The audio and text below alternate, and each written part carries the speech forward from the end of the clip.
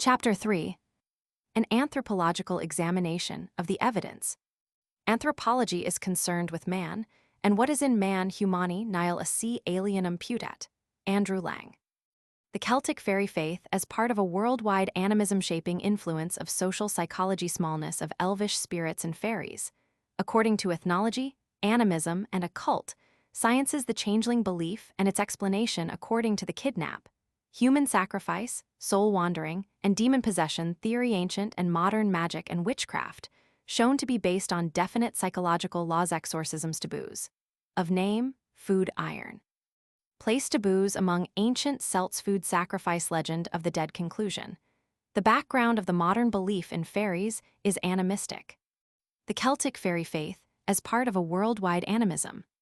The modern belief in fairies, with which until now we have been specifically concerned, is Celtic only in so far as it reflects Celtic traditions and customs, Celtic myth and religion, and Celtic social and environmental conditions. Otherwise, as will be shown throughout this and succeeding chapters, it is in essence a part of a worldwide animism, which forms the background of all religions in whatever stage of culture religions exist or to which they have attained by evolution, from the barbarism of the Congo black man to the civilization of the Archbishop of Canterbury. And as far back as we can go into human origins, there is some corresponding belief in a fairy or spirit realm, as there is today among contemporary civilized and uncivilized races of all countries.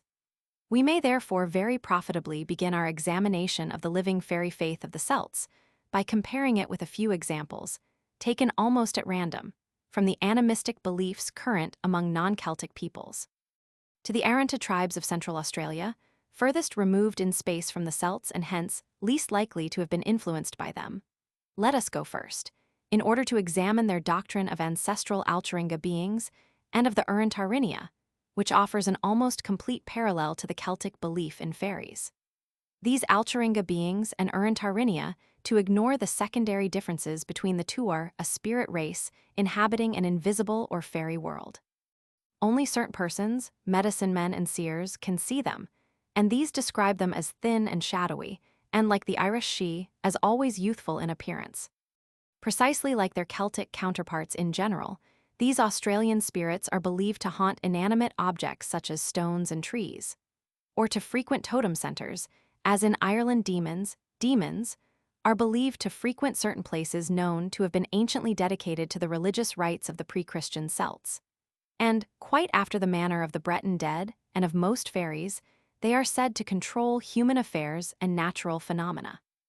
All the Arrernte invariably regard themselves as incarnations or reincarnations of these ancestral spirit beings. And, in accordance with evidence to be set forth in our 7th chapter, ancient and modern Celts have likewise regarded themselves as incarnations or reincarnations of ancestors and of fairy beings. Also, the Arrernte think of the Altringa beings exactly as Celts think of fairies, as real invisible entities who must be propitiated if men wish to secure their goodwill, and as beneficent and protecting beings when not offended, who may attach themselves to individuals as guardian spirits.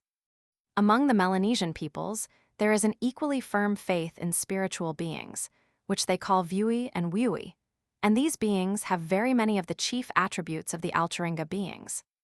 In Africa, the Amatongo or Abapansi of a Mazulu belief have essentially the same motives for action toward men and women and exhibit the same powers as the Scotch and Irish peasants assign to the good people. They take the living through death, and people so taken appear afterwards as apparitions, having become Amatongo. In the New World, we find in the North American red men a race as much given as the Celts are to a belief in various spirits like fairies. They believe that there are spirits in lakes, in rivers and in waterfalls, in rocks and trees, in the earth and in the air, and that these beings produce storms, droughts, good and bad harvests, abundance and scarcity of game, disease, and the varying fortunes of men. Mr. Leland, who has carefully studied these American beliefs, says that the un-a-game suck, or little spirits inhabiting rocks and streams, play a much more influential part in the social and religious life of the North American red men than elves or fairies ever did among the Aryans. In Asia, there is the well-known and elaborate animistic creed of the Chinese and of the Japanese, to be in part illustrated in subsequent sections. In popular Indian belief, as found in the Punjab, there is no essential difference between various orders of beings endowed with immortality, such as ghosts and spirits on the one hand, and gods, demigods, and warriors on the other. For whether in bodies in this world or out of bodies in the invisible world, they equally live and act quite as fairies do. Throughout the Malay Peninsula, belief in many orders of good and bad spirits, in demon possession, in exorcism, and in the power of black magicians is very common.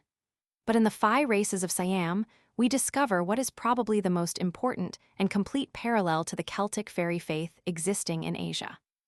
According to the Siamese folk belief, all the stars and various planets, as well as the ethereal spaces, are the dwelling places of the Thevatas, gods and goddesses of the old pre-Buddhist mythology, who correspond pretty closely to the Tuatha De Danann of Irish mythology. And this world itself is peopled by legions of minor deities called Phi, who include all the various orders of good and bad spirits continually influencing mankind. Some of these Phi live in forests, in trees, in open spaces, and watercourses are full of them. Others inhabit mountains and high places. A particular order who haunt the sacred trees surrounding the Buddhist temples are known as Phi Nang Mai, and since Nang is the word for female, and Mai for tree, they are comparable to tree-dwelling fairies or Greek wood nymphs. Still another order called Ke Phum Phi, gods of the earth, are like house-frequenting brownies, fairies, and pixies, or like certain orders of Korrigans who haunt barns, stables, and dwellings. And in many curious details, these Ke Phum Phi correspond to the Penates of ancient Rome. Not only is the worship of this order of Phi widespread in Siam, but to every other order of Phi altars are erected, and propitiatory offerings made by all classes of the Siamese people. Before passing westwards to Europe, in completion of our rapid folklore tour of the world, we may observe that the Persians, even those who are well educated, have a firm belief in jinns and afrits, different orders of good and bad spirits with all the chief characteristics of fairies. And modern Arabs and Egyptian Turks hold similar animistic beliefs. In Europe, the Greek peasant as firmly believes in nymphs or nereids as the Celtic peasant believes in fairies, and nymphs, nereids, and fairies alike are often the survivals of an ancient mythology. Mr. J. C. Lawson, who has very carefully investigated the folklore of modern Greece, says, "The nereids are conceived as women half divine yet not immortal, always young, always beautiful, capricious at best, and at their worst cruel. Their presence is suspected everywhere. I myself had a nereid pointed out to me by my guide, and there certainly was the semblance of a female figure draped in white, and tall beyond human stature, flitting in the dusk between the gnarled and twisted boles of an old oliveyard. What the apparition was, I had no leisure to investigate, for my guide, with many signs of the cross and muttered invocations of the Virgin, urged my mule to perilous haste along the rough mountain path. Like Celtic fairies, these Greek nereids have their queens. They dance all night, disappearing at cock-crow. They can cast spells on animals or maladies on men and women. They can shift their shape. They take children in death and make changelings, and they fall in love with young men. Among the Raumain peoples, the widespread belief in the eel shows in other ways equally marked parallels with the fairy faith of the Celts. These eel wait at crossroads and near dwellings, or at village fountains, or in fields and woods, where they can best cast on men and women various maladies. Sometimes they fall in love with beautiful young men and women, and have on such occasions even been controlled by their mortal lovers. They are extremely fond of music and dancing, and many a shepherd with his pipes has been favored by them, though they have their own music and songs too. The Albanian peoples have evil fairies, no taller than children 12 years old, called in modern Greek tau alpha epsilon psi omega tau, Oda kappa alpha, those without, who correspond to the eel. Young people who have been enticed to enter their round dance afterwards waste away and die, apparently becoming one of those without. These Albanian spirits, like the good people and the Breton dead, have their own particular paths and retreats, and whoever violates these is struck and falls ill. These parallels from Raumain lands are probably due to the close Aryan relationship between the Raumains, the Greeks, and the Celts. The eels seem nothing more than the nymphs and nereids of classical antiquity, transformed under Christian influence into beings who contradict their original good character. As in Celtic lands, the fairy folk have likewise come to be fallen angels and evil spirits. There is an even closer relationship between the Italian and Celtic fairies. For example, among the Etruscan Roman people, there are now flourishing animistic beliefs almost identical in all details with the fairy faith of the Celts. In a very valuable study on the Neo-Latin Fae, Mr. H.C. Coote writes, "Who were the Faes the fate of later Italy, the Faes of medieval France? For it is perfectly clear that the fatua, fata, and fae are all one and the same word." And he proceeds to show that the race of immortal damsels, whom the old natives of Italy called fatui, gave origin to all the family of fays as these appear in Latin countries, and that the Italians recognized in the Greek nymphs their own fatui. It is quite evident that we have here discovered in Italy, as we discovered in Greece and Roman lands, fairies very Celtic in character.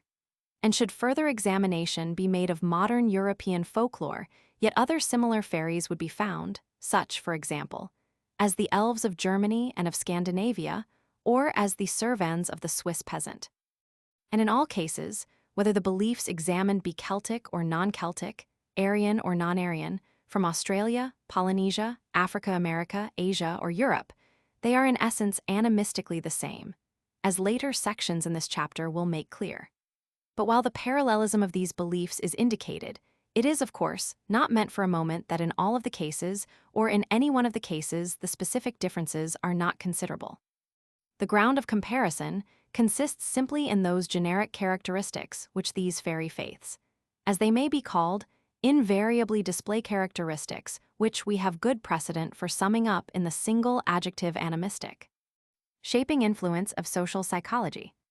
For the term animism, we have to thank Dr. E.B. Tyler, whose primitive culture, in which the animistic theory is developed, may almost be said to mark the beginning of scientific anthropology. In this work, however, there is a decided tendency, which indeed displays itself in most of the leading anthropological works, as for example, in those by Dr. Fraser, to regard men, or at any rate primitive men, as having a mind absolutely homogeneous, and therefore as thinking, feeling, and acting in the same way under all conditions alike. But a decided change is beginning to manifest itself in the interpretation of the customs and beliefs of the ruder races. It is assumed as a working principle that each ethnic group has or tends to have an individuality of its own, and, moreover, that the members of such a group think, feel, and act primarily as the representatives, so to speak, of that ethnic individuality in which they live, move, and have their being. That is to say, a social as contrasted with an individual psychology must, it is held, pronounce both the first and last word regarding all matters of mythology, religion, and art in its numerous forms. The reason is that these are social products, and as such are to be understood only in the light of the laws governing the workings of the collective mind of any particular ethnic group. Such a method is, for instance, employed in Mr. William McDougall's Social Psychology, in Mr. R. R. Merritt's Threshold of Religion, and in many anthropological articles to be found in LNA Sociologique. If, therefore, we hold by this new and fruitful method of social psychology, we must be prepared to treat the fairy faith of the Celtic peoples also in and for itself, as expressive of an individuality more or less unique. It might indeed be objected that these peoples are not a single social group, but rather a number of such groups, and this is, in a way, true. Nevertheless, their folklore displays such remarkable homogeneity, from whatever quarter of the Celtic world it be derived, that it seems the soundest method to treat them as one people for all the purposes of the student of sociology, mythology, and religion. Granting, then, such a unity in the beliefs of the pan-Celtic race, we are finally obliged to distinguish, as it were, two aspects thereof. On the one hand, there is shown, even in the mere handful of non-Celtic parallels, which for reasons of space we have been content to cite, as well as in their Celtic equivalents, a generic element common to all peoples living under primitive conditions of society. It is emphatically a social element, but at the same time one which any primitive society is bound to display. On the other hand, in a second aspect, the Celtic beliefs show of themselves a character which is wholly Celtic. In the fairy faith, which is generically animistic, we find reflected all sorts of specific characteristics of the Celtic peoples: their patriotism, their peculiar type of imagination, their costumes, amusements, household life, and social and religious customs generally. With this fact in mind, we may proceed to examine certain of the more specialized aspects of the fairy faith, as manifested both among Celts and elsewhere. The smallness of elvish spirits and fairies. Ethnological or pygmy theory. In any anthropological estimate of the fairy faith, the pygmy stature so commonly attributed to various orders of Celtic and of non-Celtic fairies should be considered. Various scholarly champions of the pygmy theory have attempted to explain this smallness of fairies by means of the hypothesis that the belief in such fairies is due wholly to a folk memory of small-statured pre-Celtic races. And they add that these races, having dwelt in caverns like the prehistoric cavemen and in underground houses like those of Lapps or Eskimos, gave rise to the belief in a fairy world existing in caverns and under hills or mountains. When analyzed, our evidence shows that in the majority of cases witnesses have regarded fairies either as non-human nature spirits or else as spirits of the dead.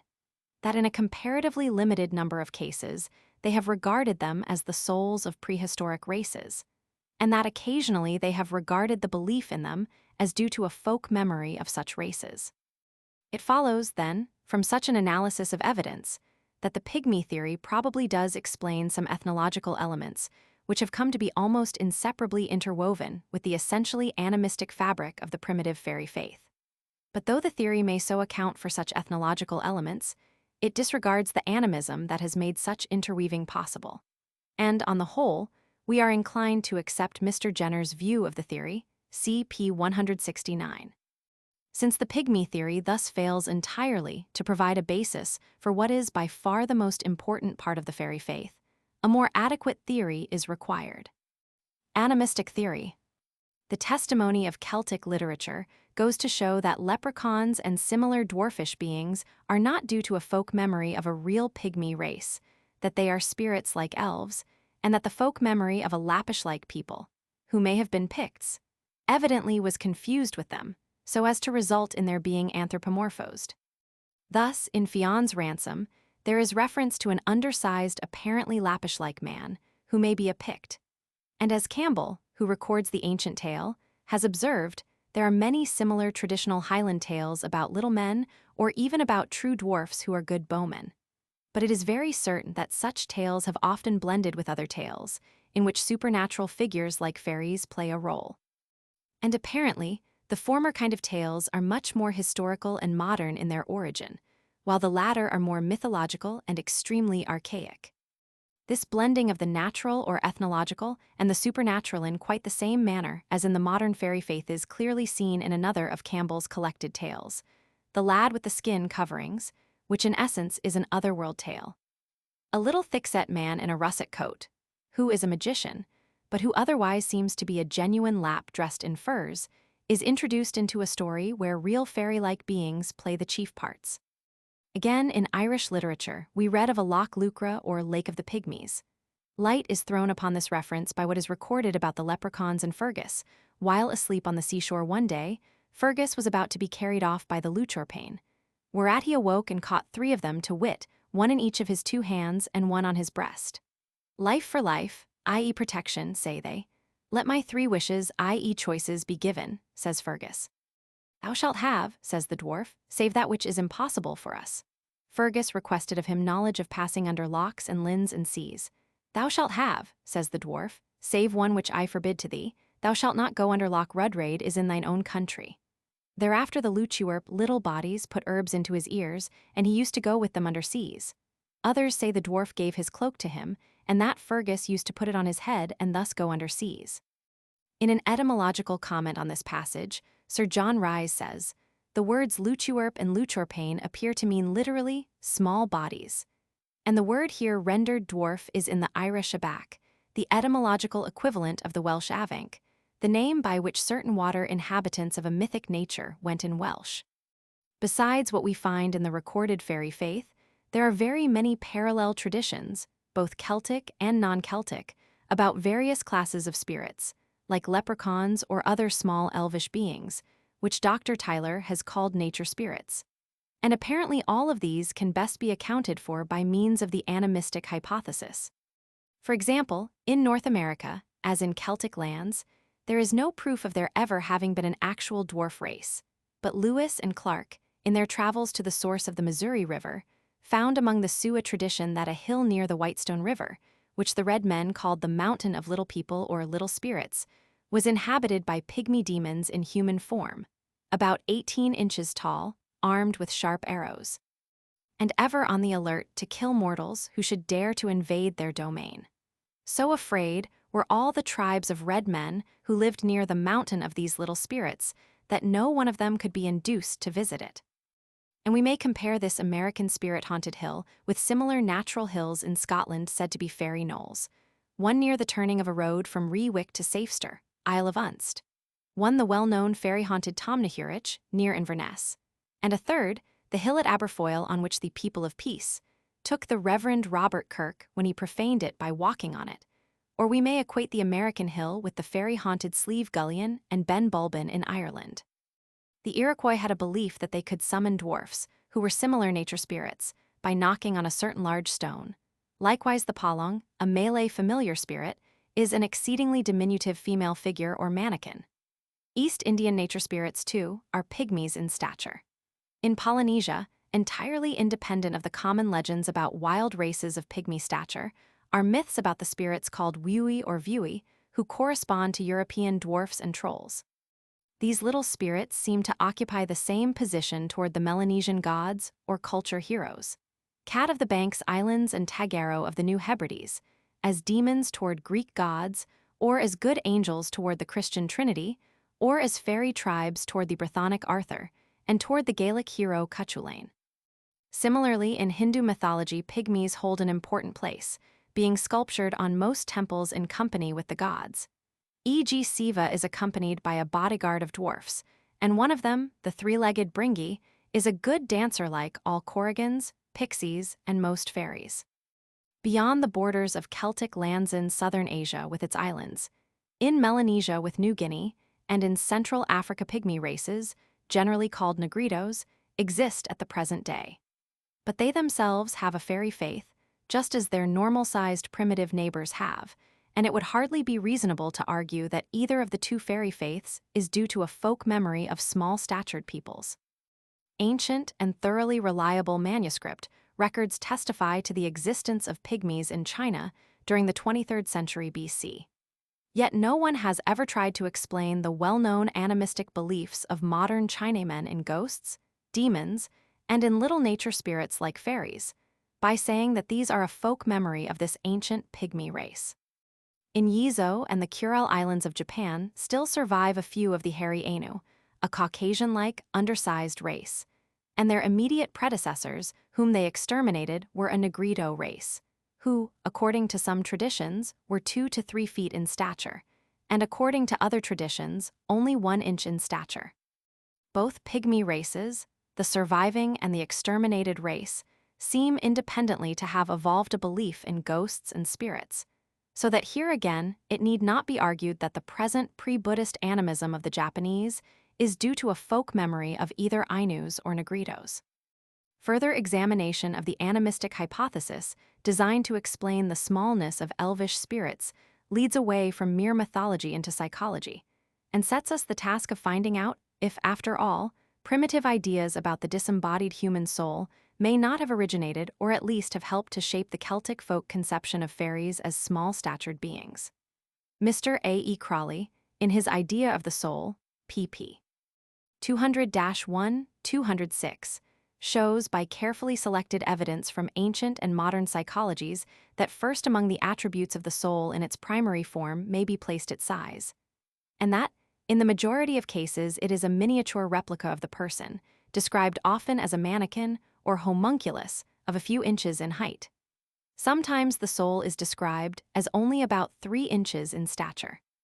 Dr. Fraser shows, likewise, that by practically all contemporary primitive peoples, the soul is commonly regarded as a dwarf. The same opinions regarding the human soul prevailed among ancient peoples highly civilized, i.e. the Egyptians and Greeks, and may have thence directly influenced Celtic tradition. Thus, in bas-relief on the Egyptian temple of Deir el-Bahari, Queen Hatshepsut-Ramaka is making offerings of perfume to the gods, while just behind her stands her Ka, soul, as a pygmy so little that the crown of its head is just on a level with her waist. The Ka is usually represented as about half the size of an ordinary man. In the Book of the Dead, the Ba, which like the Ka is one of the many separable parts of the soul, is represented as a very little man with wings and bird-like body. On Greek vases, the human soul is depicted as a pygmy issuing from the body through the mouth, and this conception existed among Romans and Teutons. Like their predecessors, the Egyptians, the Greeks also often represented the soul as a small winged human figure, and Romans, in turn, imagined the soul as a pygmy with butterfly wings. These ideas reappear in medieval reliefs and pictures, wherein the soul is shown as a child or little naked man going out of the dying person's mouth and, according to Keedman, who was educated by Celtic teachers, angels are small and beautiful quite like good fairies. Alchemical and mystical theory. In the positive doctrines of medieval alchemists and mystics, e.g., Paracelsus and the Rosicrucians, as well as their modern followers, the ancient metaphysical ideas of Egypt, Greece, and Rome find a new expression. And these doctrines raise the final problem if there are any scientific grounds for believing in such pygmy nature spirits, as these remarkable thinkers of the Middle Ages claim to have studied as beings actually existing in nature. To some extent, this interesting problem will be examined in our chapter entitled Science and Fairies. Here we shall simply outline the metaphysical theory, adding the testimony of some of its living advocates to explain the smallness of elvish spirits and fairies. These medieval metaphysicians, inheritors of pre-Platonic, Platonic, and Neoplatonic teachings, purposely obscured their doctrines under a covering of alchemical terms. So as to safeguard themselves against persecution, open discussion of occultism not being safe during the Middle Ages, as it was among the ancients, and happily is now again in our own generation. But they were quite scientific in their methods, for they divided all invisible beings into 4 distinct classes. The angels, who in character and function are parallel to the gods of the ancients, and equal to the Tuatha De Danann of the Irish, are the highest. Below them are the devils or demons, who correspond to the fallen angels of Christianity. The 3rd class includes all elementals, subhuman nature spirits, who are generally regarded as having pygmy stature, like the Greek demons. And the 4th division comprises the souls of the dead, and the shades or ghosts of the dead. For us, the 3rd class, which includes spirits of pygmy-like form, is the most important in this present discussion. All its members are of 4 kinds, according as they inhabit one of the 4 chief elements of nature. Those inhabiting the earth are called gnomes. They are definitely of pygmy stature, and friendly to man, and in fairy lore ordinarily correspond to mine-haunting fairies or goblins, to pixies, corrigans, leprechauns, and to such elves as live in rocks, caverns, or earthen important consideration entirely overlooked by champions of the pygmy theory. Those inhabiting the air are called sylphs. These sylphs, commonly described as little spirits like pygmies in form, correspond to most of the fairies who are not of the Tuatha De Danann or gentry type, and who as a race are beautiful and graceful. They are quite like the fairies in Shakespeare's Midsummer Night's Dream, and especially like the Ariels in The Tempest, which, according to Mr. Morton Luce, a commentator on the drama, seem to have been shaped by Shakespeare from his knowledge of Rosicrucian occultism, in which such spirits hold an important place. Those inhabiting the water are called undines, and correspond exactly to the fairies who live in sacred fountains, lakes, or rivers. And the 4th kind, those inhabiting the fire, are called salamanders, and seldom appear in the Celtic fairy faith. They are supreme in the elementary hierarchies. All these elementals, who procreate after the manner of men, are said to have bodies of an elastic half-material essence, which is sufficiently ethereal not to be visible to the physical sight, and probably comparable to matter in the form of invisible gases. Mr. W. B. Yeats has given this explanation. Many poets, and all mystic and occult writers, in all ages and countries, have declared that behind the visible are chains on chains of conscious beings, who are not of heaven but of the earth, who have no inherent form, but but change according to their whim or the mind that sees them. You cannot lift your hand without influencing and being influenced by hordes. The visible world is merely their skin. In dreams we go amongst them and play with them and combat with them. They are, perhaps, human souls in the crucible these creatures of whim. And bringing this into relation with ordinary fairies, he says, do not think the fairies are always little. Everything is capricious about them, even their size. They seem to take what size or shape pleases them. In the Celtic Twilight Mister, Yeats makes the statement that the fairies in Ireland are sometimes as big as we are, sometimes bigger, and sometimes, as I have been told, about 3 feet high. Mrs. X, a cultured Irishwoman now living in County Dublin, who as a percipient fulfills all the exacting requirements which psychologists and pathologists would demand, tells me that very frequently she has had visions of fairy beings in Ireland, and her own classification and description of these fairy beings, chiefly according to their stature, are as follows. Among the usually invisible races which I have seen in Ireland, I distinguish 5 classes. 1. There are the gnomes, who are earth spirits and who seem to be a sorrowful race. I once saw some of them distinctly on the side of Ben Bulben. They had rather round heads and dark thick-set bodies, and in stature were about 2½ feet. 2. The leprechauns are different, being full of mischief, though they, too, are small. I followed a leprechaun from the town of Wicklow out to the Carraig Shee, Rock of the Fairies, a distance of half a mile or more, where he disappeared. He had a very merry face and beckoned to me with his finger. 3. A third class are the little people, who, unlike the gnomes and leprechauns, are quite good-looking, and they are very small. 4. The good people are tall, beautiful beings, as tall as ourselves, to judge by those I saw at the Rath in Ross's Point. They direct the magnetic currents of the earth. 5. The gods are really the Tuatha De Danann, and they are much taller than our race. There may be many other classes of invisible beings, which I do not know. Recorded on October 16, 1910. And independently of the Celtic peoples, there is available very much testimony of the most reliable character from modern disciples of the medieval occultists, e.g. the Rosicrucians and the Theosophists, that there exist in nature invisible spiritual beings of pygmy stature and of various forms and characters, comparable in all respects to the little people of Celtic folklore. How all this is parallel to the Celtic fairy faith is perfectly evident, and no comment of ours is necessary. This point of view, presented by medieval and modern occult sciences, and confirmed by Celtic and non-Celtic percipients, when considered in relation to its non-Celtic sources, and then at once contrasted with ancient and modern Celtic beliefs of the same character, which constitute it to be seen in the above Gaelic and Brythonic manuscript and other evidence. And in Keedman's theory that angels are small beings plunges us into the very complex and extremely difficult problem how far fairies as pygmy spirits may be purely Celtic, and how far they may reflect beliefs not Celtic.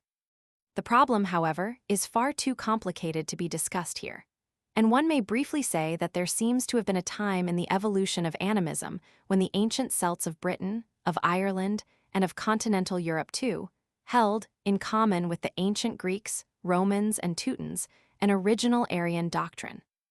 This doctrine, after these 4 stocks separated in possession of it, began to evolve its 4 specialized aspects, which we now can study.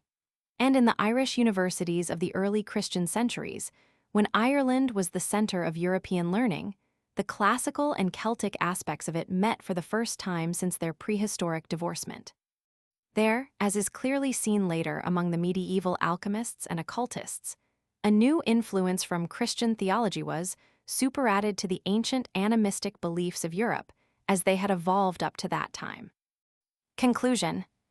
The ethnological argument, after allowing for all its shortcomings, suggests that small-statured races like Lapps and Eskimos, though not necessarily true pygmy races, of whose existence in Europe there is no proof available, did once inhabit lands where there are Celts, and that a Celtic folk memory of these could conceivably have originated a belief in certain kinds of fairies, and thus have been a shaping influence in the animistic traditions about other fairies. The animistic argument shows that pygmies described in Celtic literature and in Celtic and non-Celtic mythologies are nearly always to be thought of as non-human spirits, and that there is now, and was in past ages a worldwide belief that the human soul is in stature a pygmy. The philosophical argument of alchemists and mystics, in a way, draws to itself the animistic argument and sets up the hypothesis that the smallness of elves and fairies is due to their own nature, because they actually exist as invisible tribes of non-human beings of pygmy size and form. The changeling belief. The smallness of fairies, which has just been considered, and the belief in changelings are the two most prominent characteristics of the fairy faith, according to our evidence in Chapter 2, and we are now to consider the second. The prevalent and apparently the only important theories which are current to explain this belief in changelings may be designated as the kidnap theory and the human sacrifice theory. These we shall proceed to estimate, after which there will be introduced newer and seemingly more adequate theories. Kidnap theory. Some writers have argued that the changeling belief merely reflects a time when the Aboriginal pre-Celtic peoples held in subjection by the Celts and forced to live in mountain caverns and in secret retreats underground, occasionally kidnapped the children of their conquerors, and that such kidnapped children sometimes escaped and told to their Celtic kinsmen highly romantic tales about having been in an underground fairy world with fairies. Frequently, this argument has taken a slightly different form, that instead of unfriendly pre-Celtic peoples, it was magic-working druids who either through their own choice or else, having been driven to bay by the spread of Christianity, through force of circumstances dwelt in secret in chambered mounds or souterrains, or in dense forests, and then stole young people for recruits, sometimes permitting them, years afterwards, when too old to be of further use, to return home under an inviolable vow of secrecy. And Mr. David McRitchie, in supporting his own pygmy theory, has made interesting modern elaborations of these two slightly different theories concerning changelings. As already pointed out, there are definite ethnological elements blended in the other parts of the complex fairy faith. And so in this part of it, the changeling belief, there are conceivably more of such elements which lend some support to the kidnap theory. In itself, however, as we hope to show conclusively, the theory, failing to grasp the essential and underlying character of this belief, does not adequately explain it. Human sacrifice theory.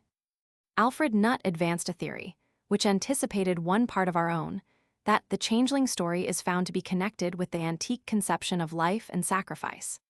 And he wrote, "It is at least possible that the sickly and ailing would be rejected when the time came for each family to supply its quota of victims, and this might easily translate itself in the folk memory into the statement that the fairies had carried off the healthy, alone acceptable as sacrifice, and left in exchange the sickly. Though our evidence will not permit us to accept the theory, why it will not will be clear as we proceed, that some such sacrificial customs among the ancient Celts entirely account for the changeling story, yet we consider it highly probable that the theory helps to explain particular aspects of the complex tradition, and that the underlying philosophy of sacrifice extended in an animistic way, as we shall try to extend it, probably offers more complete explanation. Thus, the Mexicans believed that the souls of all sacrificed children went to live with the god Tlaloc in his heaven world.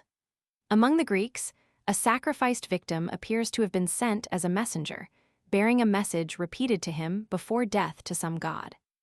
On the funeral pile of Patroclus were laid Trojan captives, together with horses and hounds, a practice corresponding to that of American red men, the idea being that the sacrificed Trojans and the horses and hounds as well were thus sent to serve the slain warriors in the other world. Among ourselves in Europe and in America, it is not uncommon to read in the daily newspaper about a suicide as resulting from the belief that death alone can bring union with a deceased sweetheart or loved one. These examples, and very many parallel ones to be found the world over, seem to furnish the key to the theory of sacrifice, namely, that by extinguishing life in this world, it is transmitted to the world of the gods, spirits, and the dead. Both Sir John Rhys and Darbois de Jubainville have shown that the Irish were wont to sacrifice the firstborn of children and of flocks. O'Curry points out a clear case of human sacrifice at an ancient Irish funeral. Fiachra then brought 50 hostages with him from Munster. And, when he died, the hostages which he brought from the south were buried alive around the fert burial mound of Fiachra. More commonly, the ancient Celts seem to have made sacrifices to appease place spirits before the erection of a new building, by sending to them through death the soul of a youth, CP 436. It is in such animistic beliefs as these, which underlie sacrifice, that we find a partial solution of the problem of changeling belief. But the sacrifice theory is also inadequate. For, though changelings may in some cases in ancient times have conceivably been the sickly children discarded by priests as unfit for sending to the gods or fairies, how can we explain actual changelings to be met with today in all Celtic lands? Some other hypothesis is evidently necessary. Soul-wandering theory. Comparative study shows that non-Celtic changeling beliefs parallel to those of the Celts exist almost everywhere, that they center round the primitive idea that the human soul can be abstracted from the body by disembodied spirits and by magicians, and that they do not depend upon the sacrifice theory, though animistically closely related to it. For example, according to the Lepers Islanders, ghosts steal men as fairies due to add them to their company, and if a man has left children when he died, one of whom sickens afterwards, it is said that the dead father takes it. In Banks Island, Polynesia, the ghost of a woman who has died in childbirth is greatly dreaded. As long as her child is on Earth, she cannot proceed to Panay, the other world, and the relatives take her child to another house, because they know that the mother will come back to take its soul. When a Motlav child sneezes, the mother will cry, "Let him come back into the world, let him remain." Under similar circumstances in Moda, the cry is, "Live, roll back to us." The notion is that a ghost is drawing a child's soul away. If the child falls ill, the attempt has succeeded, and a wizard throws himself into a trance and goes to the ghost world to bring the child's soul back. In the islands of Kay and Kissar, a belief prevails that the spirits of the dead can take to themselves the souls of the living who go near the graves. Sometimes a Polynesian mother insists on being buried with her dead child, or a surviving wife with her dead husband, so that there will be no separation. These last practices help to illustrate the Celtic theory behind the belief that fairies can abduct adults. Throughout Melanesia, sickness is generally attributed to the soul's absence from the body, and this state of disembodiment is believed to be due to some ghosts or spirits' interference, just as among Celt sickness is often thought to be due to fairies having taken the soul to fairyland. An old Irish piper who came up to Lady Gregory's home at Cool Park told us that a certain relative of his, a woman, had lain in a semi-conscious state of illness for months, and that when she recovered full consciousness, she declared she had been with the good people. Folk beliefs like all the above, which more adequately explain the changeling idea than the human sacrifice theory, are worldwide, being at once Celtic and non-Celtic. Demon possession theory. There has been among many peoples, primitive and civilized, a complementary belief to the one that evil spirits or ghosts may steal a soul and so cause in the vacated body illness if the abduction is temporary, and death if it is permanent. Namely, a belief that demons, who sometimes may be souls of the dead, can possess a human body while the soul is out of it during sleep, or else can expel the soul and occupy its place. When complete possession of this character takes place, there is as in mediumship a change of personality, and the manner, thoughts, actions, language, and the whole nature of the possessed person are radically changed. Sometimes a foreign tongue, of which the subject is ignorant, is fluently spoken. When the possession is an evil one, as Dr. Nevius has observed in China, where the phenomena are common, the change of character is in the direction of immorality, frequently in strong contrast with the character of the subject under normal conditions, and is often accompanied by paroxysms and contortions of the body, as I have often been solemnly assured by Celts is the case in a changeling. C. M. Lascauer's account on page 198 of 3 changelings that he saw in one family in Finisterre, and compare what is said about fairy changelings in Ireland, Scotland, Isle of Man, Wales, and Cornwall. A conception like that among the Chinese of how an evil spirit may dispossess the soul inhabiting a child's or adult's body seems to be the basis and original conception behind the fairy changeling belief in all Celtic and other countries. When a child has been changed by fairies and an old fairy left in its place, the child has been, according to this theory, dispossessed of its body by an evil fairy, which a Chinaman calls a demon, while the leaving behind of the old fairy accounts for the changed personality and changed facial expression of the demon-possessed infant. The Chinese demon enters into and takes complete possession of the child's body. While the child's soul is out of it during sleep, and all fairies make changelings when a babe is asleep in its cradle at night, or during the day when it is left alone for a short time. The Chinese child soul is then unable to return into its body until some kind of magical ceremony or exorcism expels the possessing demon. And through precisely similar methods, often aided by Christian priests, Celts cure changelings made by fairies, pixies, and korrigans. In the following account, therefore, apparently lies the root explanation of the puzzling beliefs concerning fairy changelings so commonly met with in the Celtic fairy faith. To avert the calamity of nursing a demon, dried banana skin is burnt to ashes, which are then mixed with water. Into this, the mother dips her finger and paints a cross upon the sleeping babe's forehead. In a short time, the demon's soul returns, for the soul wanders from the body during sleep and is free, but, failing to recognize the body thus disguised, flies off. The true soul, which has been waiting for an opportunity, now approaches the dormant body, and if the mark has been washed off in time, takes possession of it. But if not, it, like the demon, failing to recognize the body, departs, and the child dies in its sleep. In relation to this demon possession theory, the writer has had the opportunity of observing carefully some living changelings among the Celts, and is convinced that in many such cases there is an undoubted belief, expressed by the parents and friends, that fairy possession has taken place.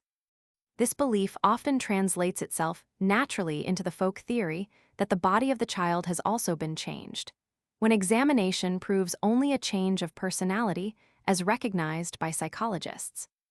Or, in a distinct type of changelings, those who exhibit great precocity in childhood combined with an old and wizened countenance, there is neither a changed personality nor demon possession, but simply some abnormal physical or mental condition in the nature of cretinism, atrophy, marasmus, or arrested development.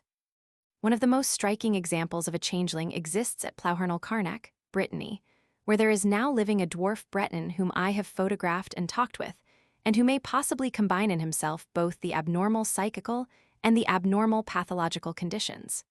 He is no taller than a normal child 10 years old, but being over 30 years old, he is thick-set, though not deformed. All the peasants who know him call him the little Corrigan, and his own mother declares that he is not the child she gave birth to. He once said to me with a kind of pathetic protest, "Did em tell you that I am a demon?" Conclusion. The kidnap theory, resting entirely upon the ethnological and social or psychological elements, which we have elsewhere pointed out as existing in the superficial aspects of the essentially animistic fairy faith as a whole, is accordingly limited in its explanation of this specialized part of the fairy faith, the changeling belief, to these same elements which may exist in the changeling belief. And, on the showing of anthropology, the other theories undoubtedly offer a more adequate explanation. By means of sacrifice, according to its underlying philosophy, man is able to transmit souls from this world to the world where dwell the gods and fairy folk, both good and evil. Thus, had Abraham sacrificed Isaac, the soul of Isaac would have been taken to heaven by Jehovah, as fairies take souls to fairyland through death. But the difference is that in human sacrifice, men do voluntarily, and for specific religious ends, what various kinds of fairies or spirits would do without human intervention, and often maliciously, as our review of ancient and modern theories of sacrifice has shown. Gods and fairies are spiritual beings, hence only the spiritual part of man can be delivered over to them. Melanesians and other peoples whose changeling beliefs have now been examined regard all illness and death as the result of spirit interference, while Celts regard strange maladies in children and in adults as the result of fairy interference. And to no Celt is death in early life a natural thing. If it comes to a child or to a beautiful youth in any way whatsoever, the fairies have taken what they coveted.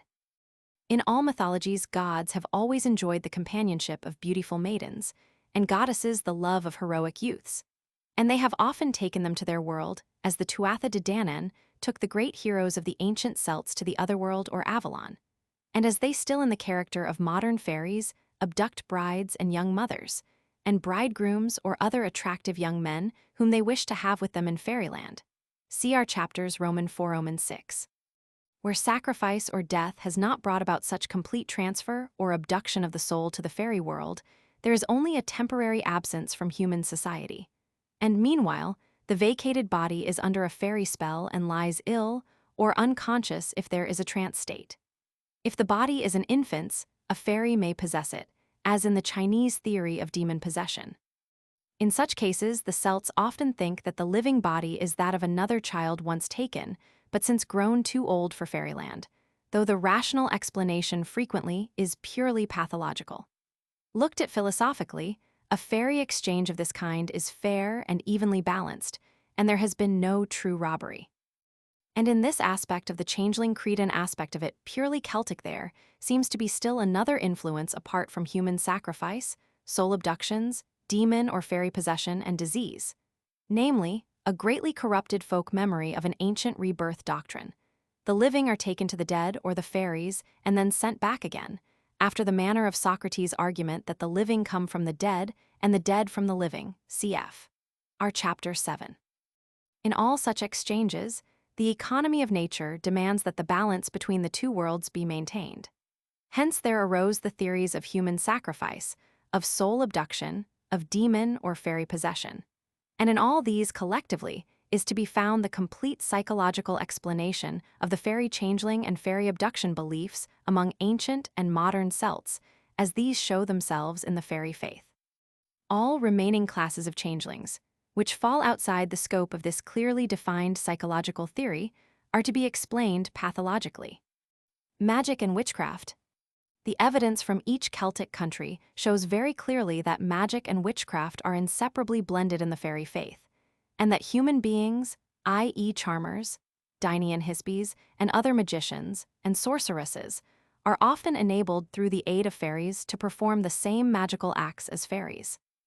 Or again, like Christian priests who use exorcisms, they are able, acting independently, to counteract fairy power, thereby preventing changelings or curring them, saving churnings, healing man or beast of fairy strokes, and, in short, nullifying all undesirable influences emanating from the fairy world.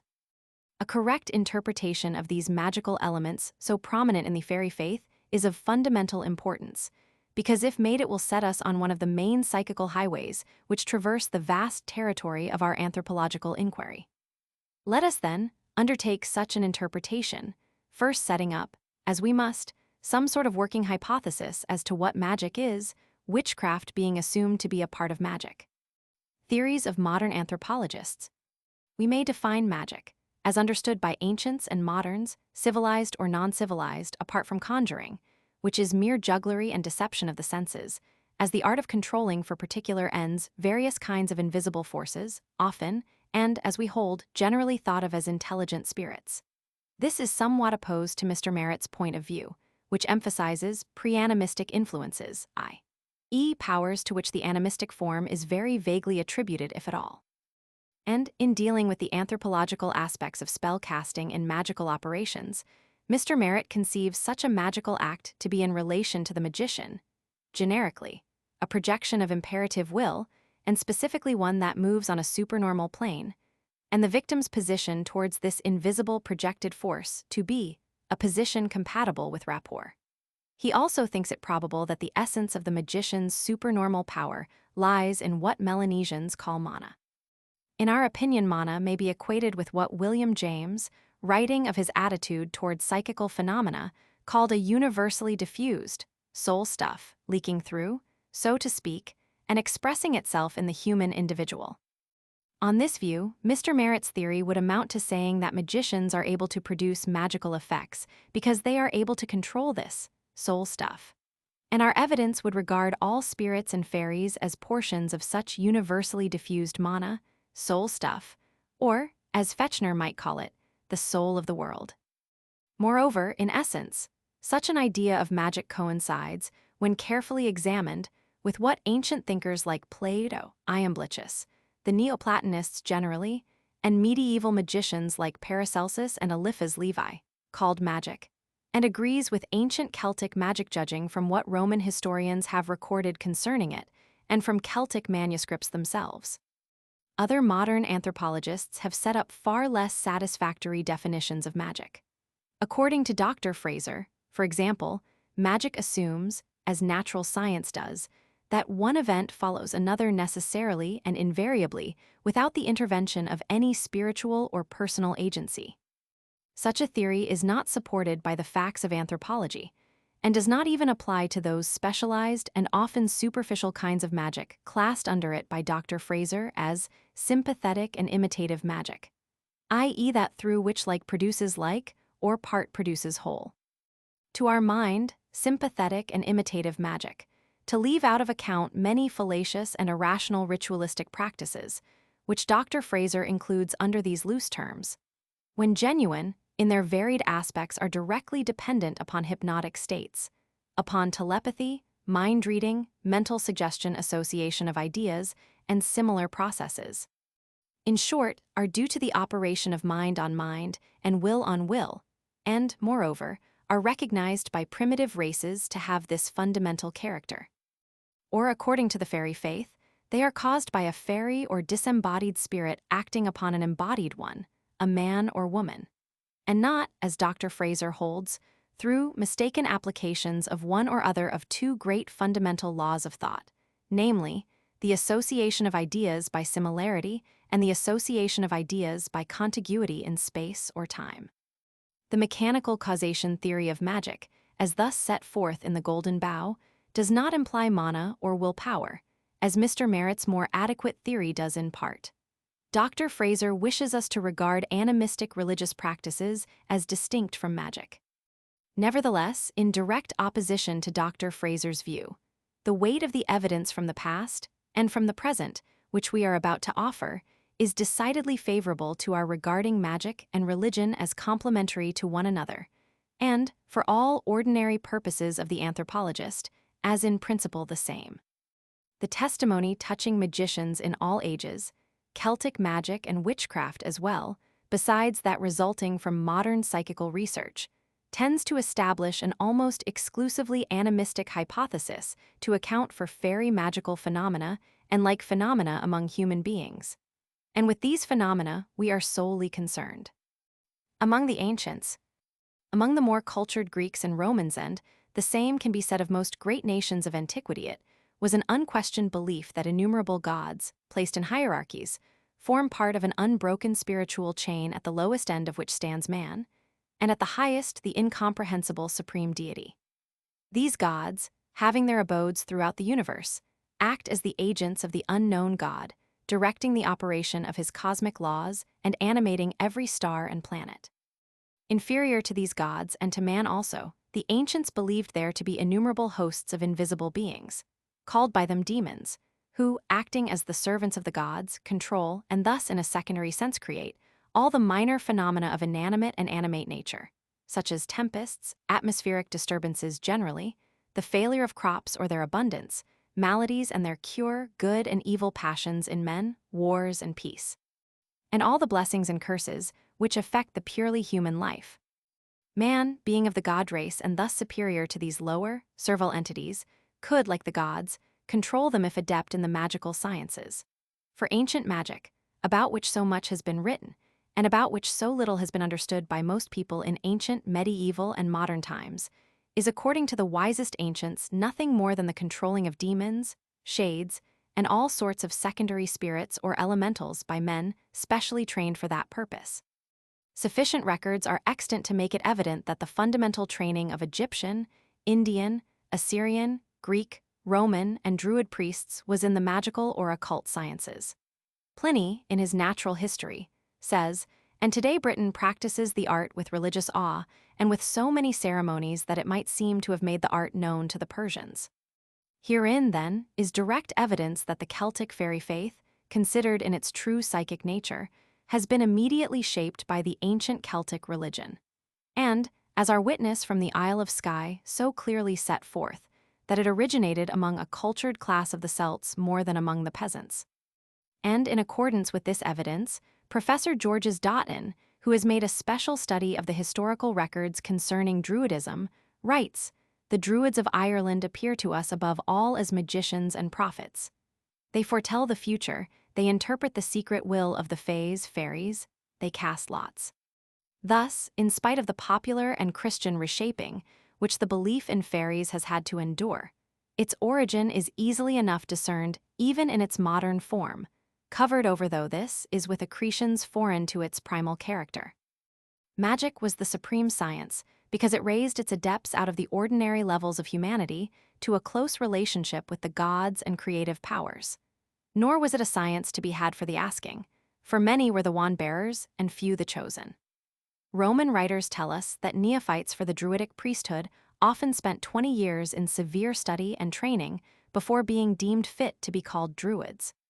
We need not, however, in this study enter into an exposition of the ordeals and trials of candidates seeking magical training, or else initiation into the mysteries.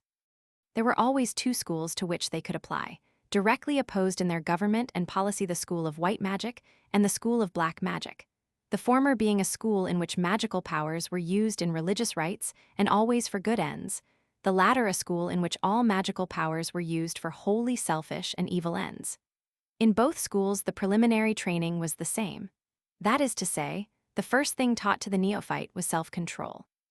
When he proved himself absolutely his own master, when his teachers were certain that he could not be dominated by another will or by any outside or psychic influence, then for the first time he was permitted to exercise his own iron will in controlling demons, ghosts, and all the elemental hosts of the air, either as a white magician or as a black magician. The magical sciences taught, an idea which still holds its ground, as one can discover in modern India, that by formulas of invocation, by chants, by magic sounds, by music, these invisible beings can be made to obey the will of the magician even as they obey the will of the gods. The calling up of the dead and talking with them is called necromancy.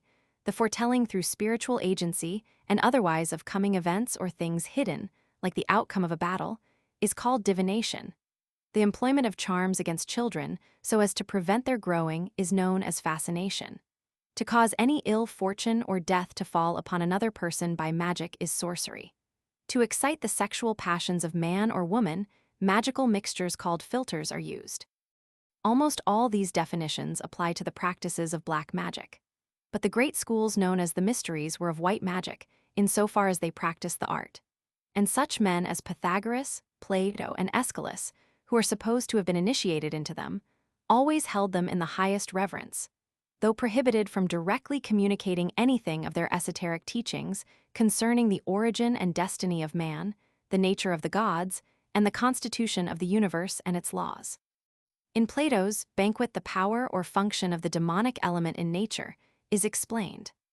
Socrates asks of the prophetess Diotima what is the power of the demonic element, personified as love for the purposes of the argument, and she replies, he interprets between gods and men, conveying and taking across to the gods the prayers and sacrifices of men, and to men the commands and replies of the gods. He is the mediator who spans the chasm which divides them, and therefore in him all is bound together, and through him the arts of the prophets and priests, their sacrifices and mysteries and charms, and all prophecy and incantation find their way. For God mingles not with man, but through the demonic element, or love, all the intercourse and converse of God with man, whether awake or asleep, is carried on. The wisdom which understands this is spiritual. Among the ancient Celts, if we turn now directly to Celtic magic in ancient times, we discover that the testimony of Pliny is curiously confirmed by Celtic manuscripts, chiefly Irish ones, and that then, as now, witchcraft and fairy powers over men and women are indistinguishable in their general character. Thus, in the Extra Candla, The Adventures of Candla, the fairy woman says of Druidism and magic, Druidism is not loved, little has it progressed to honor on the great strand. When his law shall come, it will scatter the charms of Druids from journeying on the lips of black, lying demons so characterized by the Christian transcribers. In How Fionn Found His Missing Men, an ancient tale preserved by oral tradition until recorded by Campbell, it is said that Fionn then went out with Bran, his fairy dog. There were millions of people, apparitions, out before him, called up by some sleight of hand. In the Líbhar na Échuatar, or Book of the Dun Cow, p. 43a, compiled from older manuscripts about AD 1100, there is a clear example of Irish fetishism based on belief in the power of demons. For their swords used to turn against them, the Ulstermen, when they made a false trophy. Reasonable this, for demons used to speak to them from their arms, so that hence their arms were safeguards. Shape-shifting, quite after the fairy fashion, is very frequently met within old Celtic literature. Thus, in the Rents Dinchenches there is this passage showing that spirits or fairies were regarded as necessary for the employment of magic. Folks were envious of them. Faefni the poet and his sister Age. So they loosed elves at them who transformed Age into a faun, the form assumed by the fairy mother of Oisin, CP 299n, and sent her on a circuit all round Ireland, and the Fians of Maelge son of Cobthach, king of Ireland, killed her. A fact which ought to be noted in this connection is that kings or great heroes, rather than ordinary men and women, are very commonly described as being able to shift their own shape, or that of other people. E.g., Mongan took on himself the shape of Tibraid, and gave Mac and Dame the shape of the cleric, with a large tonsure on his head. And when this fact is coupled with another, namely the ancient belief that such kings and great heroes were incarnations and reincarnations of the Tuatha De Danann, who form the supreme fairy hierarchy, we realize that, having such an origin, they were simply exercising in human bodies powers, which their divine race exercise over men from the fairy world. See our chapter 4. In Brythonic literature and mythology, magic and witchcraft with the same animistic character play as great or even a greater role than in Gaelic literature and mythology. This is especially true with respect to the Arthurian legend, and to the Mabinogion, some of which tales are regarded by scholars as versions of Irish ones. Sir John Rhys and Professor J. Loth, who have been the chief translators of the Mabinogion, consider their chief literary machinery to be magic. See our chapter 5. So far it ought to be clear that Celtic magic contains much animism in its composition, and that these few illustrations of it, selected from numerous illustrations in the ancient fairy faith, confirm Pliny's independent testimony that in his age the Britons seemed capable of instructing even the Persians themselves in the magical arts. European and American witchcraft. In a general way, the history of witchcraft in Europe and in the American colonies is supplementary to what has already been said, seeing that it is an offshoot of medieval magic, which in turn is an offshoot of ancient magic. Witchcraft in the West, in probably a majority of cases, is a mere fabric of absurd superstitions, and practices as it is shown to be by the evidence brought out in so many of the horrible legal and ecclesiastical processes conducted against helpless and eccentric old people, and other men and women, including the young, often for the sake of private revenge, and generally on no better foundation than hearsay and false accusations. In the remaining instances, it undoubtedly arose, as ancient witchcraft, black magic, seems to have arisen, through the infiltration of occult knowledge into uneducated and often criminally inclined minds, so that what had formerly been secretly guarded among the learned, and generally used for legitimate ends, degenerated in the hands of the unfit into black magic. In our own age, a parallel development, which adequately illustrates our subject of inquiry, has taken place in the United States. Fragments of magical lore bequeathed by Mesmer and his immediate predecessors, the alchemists, were practically and honestly applied to the practice of magnetic healing and healing through mental suggestion by a small group of practitioners in Massachusetts, and then with much ingenuity and real genius were applied by Mary Baker Eddy to the interpretation of miraculous healing by Jesus Christ. Hence arose a new religion called Christian Science. But this religious movement did not stop at mental healing.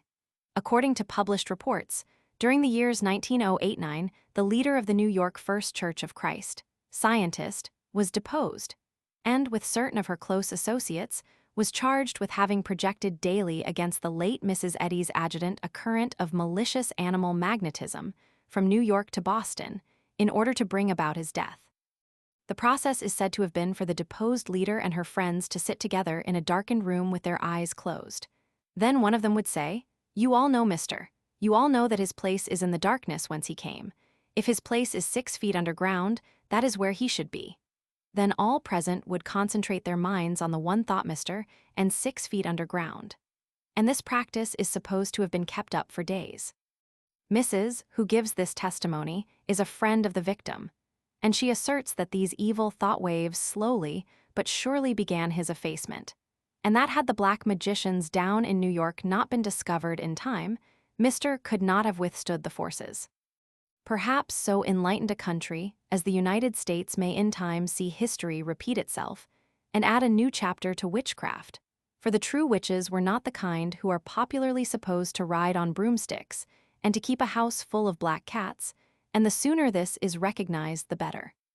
According to this aspect of Christian science, malicious animal magnetism, or black magic, an embodied spirit, i.e. a man or woman, possesses and can employ the same magical powers as a disembodied spiritor, as the Celts would say, the same magical powers as a fairy casting spells, and producing disease and death in the victim. And this view coincides with ordinary witchcraft theories. For witches have been variously defined as embodied spirits who have ability to act in conjunction with disembodied spirits through the employment of various occult forces, e.g. forces comparable to Mesmer's Odic forces, to the Melanesian mana, or to the soul stuff postulated by William James, or, as Celts think, to forces focused in fairies themselves. So also, according to Mr. Merritt's view, there is a state of rapport between the victim and the magician or witch. And where such a state of rapport exists, there is some mana-like force passing between the two poles of the magical circuit, whether it be only unconscious mental or electrical force emanating from the operator, or an extraneous force brought under control and concentrated in some such conscious unit as we designate by the terms spirit, devil, or fairy. In conformity with this psychical or animistic view of witchcraft, in the Capital Code of Connecticut, A.D. 1642, a witch is defined as one who hath or consorteth with a familiar spirit. European codes, as illustrated by the 6th chapter of Lord Coke's Third Institute, have parallels to this definition. A witch is a person which hath conference with the devil, to consult with him to do some act. And upon these theories, not upon the broomstick and black cat conception, were based the trials for witchcraft during the 17th century. The Bible, then so frequently the last court of appeal in such matters, was found to sustain such theories about witches in the classical example of the Witch of Endor and Saul. And the idea of witchcraft in Europe and America came to be based as it probably always had been in pagan times on the theory that living persons could control or be controlled by disembodied spirits for evil ends. Hence all black magicians, and what are now known as spirit mediums, were made liable by law to the death penalty. In medieval Europe, the great difficulty always was, as is shown in the trials of Jeanne d'Arc, to decide whether the invisible agent in magical processes, such as was imputed to the accused, was an angel or a demon. If an angel, then the accused was a saint and might become a candidate for canonization. But if a demon, the accused was a witch and liable to a death sentence. The wisest old doctors of the University of Paris, who sat in judgment, or were consulted, in one of Jeanne's trials, could not fully decide this knotty problem, nor, apparently, the learned churchmen who also tried her. But evidently they all agreed that it was better to waive the question.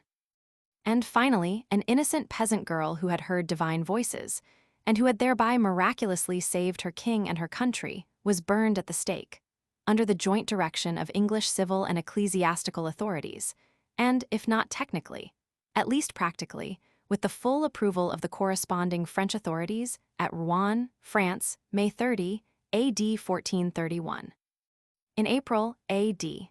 1909, almost 5 centuries afterwards, it has been decided with tardy justice that Jeanne's voices were those of angels and not of demons, and she has been made a saint. How the case of Jeanne d'Arc bears directly upon the fairy faith is self-evident. One of the first questions asked by Jeanne's inquisitors was if she had any knowledge of those who went to the Sabbath with the fairies, or if she had not assisted at the assemblies held at the Fountain of the Fairies, near Domremy, around which dance malignant spirits. And another question exactly as recorded was this: interrogae sl croit point au devant de Audrey, quelles phase fussent malvais asperis. Respond quel nn scavoit reen. Conclusion. Finally, we may say that what medicine men are to American Indians, to Polynesians, Australians, Africans, Eskimos, and many other contemporary races, or what the mightier magicians of modern India are to their people. the fairy doctors and charmers of Ireland, Scotland, and Man are to the Gaels, and the Dainian Hispies, or wise men of Wales, the witches of Cornwall, and the seers, sorceresses, and exorcists of Brittany are to the Brythons. These Gaelic and Brythonic magicians and witches, and fairy mediums, almost invariably claim to derive their power from their ability to see and to communicate with fairies, spirits, and the dead. And they generally say that they are enabled through such spiritual agencies to reveal the past, to foretell the future, to locate lost property, to cast spells upon human beings and upon animals, to remove such spells, to cure fairy strokes and changelings, to perform exorcisms, and to bring people back from fairyland. We arrive at the following conclusion if, as eminent psychical researchers now postulate, and as many of them believe, there are active and intelligent disembodied beings able to act psychically upon embodied men in much the same way that embodied men are known ordinarily to act psychically upon one another. Then there is every logical and common sense reason for extending this psychical hypothesis so as to include the ancient, medieval, and modern theory of magic and witchcraft, namely, that what embodied men and women can do in magical ways, as for example in hypnotism, disembodied men and women can do.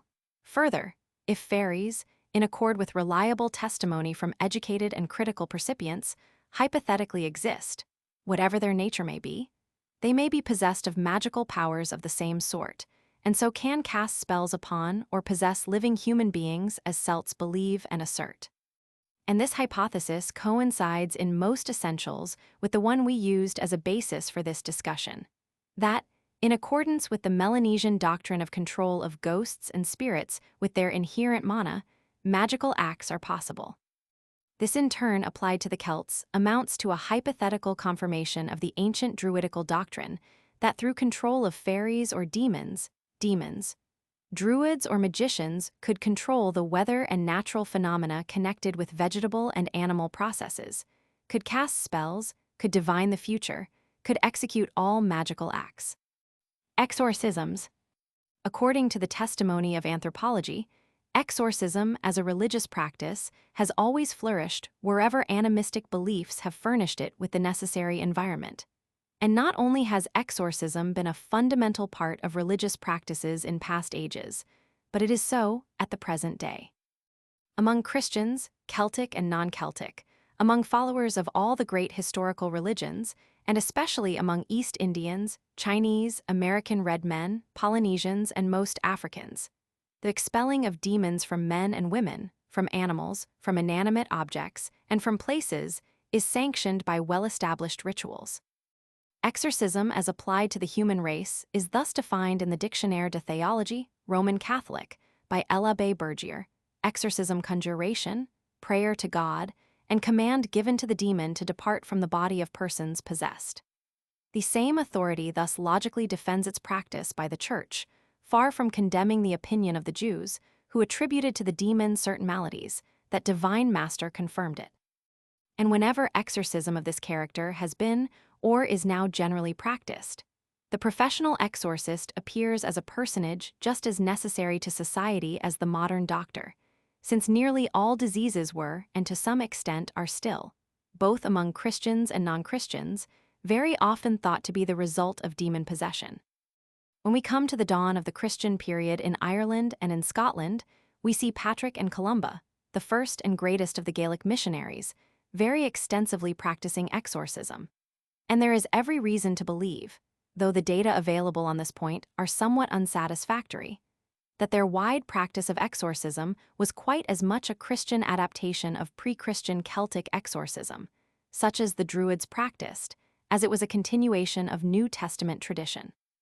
We may now present certain of the data which tend to verify this supposition, and by means of them, we shall be led to realize how fundamentally such an animistic practice as exorcism must have shaped the fairy faith of the Celts, both before and after the coming of Christianity. Once upon a time, so the tale runs about Patrick, his foster mother went to milk the cow. He also went with her to drink a draught of new milk.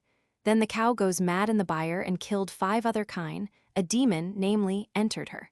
There was great sadness on his foster mother, and she told him to bring the kine back to life. Then he brought the kine to life, so that they were whole, and he cured the mad one. so God's name and Patrick's were magnified thereby. On another occasion, when demons came to Ireland in the form of black birds, quite after the manner of the Irish belief that fairies assume the form of crows, CPP. 325, the Celtic ire of Patrick was so aroused in trying to exorcise them out of the country that he threw his bell at them with such violence that it was cracked, and then he wept. Now at the end of those 40 days and 40 nights of Patrick's long fast on the summit of Cruachan Aigle or Croag Patrick, Ireland's holy mountain. The mountain was filled with black birds, so that he knew not heaven or earth. He sang maledictive psalms at them. They left him not because of this. Then his anger grew against them. He strikes his bell at them, so that the men of Ireland heard its voice, and he flung it at them, so that a gap broke out of it, and that is Bridget's gapling. Then Patrick weeps till his face and his chasuble in front of him were wet. No demon came to the land of Erin after that, till the end of 7 years and 7 months and 7 days and 7 nights. Then the angel went to console Patrick and cleansed the chasuble, and brought white birds round the rick, and they used to sing sweet melodies for him. In Adamnan's life of S. Columba, it is said that, according to custom, which in all probability was established in pagan times by the Druids and then maintained by their Christian descendants, it was usual to exorcise even a milk vessel before milking, and the milk in it afterwards. Thus Adamnan tells us that one day a youth, Columban by name, when he had finished milking, went to the door of St. Columba's cell carrying the pail full of new milk that, according to custom, the saint might exorcise it. When the holy man had made the sign of the cross in the air was greatly agitated, and the bar of the lid, driven through its 2 holes, was shot away to some distance. The lid fell to the ground, and most of the milk was spilled on the soil.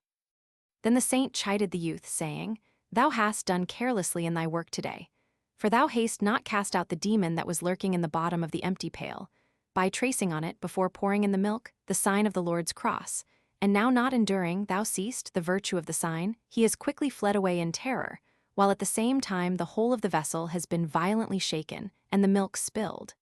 Bring then the pail nearer to me, that I may bless it." When the half-empty pail was blessed, in the same moment it was refilled with milk. At another time, the saint, to destroy the practice of sorcery, commanded Silnan, a peasant sorcerer, to draw a vessel full of milk from a bowl, and by his diabolical art Silnan drew the milk. Then Columba took it and said, "Now it shall be proved that this, which is supposed to be true milk, is not so, but is blood deprived of its color by the fraud of demons to deceive men."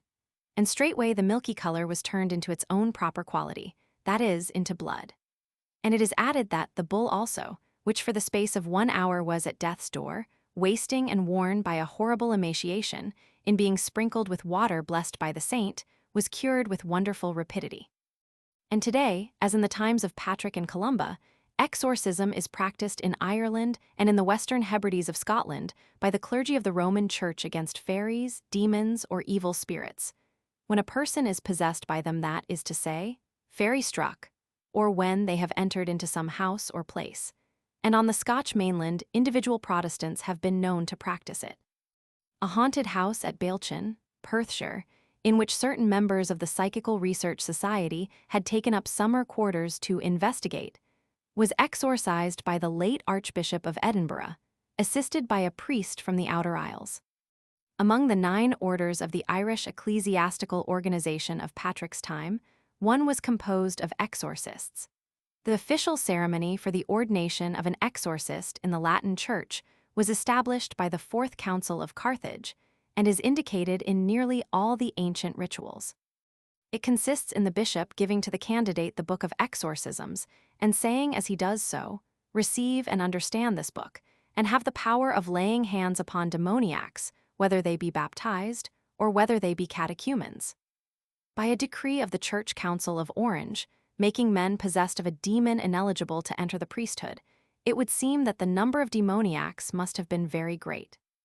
As to the efficacy of exorcisms, the Church Fathers during the first 4 centuries, when the Platonic philosophy was most influential in Christianity, are agreed in estimating the shaping influences, designated by us as fundamental, which undoubtedly were exerted upon the fairy faith through the practice of exorcism.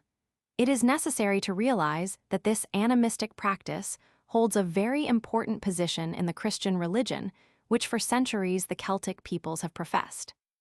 One of the two chief sacraments of Christianity, that of baptism, is preceded by a definitely recognized exorcism, as shown in the Roman ritual, where we can best study it.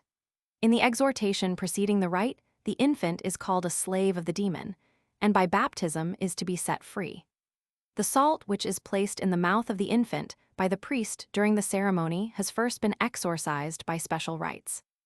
Then there follows before the entrance to the baptismal font a regular exorcism pronounced over the child. The priest, taking some of his own saliva on the thumb of his right hand, touches the child's ears and nostrils and commands the demon to depart out of the child.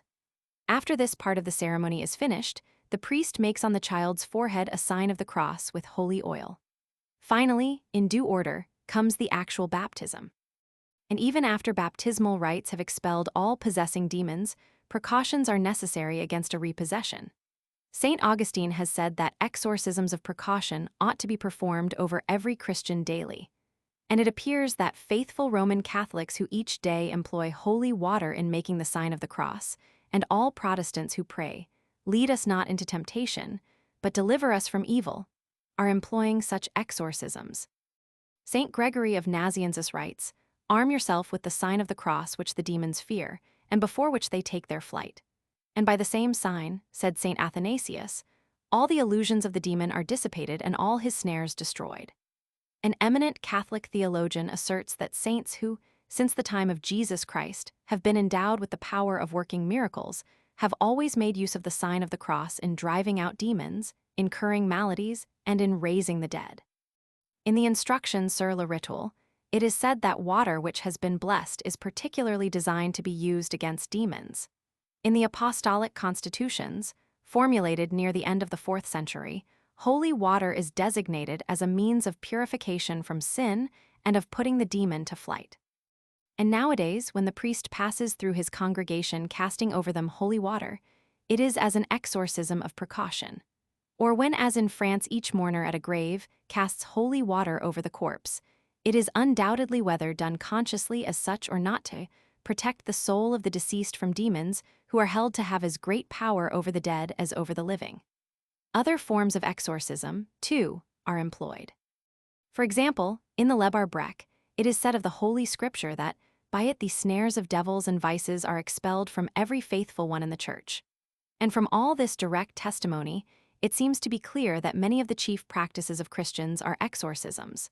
So that, like the religion of Zoroaster, the religion founded by Jesus has come to rest, at least in part, upon the basic recognition of an eternal warfare between good and bad spirits for the control of man.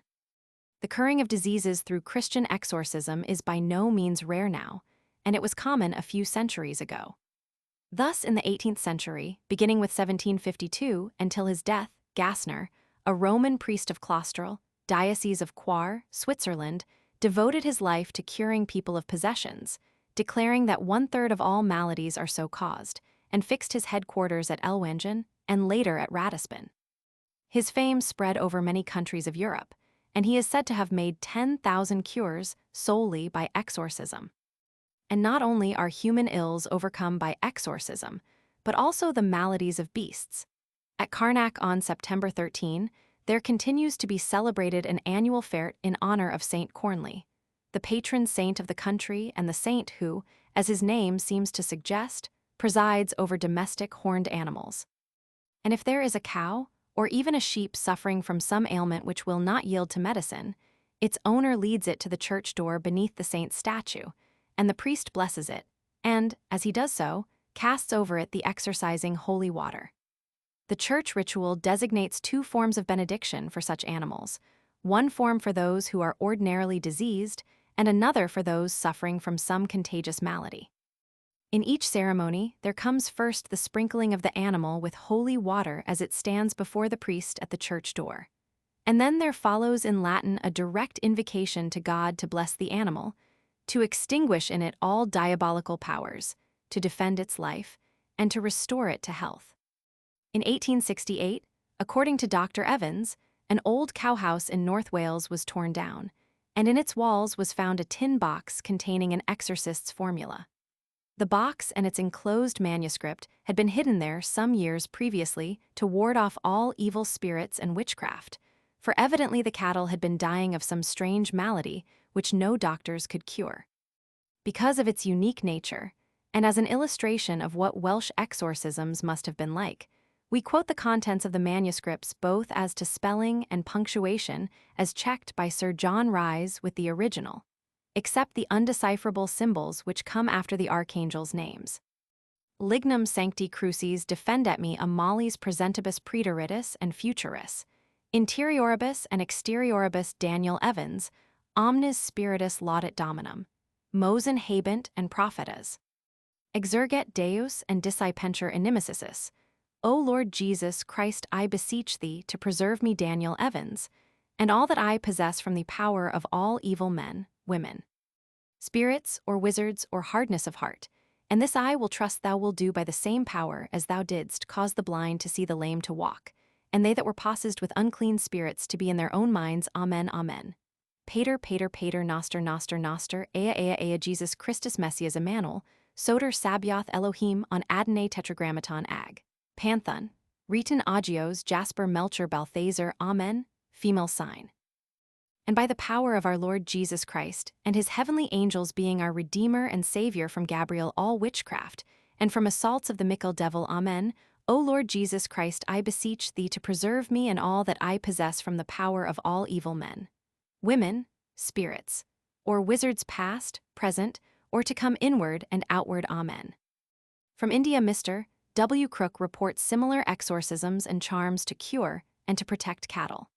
Thus there is employed in northern India the Ajapal Jantra, i.e. the charm of the invincible protector, one of Vishnu's titles.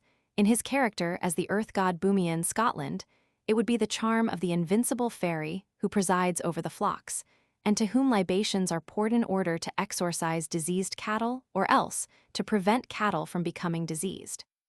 This Ajapal Jantra is a rope of twisted straw in which chips of wood are inserted. In the center of the rope is suspended an earthen platter, inside which an incantation is inscribed with charcoal, and beside it is hung a bag containing 7 kinds of grain. The rope is stretched between 2 poles at the entrance of a village, and under it the cattle pass to and fro from pasture. The following is the incantation found on one of the earthen saucers. O Lord of the earth on which this cattle pen stands, protect the cattle from death and disease. I know of none, save thee, who can deliver them. In the Morbihan, Lower Brittany, we seem to see the same folk custom, somewhat changed to be sure. For on St. John's Day, the Christianized pagan sun festival in honor of the summer solstice, in which fairies and spirits play so prominent a part in all Celtic countries. Just outside a country village, a great fire is lit in the center of the main road and covered over with green branches, in order to produce plenty of smoke.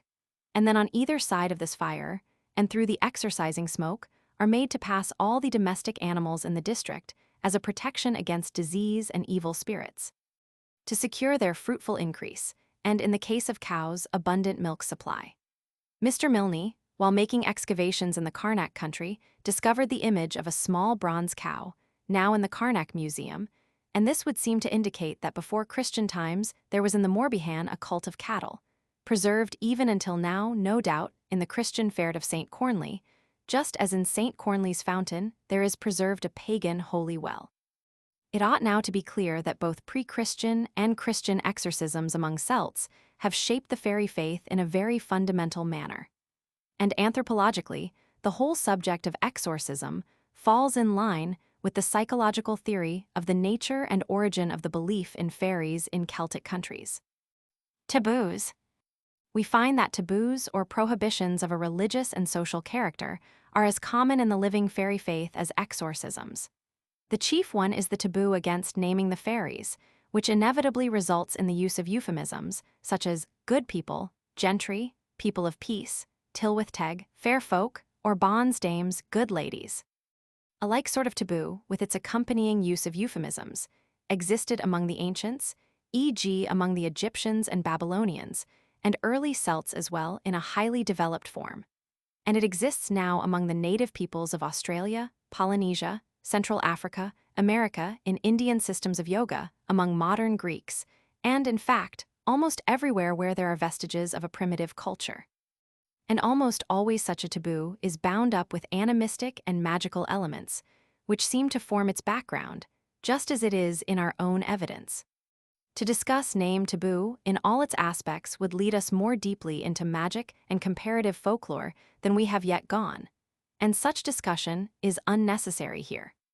We may therefore briefly state that the root of the matter would seem to be that the name and the dread power named are so closely associated in the very concrete thought of the primitive culture that the one virtually is the other. Just as one inevitably calls up the other for the modern thinker, so it is that, in the world of objective fact, for the primitive philosopher the one is equivalent to the other. The primitive man, in short, has projected his subjective associations into reality. As regards euphemisms, the process of development possibly is that first you employ any substitute name, and that secondly you go on to employ such a substitute name as will at the same time be conciliatory. In the latter case, a certain anthropomorphosing of the power behind the taboo would seem to be involved. Next in prominence comes the food taboo, and to this, also, there are non-Celtic parallels all the world over, now and in ancient times. We may take notice of three very striking modern parallels. A woman visited her dead brother in Panay, the Polynesian otherworld, and he cautioned her to eat nothing there, and she returned. A red man Ahakta, after an apparent death of 2 days' duration, revived, and declared that he had been to a beautiful land of tall trees and singing birds, where he met the spirits of his forefathers and uncle. While there, he felt hunger, and seeing in a bark dish some wild rice, wished to eat of it, but his uncle would allow him none. In telling about this psychical adventure, Ahakta said, "Had I eaten of the food of spirits, I never should have returned to earth." Also, a New Zealand woman visited the otherworld in a trance, and her dead father, whom she met there, ordered her to eat no food in that land, so that she could return to this world to take care of her child. All such parallels, like their equivalents in Celtic belief, seem to rest on this psychological and physiological conception in the folk mind. Human food is what keeps life going in a human body. Fairy food is what keeps life going in a fairy body. And since what a man eats makes him what he is physically, so eating the food of fairyland, or of the land of the dead, will make the eater partake of the bodily nature of the beings it nourishes. Hence, when a man or woman has once entered into such relation or communion with the otherworld of the dead, or of fairies, by eating their food, his or her physical body, by a subtle transformation, adjusts itself to the new kind of nourishment, and becomes spiritual like a spirit's or fairy's body, so that the eater cannot re-enter the world of the living. A study of food taboos confirms this conclusion. A third prominent taboo, the iron taboo, has been explained by exponents of the pygmy theory as pointing to a prehistoric race in Celtic lands who did not know iron familiarly, and hence venerated it so that in time it came to be religiously regarded as very efficacious against spirits and fairies. Undoubtedly, there may be much reason in this explanation, which gives some ethnological support to the pygmy theory. Apparently, however, it is only a partial explanation of iron taboo in general, because, in many cases, iron in ancient religious rites certainly had magical properties attributed to it, which to us are quite unexplainable from this ethnological point of view. And in Melanesia and in Africa, where iron is venerated now, the same explanation through ethnology seems far-fetched. But at present, there seem to be no available data to explain adequately this iron taboo, though we have strong reasons for thinking that the philosophy underlying it is based on mystical conceptions of virtues attributed reasonably or unreasonably to various metals and precious stones, and that a careful examination of alchemical sciences would probably arrive at an explanation wholly psychological. Besides many other miscellaneous taboos noticeable in the evidence, there is a place taboo which is prominent. Thus, if an Irishman cuts a thorn tree growing on a spot sacred to the fairies, or if he violates a fairy preserve of any sort, such as a fairy path, or by accident interferes with a fairy procession, illness and possibly death will come to his cattle or even to himself. In the same way, in Melanesia, violations of sacred spots bring like penalties. A man planted in the bush near Olvuga some coconut and almond trees and not long after died, the place being a spirit preserve, and a man in the leper's island lost his senses, because, as the natives believed he had unwittingly trodden on ground sacred to Tagero, and the ghost of the man who lately sacrificed there was angry with him. In this case, the wizards were called in and cured the man by exorcisms, as Irishmen or their cows are cured by the exorcisms of fairy doctors when fairy struck for some similar violation. The animistic background of place taboos in the fairy faith is in these cases apparent. Among ancient Celts, in the evidence soon to be examined from the recorded fairy faith, we shall find taboos of various kinds, often more prominent than in the living fairy faith. So essential are they to the character of much of the literary and mythological matter with which we shall have to deal in the following chapters, that at this point, some suggestions ought to be made concerning their correct anthropological interpretation. Almost every ancient Irish taboo is connected with a king or with a great hero like Cuchulainn, and in Ireland especially, all such kings and heroes were considered of divine origin, and as direct incarnations or reincarnations of the Tuatha De Danann, the true fairies, originally inhabitants of the otherworld. See our Chapter 7. As Dr. Fraser points out to have been the case among non-Celts, with whom the same theory of incarnated divinities has prevailed, royal taboos are to isolate the king from all sources of danger, especially from all magic and witchcraft, and they act in many cases, so to say, as electrical insulators to preserve him or heroes who are equally divine. The early Celts recognized an intimate relationship between man and nature. Unperceived by man, unseen forces not dissimilar to what Melanesians call mana, looked on as animate and intelligent and frequently individual entities, guided every act of human life. It was the special duty of Druids to act as intermediaries between the world of men and the world of the Tuatha De Danann.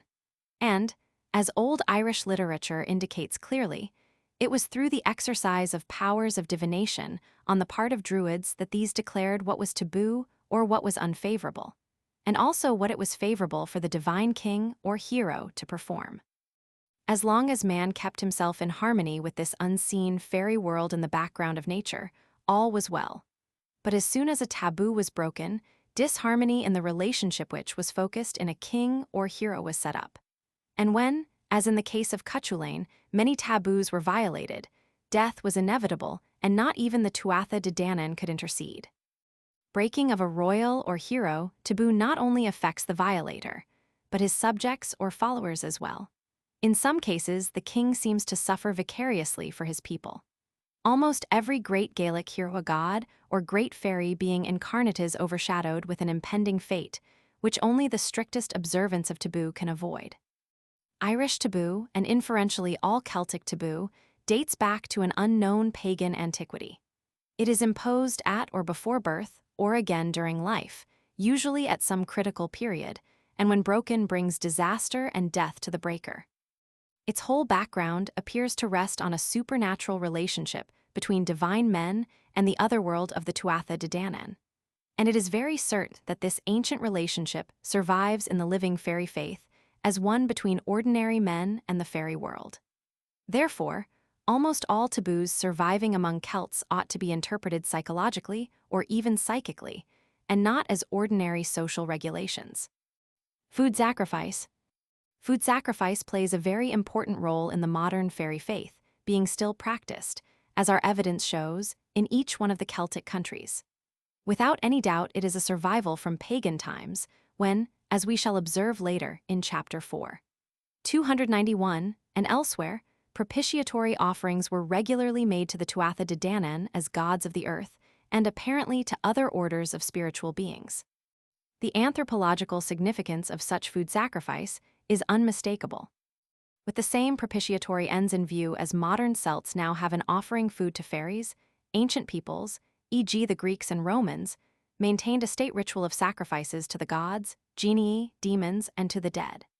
And such sacrifices, so essential a part of most ancient religions, were based on the belief, as stated by Porphyry in his treatise concerning abstinence, that all the various orders of gods, genii, or demons enjoy as nourishment the odor of burnt offerings. And like the fairy folk, the demons of the air live not on the gross substance of food, but on its finer invisible essences, conveyed to them most easily on the altar fire. Socrates, Plato, Xenophon, and other leading Greeks, as well as the Romans of a like metaphysical school, unite in declaring the fundamental importance to the welfare of the state of regular sacrifices to the gods and to the demons who control all natural phenomena, since they caused, if not neglected, abundant harvests and national prosperity. For unto the gods is due by right a part of all things which they give to man for his happiness. The relation which the worship of ancestors held to that of the gods above, who are the Olympian gods, the great gods, and to the gods below, who are the gods of the dead, and also to the demons and heroes or divine ancestors, is thus set forth by Plato in his laws. In the first place, we affirm that next after the Olympian gods and the gods of the state, honor should be given to the gods below. Next to these gods, a wise man will do service to the demons or spirits, and then to the heroes, and after them will follow the sacred places of private and ancestral gods, having their ritual according to law. Next comes the honor of living parents. It is evident from this direct testimony that the same sort of philosophy underlies food sacrifice among the Celts and other peoples as we discovered underlying human sacrifice in our study of the changeling belief, and that the Tuatha De Danann in their true mythological nature, and fairies, their modern counterpart, correspond in all essentials to Greek and Roman gods, genii, and demons, and are often confused with the dead. The Celtic legend of the dead. The animistic character of the Celtic legend of the dead is apparent, and the striking likenesses constantly appearing in our evidence between the ordinary apparitional fairies and the ghosts of the dead show that there is often no essential and sometimes no distinguishable difference between these two orders of beings, nor between the world of the dead and fairyland. We reserve for our chapter on science and fairies the scientific consideration of the psychology of this relationship, and of the probability that fairies as souls of the dead and as ghosts of the dead actually exist and influence the living. General conclusion. The chief anthropological problems connected with the modern fairy faith, as our evidence presents it, have now been examined at sufficient length, we trust, to explain their essential significance and problems, to some extent parallel, connected with the ancient fairy faith have likewise been examined. There remain, however, very many minor anthropological problems not yet touched upon, but several of the most important of these, e.g. various cults of gods, spirits, fairies, and the dead, and folk festivals thereto related, see Section 3. The Circular Fairy Dance, CPP. 456, or the fairy world as the other world, see Chapter Roman 6, or as purgatory, see Chapter X, will receive consideration in following chapters, and so will certain very definite psychological problems connected with dreams and trance-like states, with supernormal lapse of time, and with seership. We may now sum up the results so far attained.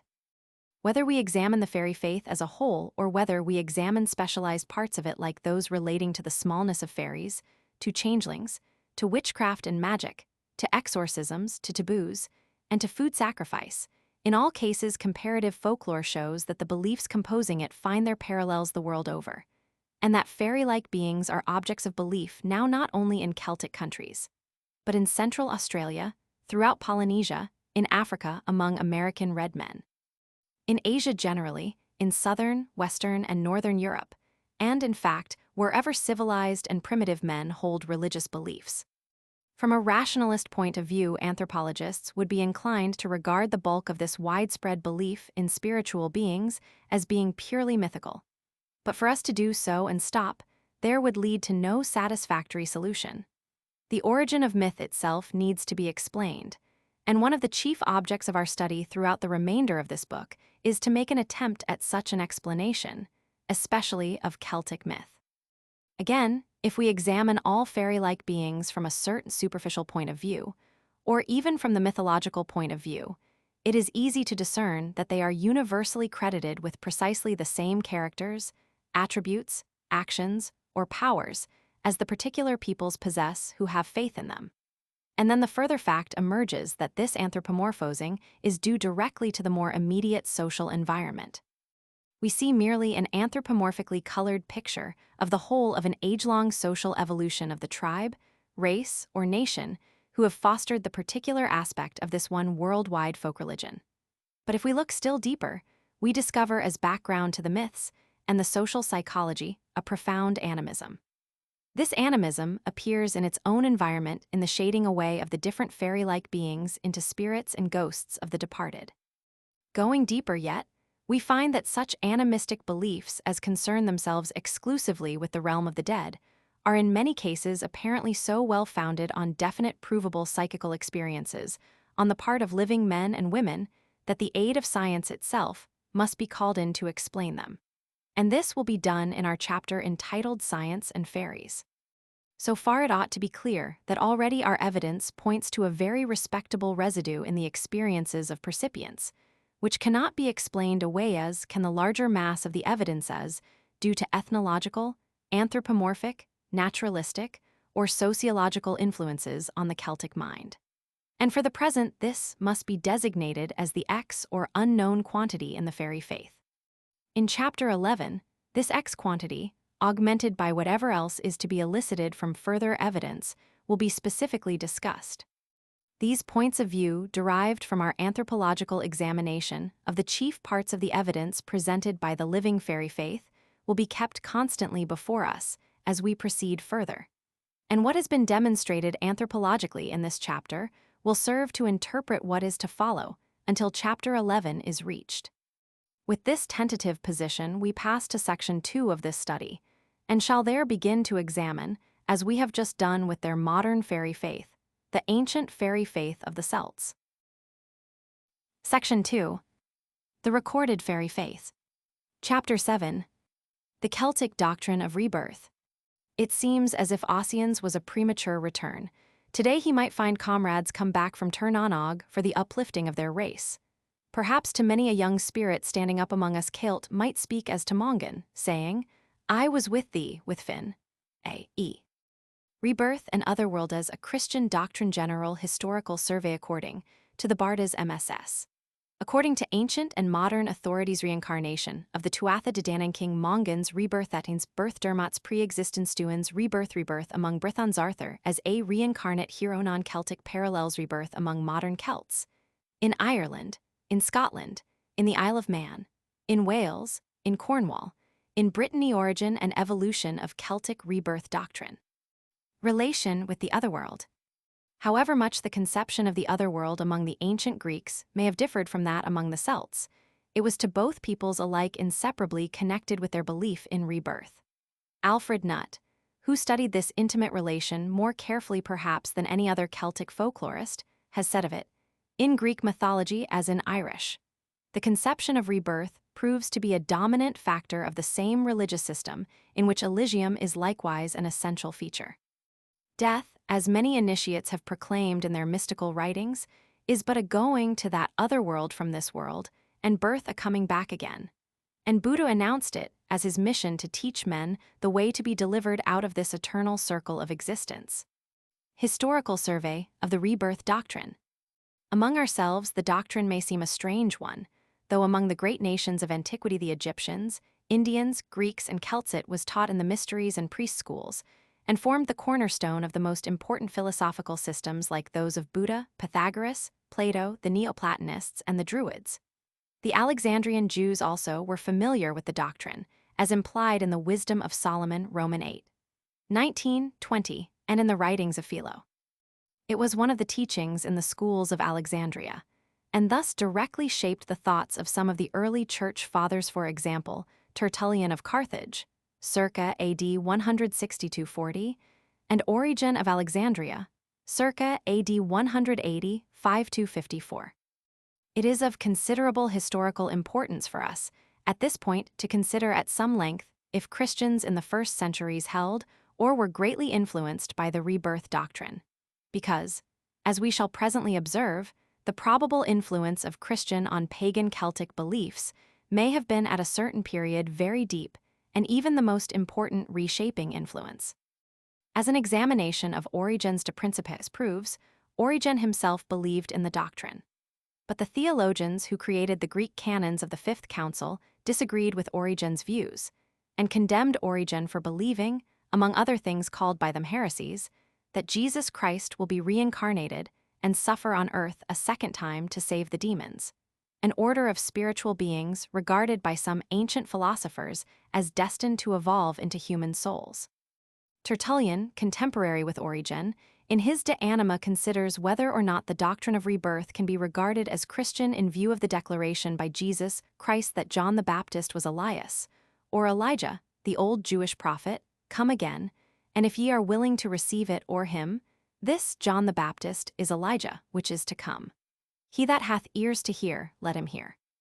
Tertullian concludes, and modern Christian theologians frequently echo him, upon comparing Malachi Roman 4:5, that all the New Testament writers mean to convey is that John the Baptist possessed or acted in the spirit and power of Elias, but was not actually a reincarnation of Elias, since he did not possess the soul and body of Elias. Had Tertullian been a mystic, and not merely a theologian with a personal bias against the mystery teachings, which bias he shows throughout his De Anima, it is quite evident that he would have been on this doctrinal matter in agreement with Origen, who was both a mystic and a theologian. And then, probably with such an agreement of these two eminent church fathers on record before the time when Christian councils met to determine canonical and orthodox beliefs, the doctrine of rebirth would never have been expurgated from Christianity. In the Pistis Sophia, an ancient Gnostic Christian work, which contains what are alleged to be some of Jesus Christ's esoteric teachings to his disciples, it is clearly stated, contrary to Tertullian's argument, but in accord with what we may assume Origen's view would have been, that John the Baptist was the reincarnation of Elias.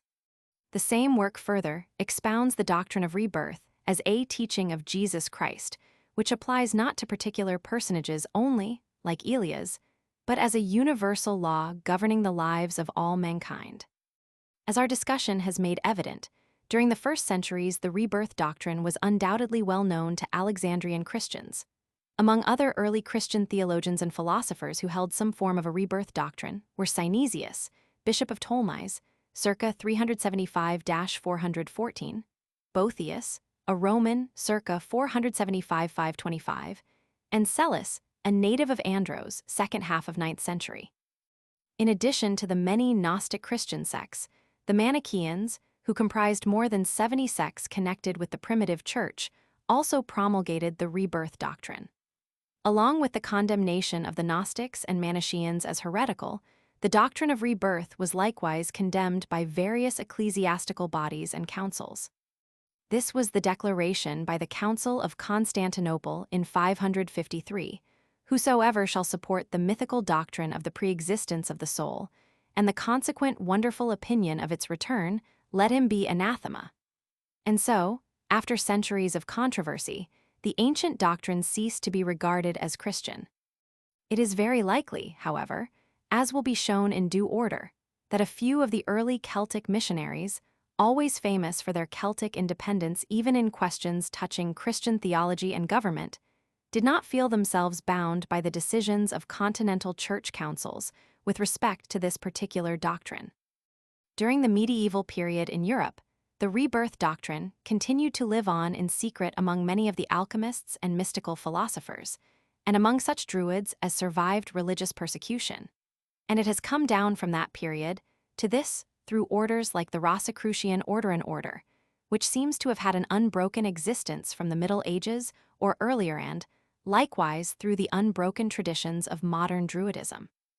In our own times, there is what may be called a renaissance of the ancient doctrine in Europe, and America especially in England, Germany, France, and the United States through various philosophical or religious societies, some of them founding their teachings and literature on the ancient and medieval mystical philosophers, while others stand as the representatives in the West of the mystical schools of modern India, which, like modern Druidism, claim to have existed from what we call prehistoric times. Today in the Roman Church, eminent theologians have called the doctrine of purgatory the Christian counterpart of the philosophical doctrine of rebirth. And the real significance of this opinion will appear in our later study of St. Patrick's Purgatory which, as we hold, is connected more or less definitely with the pagan Irish doctrines of the underworld of the she-folk and spirits, as well as shades of the dead, and with the Celtic Druidic doctrine of reincarnation. Scientifically speaking, as shown in the Welsh triads of bardism, The ancient Celtic doctrine of rebirth represented for the priestly and bardic initiates an exposition of the complete cycle of human evolution. That is to say, it included what we now call Darwinism, which explains only the purely physical evolution of the body, which man inhabits as an inheritance from the brute kingdom, and also besides Darwinism, a comprehensive theory of man's own evolution as a spiritual being both apart from and in a physical body, on his road to the perfection, which comes from knowing completely the earth plane of existence. And in time, judging from the rapid advance of the present age, our own science through psychical research may work back to the old mystery teachings and declare them scientific. See chapter Roman 12. According to the Barda's MSS. With this preliminary survey of the subject, we may now proceed to show how, in the Celtic scheme of evolution, the other world with all its gods, fairies, and invisible beings, and this world with all its visible beings, form the two poles of life or conscious existence.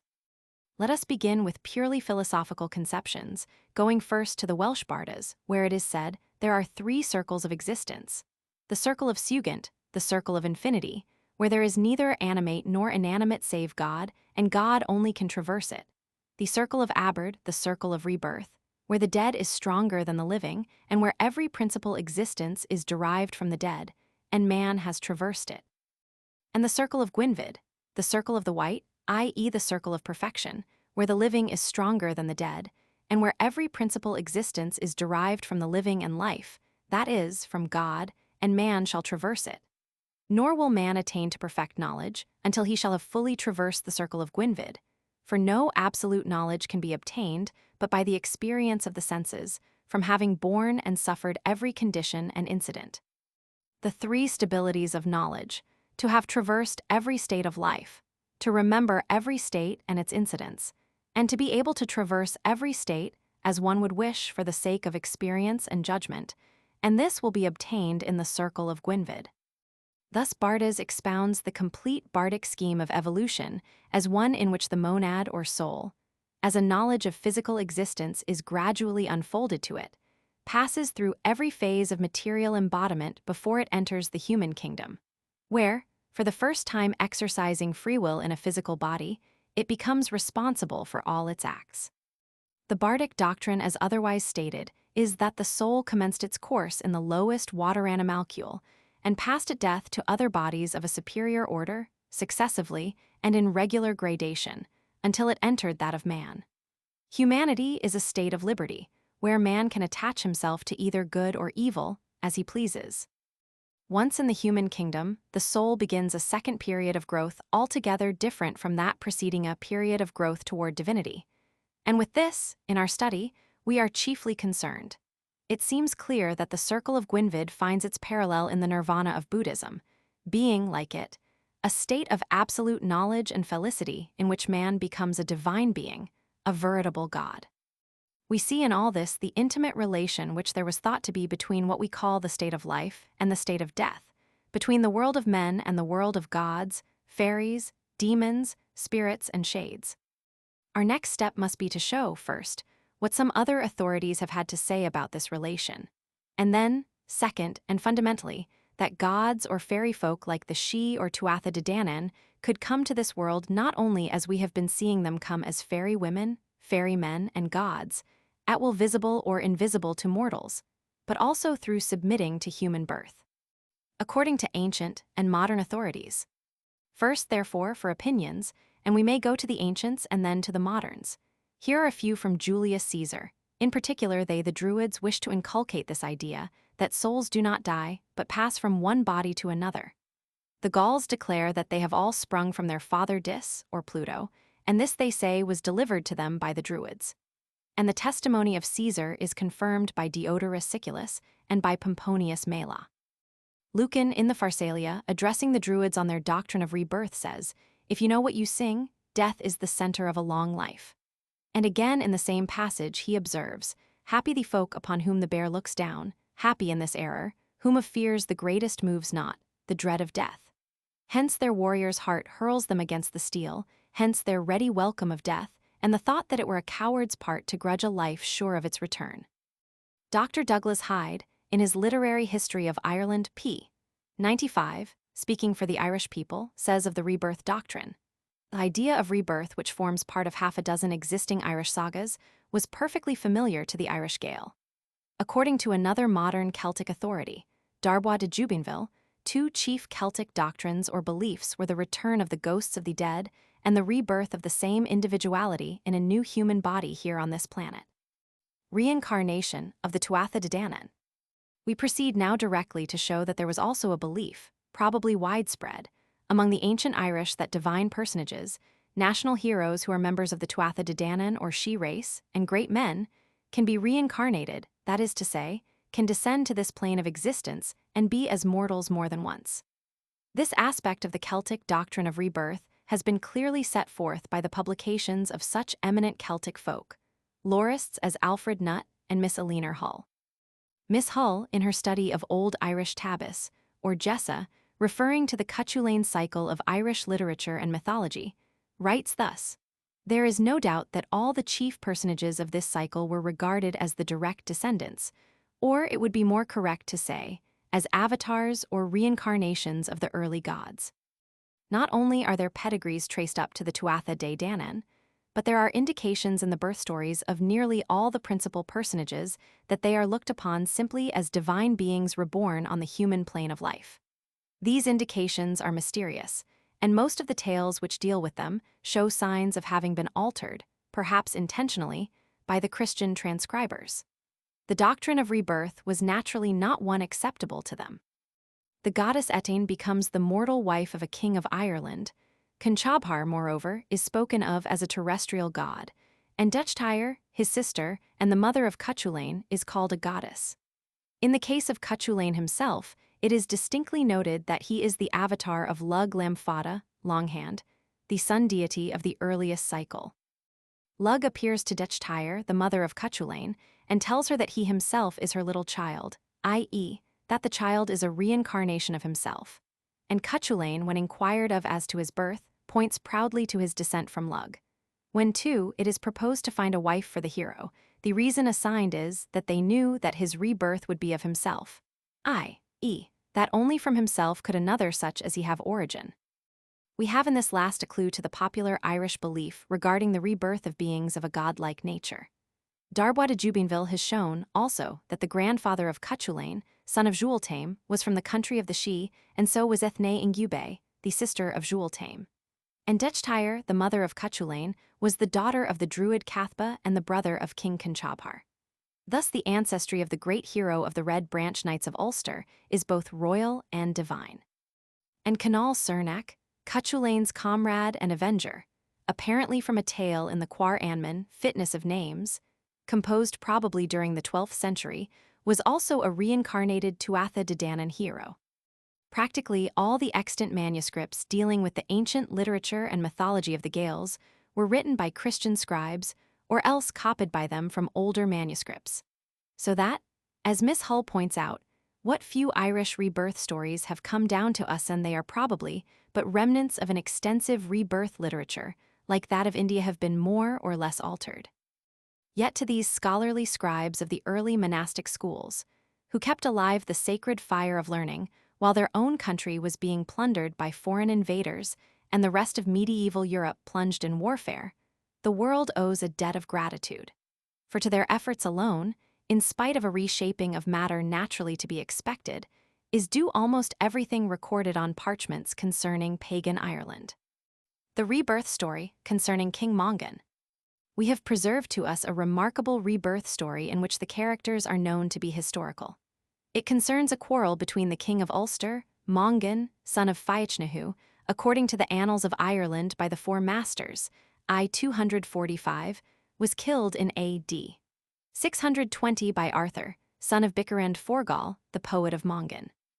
The dispute between them was as to the place of the death of Fothed Ergdech, a king of Ireland who was killed by Cailt, one of the warriors of Find, in a battle whose date is fixed by the Four Masters in A.D. 285. Forgal pretended that Fothed had been killed at Duffrey, in Leinster, and Mongan asserted that it was on the River Larne, anciently Alarba, in County Antrim. Enraged at being contradicted, even though it were by the king, Forgall threatened Mongan with terrible incantations, and it was agreed that unless Mongan proved his assertion within 3 days, his queen should pass under the control of Forgall. Mongan, however, had spoken truly and with certain secret knowledge and felt sure of winning. When the 3rd day was almost expired and Forgall had presented himself ready to claim the wager, there was heard coming in the distance the one whom Mongan awaited. It was Celt himself, come from the otherworld to bear testimony to the truthfulness of the king and to confound the audacious presumptions of the poet Forgall. It was evening when he reached the palace. The king Mongan was seated on his throne, and the queen at his right full of fear about the outcome, and in front stood the poet Forgall claiming the wager. No one knew the strange warrior as he entered the court, save the king. Celt, when fully informed of the quarrel and the wager, quickly announced so that all heard him distinctly, "The poet has lied." "You will regret those words," replied the poet. "What you say does not well become you," responded Celt in turn, "for I will prove what I say." And straightway Celt revealed this strange secret, that he had been one of the companions in arms under the great warrior Find, who was also his teacher, and that Mongan, the king before whom he spoke, was the reincarnation of Find. "We were with thee," said Celt, addressing the king. "We were with Find." "Know, however," replied Mongan, "that you do wrong in revealing a secret." But the warrior continued, "We were therefore with Find. We came from Scotland. We encountered Fothed Ergdech near here on the shores of the Alarba. We gave him furious battle. I cast my spear at him in such a manner that it passed through his body, and the iron point, detaching itself from the staff, became fixed in the earth on the other side of Fothed. Behold here the shaft of that spear. There will be found the bare rock from the top of which I let fly my weapon. There will be found a little further to the east the iron point sunken in the earth. There will be found again a little further, always to the east, the tomb of Fothed Ergdech. A coffin of stone covers his body. His 2 bracelets of silver, his 2 arm rings, and his neck torque of silver are in the coffin. Above the tomb rises a pillar stone, and on the upper extremity of that stone, which is planted in the earth, one may read an inscription in Ogham. Here reposes Fothed Ergdech. He was fighting against Find when Celt slew him. And to the consternation of Forgall, what this warrior who came from the otherworld declared was true. For there were found the place indicated by him, the rock, the spearhead, the pillar stone, the inscription, the coffin of stone, the body in it, and the jewelry. Thus Mongan gained the wager, and the secret of his life which he alone had known was revealed. He was Find reborn. And Celt, his old pupil and warrior companion, had come from the land of the dead to aid him. It was Celt, Find's foster son, that had come to them. Mongan, however, was Find, though he would not let it be told. But not only was Mongan an Irish king, he was also a god, the son of the Tuatha De Danann Manannán Macler. This Mongan is a son of Manannán Macler, though he is called Mongan, son of Fiachna. And so it is that long after their conquest, the people of the goddess Dana ruled their conquerors, for they took upon themselves human bodies, being born as the children of the kings of Mil's sons. There are other episodes which show very clearly the relationship between Mongan incarnated in a human body and his divine father Manannán. Thus, when Mongan was 3 nights old, Manannán came for him and took him with him to bring up in the land of promise, and vowed that he would not let him back into Ireland before he were 12 years of age. And after Mongan has become Ulster's high king, Manannán comes to him to rouse him out of human slothfulness to a consciousness of his divine nature and mission, and of the need of action. Mongan and his wife were frittering away their time playing a game, when they beheld a dark black-tufted little cleric standing at the doorpost, who said, "This inactivity in which thou art, O Mongan, is not an inactivity becoming a king of Ulster, not to go to avenge thy father on Fiachna the Black, son of Daman, though Dublacha may think it wrong to tell thee so." Mongan seized the kingship of Ulster, and the little cleric who had done the reason was Manannán the Great and Mighty. In the ancient tale of the voyage of Bran, probably composed in its present form during the 8th, possibly the 7th century A.D., there is another version of the Mongan rebirth story, which, being later in origin and composition than the voyage itself, was undoubtedly clumsily inserted into the manuscript, as scholars think. Therein, Mongan as the offspring of Manannán by the woman of Line Magquite, after the theory of the Christian incarnation, is described as a fair man in a body of white clay. This and what follows in the introductory quatrain show how early Celtic doctrines correspond to or else were originated by those of the Christians. And the transcriber, seeing the parallels, glossed and altered the text which he copied by introducing Christian phraseology so as to fit it in with his own idea, altogether improbable that the references are to the coming of Jesus Christ. The references are to Manannán and to the woman of Linemag, who by him was to be the mother of Monganna's Mary, the wife of Joseph, was the mother of Jesus Christ by God the Father. A noble salvation will come from the King who has created us. A white law will come overseas, besides being God, he will be man. This shape he on whom thou lookest will come to thy parts. 'Tis mine to journey to her house, to the woman in Linemag. For it is Manannán, the son of Lur, from the chariot in the shape of a man. He will delight the company of every fairy knoll. He will be the darling of every goodly land. He will make known secrets, a course of wisdom in the world, without being feared. To him is attributed the power of shape-shifting, which is not transmigration into animal forms, but a magical power exercised by him in a human body. He will be throughout long ages and 100 years in fair kingship. Manannán, the son of Lur, will be his father, his tutor. At his death, the white host, the angels or fairies, will take him under a wheel, chariot of clouds to the gathering where there is no sorrow. The birth of Etain, of the Tuatha De Danann. Another clear example of one of the Tuatha De Danann being born as a mortal is recorded in the famous saga of the wooing of Etain. 3 fragments of this story exist in the Book of the Dun Cow. The first tells how Etain Ecraid, daughter of Ailill and wife of Midir, a great king among the She people, was driven out of fairyland by the jealousy of her husband's other wife, and how after being wafted about on the winds of this world, she fell invisibly into the drinking cup of the wife of Edir of Inber Sichmain, who was an Ulster chieftain. The chieftain's wife swallowed her, and in due time gave birth to a girl. It was 1,012 years from the first begetting of Etain by Ailill to the last begetting by Edir. Etain, retaining her own name, grew up thence as an Irish princess. One day, an unknown man of very stately aspect suddenly appeared to Etain the princess, and as suddenly disappeared, after he had sung to her a wonderful song designed to arouse in her the subconscious memories of her past existence among the Shia. So is Etain here today. Among little children is her lot. It is she was gulped in the drink by Edir's wife in a heavy draught. The scribe ends this part of the story by letting it be known that Midir has struck off the head of his other wife, Fuamnach, the cause of all Etain's trouble. The second section of the tale introduces Etain as Queen of Eachade Airm, High King of Ireland, and the most curious and important part of it shows how she was loved by Ailill Inguba. Ailill, so far as blood kinship went, was the brother of Eachade, though apparently either an incarnation of Midir or else possessed by him. Etain acceded to his love, but he was under a strange love-weakness.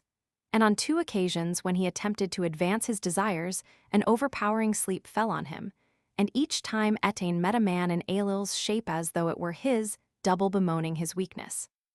On a 3rd occasion she asked who the man was, and he declared himself to be Midir, and besought her to return with him to the other world. But her worldly or human memory clouded her subconscious memory, and she did not recognize Midir, yet promised to go with him on gaining Eachade's permission. After this event, curiously enough, Ailill was healed of his strange love malady. In the 3rd part of the story, Midir and Eachade are playing games. Midir loses the first 2, and with them great riches, but winning the 3rd claims the right to place his arms about Etain and kiss her. Eachade asked a month's delay. The last day of the month had passed. It was night. Eachade in his palace at Tara awaited the coming of his rival, Midir, and though all the doors of the palace had been firmly closed for the occasion, and armed soldiers surrounded the queen, Midir, like a spirit, suddenly stood in the center of the court and claimed the wager. Then, grasping and kissing Etain, he mounted in the air with her and very quickly passed out through the opening of the great chimney. In consternation, King Eachade and his warriors hurried without the palace, and there, on looking up, they saw 2 white swans flying over Tara, bound together by a golden chain. The pre-existence of Dermot. With a difficult task before him, Dermates was the case with Mongan is reminded of his pre-existence as a hero in the otherworld, with Manon and Maclure and Angus Oge. Now spoke Fergus Truelips, Finn's Olive, and said, Cowardly and punily thou shrinkest, Dermot, for with most potent Mannanan, son of Lur, thou studidst and wast brought up in the land of promise and in the bay-indented coasts.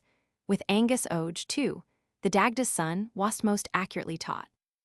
And it is not just that now thou lackest even a moderate portion of their skill and daring, such as might serve to convey Finn and his party up this rock or bastion. At these words, Dermot's face grew red.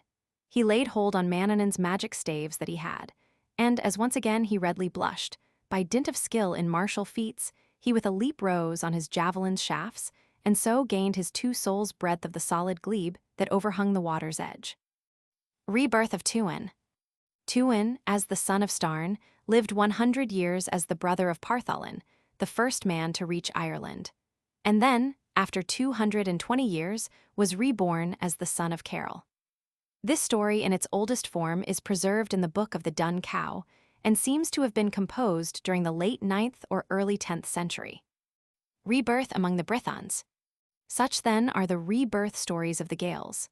Among the Brythons, the same ancient doctrine prevailed, though we have fewer clear records of it. Of the Brythonic rebirth doctrine, as philosophically expounded in Bardas, mention has already been made. In the ancient Welsh story about Taliesin, Gwion, after many transformations, magical in their nature, is reborn as that great poet of Wales, his mother being a goddess, Ceridwen, who dwells beneath the waters of Lake Tegid. In its present mystical form, this tale cannot be traced further than the end of the 16th century, though the transformation incidents are presupposed in the Book of Taliesin, a 13th century manuscript. Besides being the rebirth of Gwion, Taliesin may be regarded as a bardic initiate high in degree, who is possessed of all magical and druidical powers. He made a voyage to the otherworld, Caer City, and this seems to indicate some close connection between ancient rites of initiation and his occult knowledge of all things. Like the Irish rebirth and otherworld tales, it also suggests the relation between the world of death or fairy and the world of human embodiment. From his harrying of Hades, the Brythonic Gwydion secured the head of Hades' cauldron of regeneration or rebirth. And when corpses of slain warriors are thrown into it, they arise next day as excellent as ever, except that they are unable to speak, which circumstance may be equal to saying that the ordinary uninitiated man, when reborn, is unable to speak of his previous incarnation, because he has no memory of it. This cauldron of rebirth, like so many objects mentioned in the ancient bardic literature, is evidently a mystic symbol. It suggests the same correspondences, as propounded in the modern bardas, between the dead and the living, between death and rebirth. And Gwydion, having been a great culture hero of Wales, probably promulgated a doctrine of rebirth, and hence is described as being able to resuscitate the dead. King Arthur as a reincarnated hero. Judging from substantial evidence set forth above in Chapter 5, the most famous of all Welsh heroes, Arthur, equally with Cuchulainn his Irish counterpart, can safely be considered both as a god apart from the human plane of existence, and thus like the Tuatha De Danann or fairy folk, and also like a great national hero and king, such as Mongan was, incarnated in a physical body. The taking of Arthur to Avalon by his life guardian, the Lady of the Lake, and by his own sister, and by 2 other fairy women who live in that other world of sacred apple groves, is sufficient in itself, we believe, to prove him of a descent more divine than that of ordinary men. And the belief in his return from that otherworld, return so confidently looked for by the Brythonic people, seems to be a belief, whether recognized as such or not, that the great hero will be reincarnated as a messiah destined to set them free. In Avalon, Arthur lives now, and it is from there that the Britons of England and of France have for a long time awaited his coming. And Mallory, expressing the sentiment in his Age, writes, Yet some men say in many parts of England that King Arthur is not dead, but had by the will of our Lord Jesu into another place. And men say that he shall come again, and he shall win the Holy Cross. I will not say it shall be so, but rather I will say, here in this world he changed his life. If we consider Arthur's passing and expected return, as many do, in a purely mythological aspect, we must think of him for the time as a sun god, and yet even then cannot escape altogether from the rebirth idea. For, as a study of ancient Egyptian mythology shows, there is still the same set of relations. There are the sun symbols always made use of to set forth the doctrine of rebirth, be it Egyptian, Indian, Mexican, or Celtic. The death of a mortal, like the passing of Arthur, is represented by the sunset on the horizon between the visible world here and the invisible world beyond the Western Ocean, and the rebirth is the sunrise of a new day. Non-Celtic parallels. As a non-Celtic parallel to what has preceded concerning the otherworld of the Celts and their doctrine of rebirth, we offer the second of the stories of the high priests of Memphis, as published by Mr. F. L. Griffith from Ancient Manuscripts. It is a history of Ciaciiri, the son of Osiris, whose father was Set-me-Kamuas. This wonderful divine son, when still a child, took his human father on a journey to see Amenti, the otherworld of the dead. And when 12 years of age, he was wiser than the wisest of the scribes and unequaled in magic. At this period in his life, there arrived in Egypt an Ethiopian magician who came with the object of humbling the kingdom. But Ciaciiri read what was in the unopened letter of the stranger, and knew that its bearer was the reincarnation of Hor the son of the Negress, the most formidable of the 3 Ethiopian magicians who 1,500 years before had waged war with the magicians of Egypt. At that time, the Egyptian Hor, the son of Panesh, had defeated the great magician of Ethiopia in the final struggle between white and black magic, which took place in the presence of the pharaoh. And Hor the son of the Negress had agreed not to return to Egypt again for 1,500 years. But now the time was elapsed, and, unmasking the character of the messenger, Ciaciiri destroyed him with magical fire. After this, Ciaciiri revealed himself as the reincarnation of Hor the son of Panesh, and declared that Osiris had permitted him to return to Earth to destroy the powerful hereditary enemy of Egypt. When the revelation was made, Ciaciiri passed away as a shade, going back again, even as the Celtic Arthur, into the realm invisible from which he came.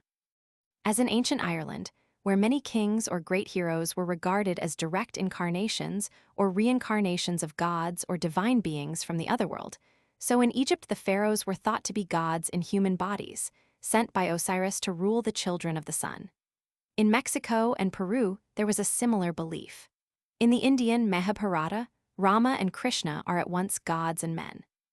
The celebrated philosophical poem, known as the Bhagavad Gita, also asserts Krishna's descent from the gods, and the same view is again enforced and extended in the Harivansa, and especially in the Bhagavata Purana. The Indian laws of Manu say that even an infant king must not be despised from an idea that he is a mere mortal, for he is a great deity in human form. In ancient Greece, it was a common opinion that Zeus was reincarnated from age to age in the great national heroes.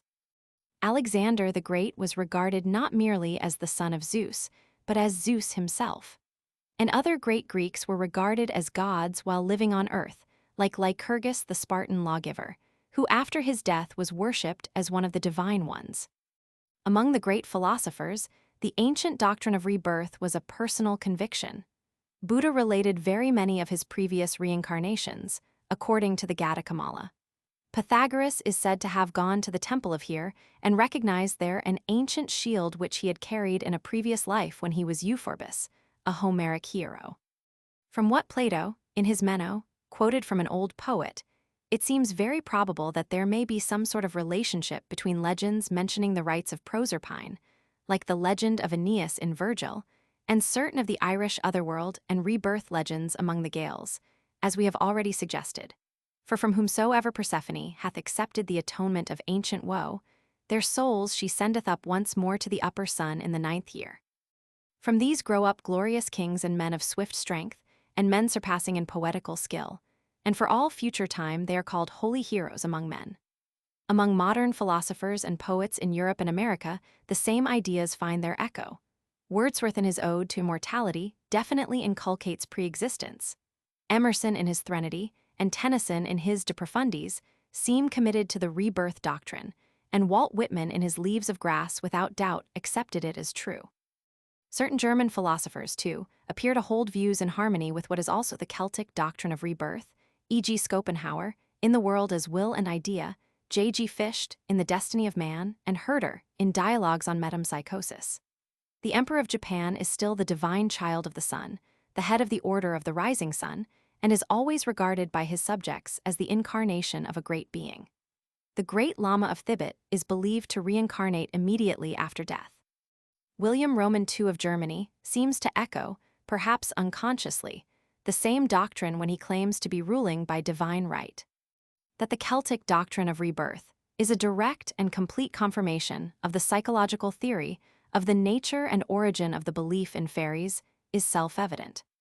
Could it be shown to be scientifically plausible in itself, as well-educated Celts consider it to be in much evidence to be derived from a study of states of consciousness, e.g. dreams, somnambulism, trance, crystal gazing, changed personality, subconsciousness, and so forth, indicates that it might be shown to be so it would effectively prove the theory. Fairies would then be beings of the other world who can enter the human plane of life by submitting to the natural process of birth in a physical body, and would correspond to the Alcharinga ancestors of the Arunta. In Chapter 12 following, such a proof of the theory is attempted. Rebirth among modern Celts. One of the chief objects of this chapter is to show that the rebirth doctrine of the Celts, like most beliefs bound up with the fairy faith, still survives, thus further proving that Celtic tradition is an unbroken thing from times prehistoric until today. We shall therefore proceed to bring forward the following original material, collected by ourselves, as evidence on this point. In Ireland, I found two districts where the rebirth doctrine has not been wholly forgotten. The first one is in the country round Knockmaw near TUAN. After Mrs. had told me about fairies, I led up to the subject of rebirth, and the most valuable of all my Irish finds concerning the belief was the result. For this woman of Belclare told me that it was believed by many of the old people, when she was a girl living a few miles west of Knockmaw, that they had lived on this earth before as men and women. But she added, you could hardly get them to talk about their belief. It was a sort of secret which they who held it discussed freely only among themselves. They believed, too, that disease and misfortune in old age come as a penalty for sins committed in a former life. This expiatory or purgatorial aspect of the rebirth doctrine seems to have been more widespread than the doctrine in its bare outlines. For the Belclare woman, in speaking of it, was able to recall from memories of 45 or 50 years ago what was then a popular story about a disease-worn man and an eel fisherman. The diseased man, as he watches the eel fisherman taking up his baskets, contrasts his own wretched physical condition with the vigor and good health of the latter, and attributes the misfortune which is upon himself to bad actions in a life prior to the one he is then living. And here is the unhappy man's lamentation. Fliuch fuar ada mo libade, ada fertin agus jurgith, adim ag ayak na achual aes tusa ag fair ducliipin. Wet, cold is my bed, there is rain and sharp wind I am paying for pride, and you watching your basket. The teller of the story insisted on giving me these verses in Irish, for she said they have much less meaning in English, and I took them down, and to verify them and the story in which they find a place, I went to the cottage a second time. There is no doubt, therefore, that the legend is a genuine echo of the religion of pre-Christian Ireland, in which reincarnation appears to have been clearly inculcated and was probably the common belief. I once asked Stephen Ruan, the Galway piper, if he had ever heard of such a thing as people being born more than once here on this earth, seeing that I was seeking for traces of the old Irish doctrine of rebirth. The answer he gave me was this: I have often heard it said that people born and dead come into this world again. I have heard the old people say that we have lived on this earth before, and I have often met old men and women who believed they had lived before. The idea passed from one old person to another and was a common belief, though you do not hear much about it now. A highly educated Irishman now living in California tells me of his own knowledge that there was a popular and sincere belief among many of the Irish people throughout Ireland that Charles Parnell, their great champion in modern times, was the reincarnation of one of the old Gaelic heroes. This shows how the ancient doctrine is still practically applied. There is also an opinion held by certain very prominent Irishmen now living in Ireland, with whom I have been privileged to discuss the rebirth doctrine, that both Patrick and Columba are likewise to be regarded as ancient Gaelic heroes, who were reincarnated to work for the uplifting of the Gael. A legend concerning Loch Gore, County Limerick, indicates that the sleeping hero type of tale is a curious aspect of an ancient rebirth doctrine. In such tales, heroes and their warrior companions are held under enchantment, awaiting the mystic hour to strike for them to issue forth and free their native land from the rule of the Saxon. Usually they are so held within a mysterious cavern, as is the case of Arthur and his men, according to differently localized Welsh stories, or they are in the depths of magic hills and mountains like most Irish heroes. The heroes under enchantment with their companions are to be considered as resident in the otherworld, and their return to human action as a return to the human plane of life. The Loch Gore legend is about Garret Fitzgerald, the Earl of Desmond, who rebelled against Queen Elizabeth. Modern folk tradition regards him as the guardian deity of the loch, and as dwelling in an enchanted palace situated beneath its waters.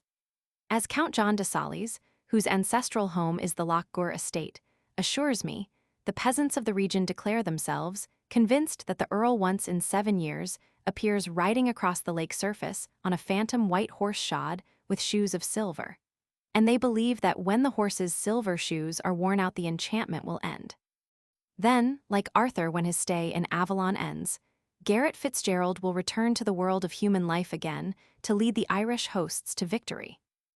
In Scotland, Dr. Alexander Carmichael, author of Carmina Gaedlica, who as a folklorist has examined modern peasant beliefs throughout the Highlands and Islands more thoroughly than any other living Scotsman, informs me that apparently there was at one time in the Highlands a definite belief in the ancient Celtic rebirth doctrine, because he has found traces of it there, though these traces were only in the vaguest and barest outline. In the Isle of Man, Mr. William Cashin, keeper of Peel Castle, reported as follows with respect to a rebirth doctrine in the Isle of Man: "Here in the island among old Manx people I have heard it said, but only in a joking way, that we will come back to this earth again after some thousands of years. The idea wasn't very popular nor often discussed, and there is no belief in it now to my knowledge. It seems to have come down from the Druids." This is Mr. William Oates' testimony, given at Ballyzalla. Some held a belief in the coming back, rebirth of spirits. I can't explain it. A certain Manxman I knew used to talk about the transmigration of spirits, but I shall not give his name, since many of his family still live here on the island. Mr. Thomas Kelly, of Glenmee, had no clear idea about the ancient Celtic doctrine of rebirth, though he said, "My grandfather had a notion that he would be back here again at the resurrection to claim his land." This undoubtedly shows how the Christian doctrine of the resurrection and the Celtic one of rebirth may have blended, both being based on the common idea of a physical post-existence. In Wales, in the Pentre Evan country, where I discovered such rich folklore, I found my chief witness from their not unfamiliar with the ancient Celtic belief in rebirth. One day I asked her if she had ever heard the old folk say that they had lived before on this earth as men and women. Somewhat surprised at the question, for to answer it would reveal half-secret thoughts of which, as it proved, not even her own nephew or niece had knowledge, she hesitated a moment, and then, looking at me intently, said with great earnestness, "Yes, and I often believe myself that I have lived before." And because of the unusual question, which seemed to reveal on my part familiarity with the belief, she added, "And I think you must be of the same opinion as to yourself." She explained then that the belief was a rare one now, and held by only a few of the oldest of her old acquaintances in that region, and they seldom talk about it to their children for fear of being laughed at. Mr. J. Ceredig Davies, the well-known folklorist of Llanillar, near Aberystwyth, speaking of the Welsh rebirth doctrine, said he remembers, while in Patagonia, having discussed Druidism with a friend there, the late John Jones, originally of Bala, North Wales, and hearing him remark, "Indeed, I have a half-belief that I have been in this world before." Mr. Jones, our witness from Pontred Fendigade, offers testimony of the highest value concerning Druidism and the doctrine of rebirth in Central Wales, as follows: Taliesin believed in rebirth, and he was the first to interpret the Druidic laws. He believed that from age to age he had been in many human bodies. He believed that he possessed the same soul as Enoch and Eli, that he had been a judge sitting on the case of Jesus Christ. I was a judge at the crucifixion. He is reported as saying and that he had been a prisoner in bonds at the court of Sinfalin, not far from Aberystwyth, for a year and a day. 200 years ago, belief in rebirth was common. Many still held it when I was a boy. And even yet here in this region, some people are imbued with the ancient faith of the Druids and firmly believe that the spirit migrates from one body to another. It is said, too, that a pregnant woman is able to determine what kind of a child she will give birth to. Mr. Jones's use of the phrase, migrate from one body to another, led us to suspect that it might refer to transmigration, i.e. rebirth into animal bodies, which Dr. Tyler in Primitive Culture 4, Roman 2, 611, 17, and c. shows is a distorted or corrupted interpretation of what he calls the reasonable and straightforward doctrine of rebirth into human bodies only. But when we questioned Mr. Jones further about the matter, he said, the belief I refer to is rebirth into human bodies. I have heard of witches being able to change their own body into the body of an animal or demon, but I never heard of men transmigrating into the bodies of animals. Some people have said that the Druids taught transmigration of this sort, but I do not think they did, though Welsh poets seem to have made use of such a doctrine for the sake of poetry. In order to gain evidence concerning the rebirth doctrine as concrete as possible from so important a witness as Mr. Jones, we asked him further if he could recall the names of one or two of his old acquaintances who believed in it. And he said, one old character named Thomas Williams, a dyer by trade, nearly believed in it, and Sean Evan Rollant firmly believed in it. Rollant was the owner of Old Abbey Farm on the Crosswood estate, and originally was a well-to-do and respectable farmer. But in consequence of mortgages on the estate, he lost his property. After being dispossessed and badly treated, he used to recite the 109th Psalm to bring curses upon those who worked against him in the dispossession process, and it was thought that he succeeded in bringing curses upon them. The Reverend T. M. Morgan, vicar of Newchurch Parish near Carmarthen, who has already offered valuable evidence concerning the Tylwyth Teg, CPP. 14951, contributes additional material about the doctrine of rebirth in South Wales. My father said there used to be expressed in Cardiganshire before his time, a belief in rebirth. This was in accord with Druidism, namely, that all human beings formerly existed on the moon, the world of middle light, and the Queen of Heaven, that those who there lived a righteous life were thence born on the sun, and thence onward to the highest heaven, and that those whose moon life had been unrighteous were born on this earth of suffering and sin. Through right living on earth, souls are able to return to the moon, and then evolve to the sun and highest heaven, or, through wrong living on earth, souls are born in the third condition, which is one of utter darkness and of still greater suffering and sin than our world offers. But even from this lowest condition, souls can work upwards to the highest glory if they strive successfully against evil. The goddess of heaven or mother of all human beings was known as Evans-Wentz. I am unable to tell if she is the moon itself or lived in the moon. On the other hand, the sun was considered the father of all human beings. According to the old belief, every new moon brings the souls who were unfit to be born on the sun to deposit them here on our earth. Sometimes there are more souls seeking embodiment on earth than there are infant bodies to contain them. Hence, souls fight among themselves to occupy a body. Occasionally, one soul tries to drive out from a body the soul already in possession of it, in order to possess it for itself. In consequence of such struggling of soul against soul, men in this world manifest madness and tear themselves. Whenever such a condition showed itself, the person exhibiting it was called a lowerig, or one who is moon-torn, lower meaning moon, and rego to notch or tear, and in the English word lunatic, meaning moonstruck, we have a similar idea. Mr. David Williams, J.P. of Carmarthen, who has already told us much about Welsh fairies, CPP. 151.3, offers equally valuable information about the three circles of existence and the Druidic scheme of soul evolution as follows. According to the Druids, there are three circles through which souls must pass. The first is Silch y Sugant, the second Silch Aberd, the third Silch y Gwynfyd. The name of each circle refers to a special kind of spiritual training, and if in reaching the second circle you do not gain its perfection by completing all its provisions, you must begin again in circle 1. But if you reach the perfection of circle 2, you go on to circle 3. In Circle 1, which is unlocated, the soul has no condition of bodily existence, as in Circle 2. The second circle appears to be a state, something like the one we are in now, a mixture of good and evil. The third circle is a state of perfection and blessedness. In it, the soul's environments correspond to all its wishes and desires, and there is contact with God. At this point, I asked if there was loss of individuality in Circle 3, and Mr. Williams replied, "No, there is not loss of individuality." Hence, as we suggest, Silchwai Gwynfyd is the druidic parallel to the nirvana of Indian metaphysics being like it, a state of perfect and unlimited self-consciousness, which man never knows in earth life. And, finally, Mr. Williams said in relation to rebirth, about the years 1780–1820, there lived an old bard in Glamorganshire who was actually a druid, though he professed to be a Christian as well, and he believed fully in rebirth. His common name was Edward Williams, Iolo Morganwg, and he edited the famous Archaeology of Wales. In Cornwall, Mr. Henry Mattern, FIAS, our very important witness from Penzance, testifies as follows concerning a rebirth doctrine in Cornwall. Belief in reincarnation was very common among the old Cornish peoples.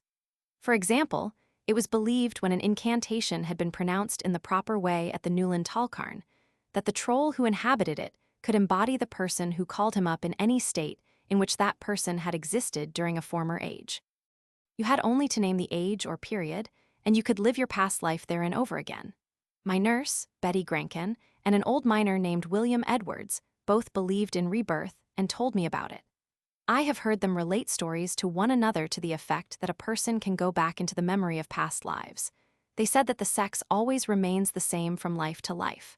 I have never heard of any belief in transmigration of humans into animals, but in human rebirth only.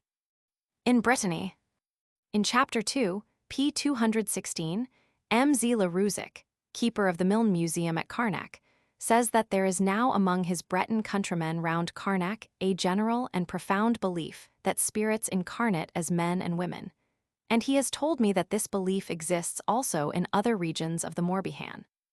And I myself found there in this Carnac country of which M. Laruzic speaks, that the doctrine of the reincarnation of ancestors, which, as he agrees, is the same thing as the incarnation of spirits, is quite common, though as a rule only talked about among the Bretons themselves. M. Laruzic restated the belief as he knows it round Carnac, as follows: "It is incontestable that the belief in the reincarnation of spirits is general in our country, and it is believed that the spirits embodied now are the spirits of the people of former times."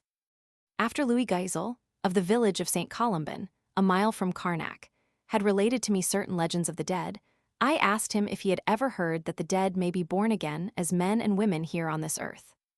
Contrary to my expectations, the question caused no surprise whatever, and I was at once given the impression that the ancient Celtic doctrine of rebirth is a thoroughly familiar one to him and to many Bretons about the Carnac district.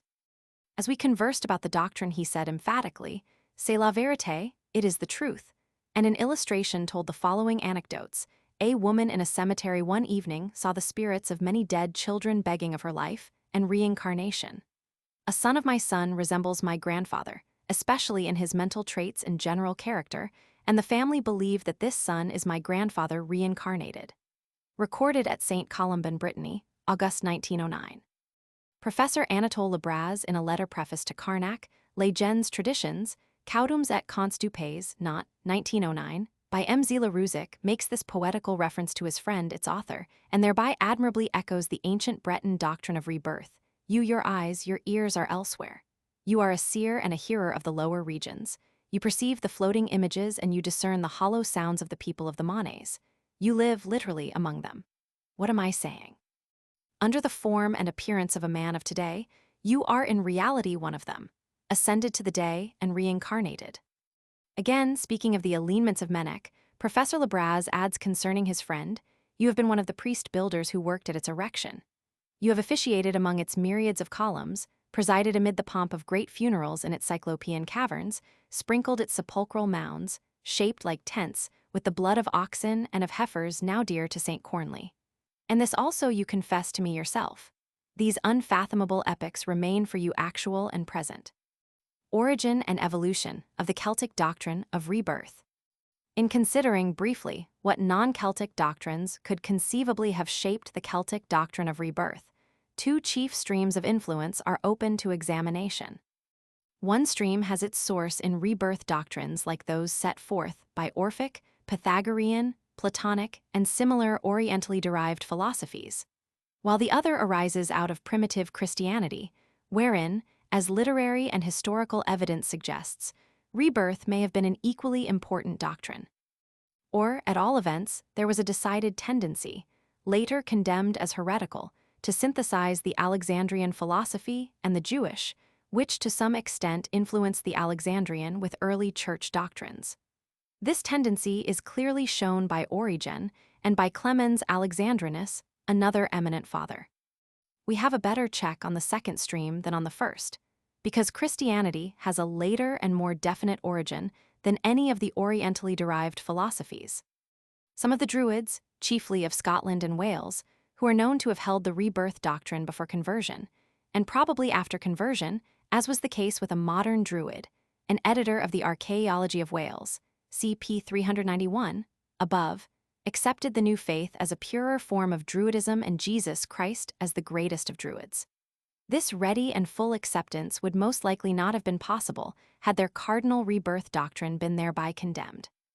It would seem, therefore, that a primitive Christian rebirth doctrine may have been openly held by certain of the early Celtic missionaries. These latter, during the centuries when Ireland was the university for all Europe, had good opportunities for knowing much about the earliest traditions of Christianity, and they, with their own half-pagan instincts, would have given approval to such a doctrine without consulting Rome, just as church fathers like Tertullian condemned it on their own personal authority and Origen believed it. Further, if we hold in mind that the doctrine of the Incarnation even now inculcates that the Son pre-existed and united himself with a human soul in the act of conception, and that it may originally and by some Irish saints have been thought of as applying to all mankind in a more humble and less divine way, we seem to see in the Mongan rebirth story, which Christian transcribers have glossed, evidently with such ideas in mind. A proof that on this doctrinal point Christian and Celtic beliefs coalesced. But the Christian beliefs did not originate the Celtic, for scholars have shown that the germ of the Mongan rebirth story, as well as that of the Cuchulainn rebirth episode, is pre-Christian, and that the Etain birth story dates from a time when Irish myth and history were entirely free from Christian influence. The same original pagan character is shown in the rebirth episodes existing in Brythonic literature. And finally, from the testimony of several ancient authorities, e.g. Julius Caesar, Diodorus Siculus, Pomponius Mela, and Lucan, who wrote respectively about 50 BC, 40 BC, AD 44, and AD 60 to 65, that the Celts already held the rebirth doctrine. It is certain that any possible influence from the Christian stream, instead of originating the Celtic doctrine of rebirth, could merely have modified it. The question remaining, would the classical or Oriental doctrines of rebirth have originated or fundamentally shaped the Celtic rebirth doctrine, is a very difficult one. At present, it cannot be answered with certainty, either negatively or positively.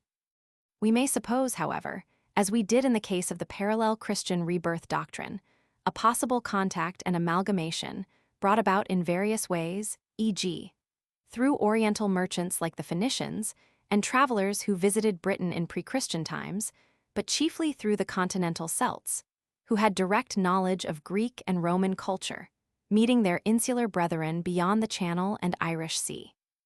All such ancient contacts push the problem further and further back in time, and our easiest and safest course is to state as we may of the similar problem of the origin of the Celtic otherworld, belief that available facts of comparative religion, philosophy, and myth indicate clearly a prehistoric epoch when there was a common ancestral stock for the Mediterranean and Pan-Celtic cultures.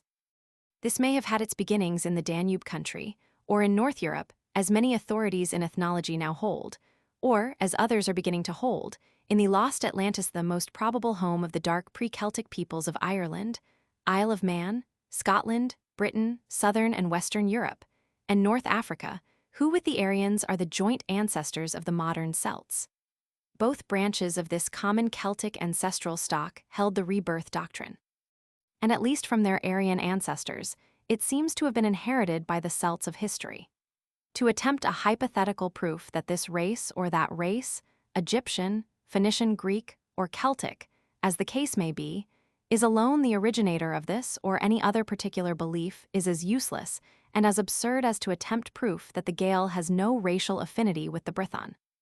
One of the greatest services now being performed by scientific inquiry into human problems is the demonstration of the unreasonableness of assuming artificial social barriers, separating race from race, religion from religion, and institution from institution, and the declaration that the unity and the brotherhood of man is a fact inherent in man's own nature, and not a sentimental ideal.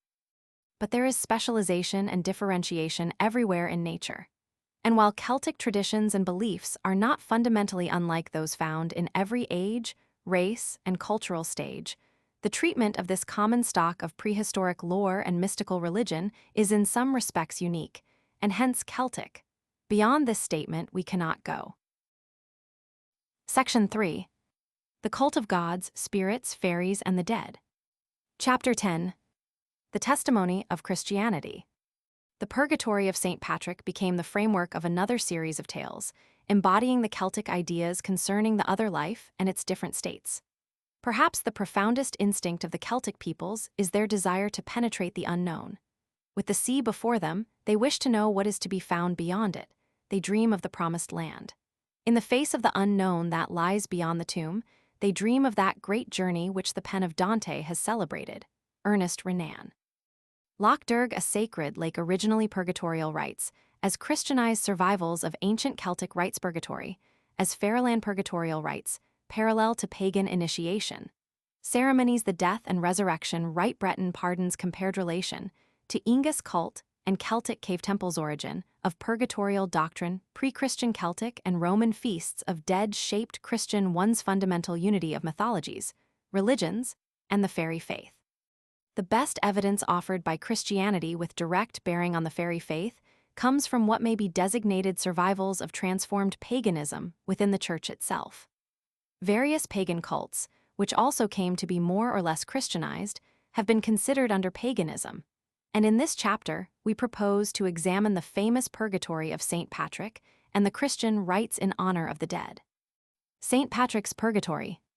In the south of County Donegal, in Ireland, amid treeless mountains and moorlands, lies Loch Derg or the Red Lake, containing an island which has long been famous throughout Christendom as the site of St. Patrick's Purgatory. Even today, more than in the Middle Ages, it is the goal of thousands of pious pilgrims who repair thither to be purified of the accumulated sins of a lifetime. In this age of commercialism, the picture is an interesting and a happy one, no matter what the changing voices of the many may have to say about it. The following weird legends, which during the autumn of 1909 I found surviving among the Loch Derg peasantry, explain how the loch received its present name, and seem to indicate that long before Patrick's time, the loch was already considered a strange and mysterious place, apparently an otherworld preserve.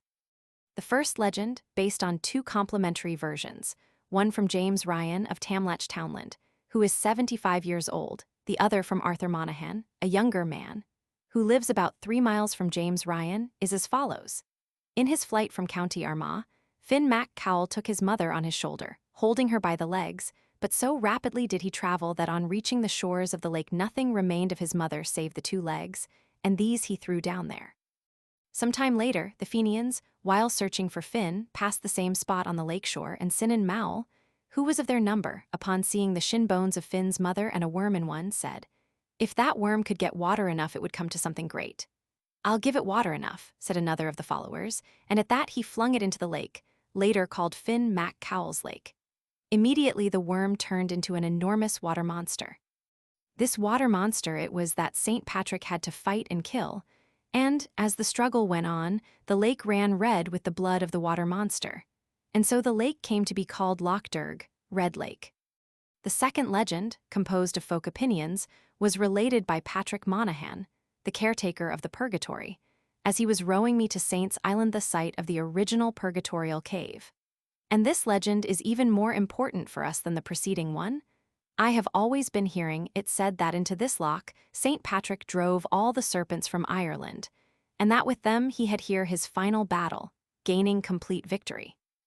The old men and women in this neighborhood used to believe that Lough Derg was the last stronghold of the Druids in Ireland. And from what I have heard them say, I think the old legend means that this is where St. Patrick ended his fight with the Druids, and that the serpents represent the Druids or paganism. These and similar legends, together with what we know about the purgatorial rites, lead us to believe that in pre-Christian times Finn Mac Cowell's Lake, later called Lough Derg, was venerated as sacred, and that the cave, which then undoubtedly existed on Saints Island, was used as a center for the celebration of pagan mysteries similar in character to those supposed to have been celebrated in Newgrange. Evidently, in the ordeals and ceremonies of the modern Christian purgatory of St. Patrick, we see the survivals of such pagan initiatory rites. Just as the cults of stones, trees, fountains, lakes, and waters were absorbed by the new religion, so, it would seem, were all cults rendered in prehistoric times to Finn Mac Cowell's Lake and within the island cave. Though the present location of the purgatory is not the original place of the old Celtic cults, there having been a transfer from Saints Island to Station Island, the present place of pilgrimage, where instead of the cave there is the prison chapel, the practices, though naturally much modified and corrupted, retain their primitive outlines. Patrick in his time ordered the observance of the following ceremonies by all penitents before their entrance into the original cave on Saints Island. And for a long time they were strictly carried out. The visitor must first go to the bishop of the diocese, declare to him that he came of his own free will, and request of him permission to make the pilgrimage. The bishop warned him against venturing any further in his design, and represented to him the perils of his undertaking. But if the pilgrim still remained steadfast in his purpose, he gave him a recommendatory letter to the prior of the island. The prior again tried to dissuade him from his design by the same arguments that had been previously urged by the bishop. If, however, the pilgrim still remained steadfast, he was taken into the church to spend there 15 days in fasting and praying. After this, the Mass was celebrated, the Holy Communion administered to him and holy water sprinkled over him, and he was led in procession with reading of litanies to the entrance of the purgatory, where a third attempt was made to dissuade him from entering. If he still persisted, the prior allowed him to enter the cave, after he had received the benediction of the priests, and, in entering, he commended himself to their prayers, and made the sign of the cross on his forehead with his own hand. The prior then made fast the door, and opened it not again till the next morning, when, if the penitent were there, he was taken out and led with great joy to the church, and after 15 days watching and praying was dismissed. If he was not found when the door was opened, it was understood that he had perished in his pilgrimage through purgatory. The door was closed again, and he was never afterwards mentioned. An enormous mass of literary and historical material was recorded during the medieval period, in various European vernaculars and in Latin concerning St. Patrick's purgatory. And all of it testifies to the widespread influence of the rites, which already then as now attracted thousands of pilgrims from all parts of Christendom. In the poem of Owen Miles, which forms part of this material, we find a poetical description of the purgatorial initiatory rites quite comparable to Virgil's account of Aeneas on his initiatory journey to Hades. The poem records how Sir Owain was locked in the cave, and how, after a short time, he began to penetrate its depths. He had but little light, and this by degrees disappeared, leaving him in total darkness. Then a strange twilight appeared. He went on to a hall, and there met 15 men clad in white, and with heads shaven after the manner of ecclesiastics. One of them told Owain what things he would have to suffer in his pilgrimage, how unclean spirits would attack him, and by what means he could withstand them. Then the 15 men left the knight alone, and soon all sorts of demons and ghosts and spirits surrounded him, and he was led on from one torture and trial to another by different companies of fiends. In the original Latin legend, there were 4 fields of punishment.